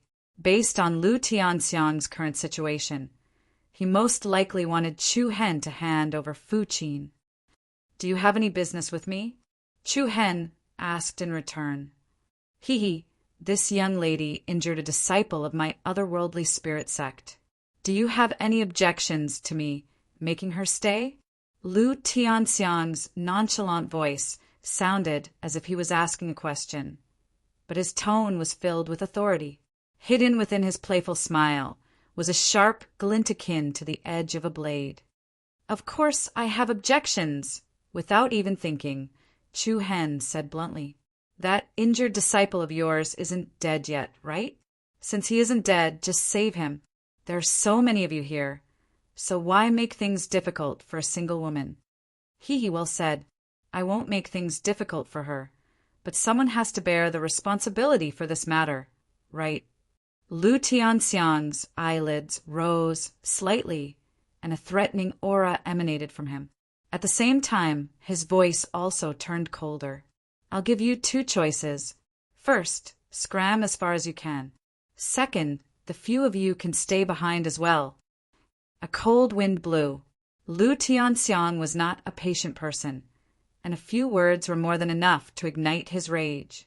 Not too far away, Zhen Yi was overjoyed. Being able to see Chu Hen being tortured was indeed something worth celebrating. "Don't bother about me, hurry up and leave," Fu Qin said softly. Hua Shui, Nongqi, and the others frowned. The 4 of them were like sisters, and there was no way they would leave just like that. Jishu said, "Chu Hen, don't bother about us. I just hope that you won't forget what you promised us."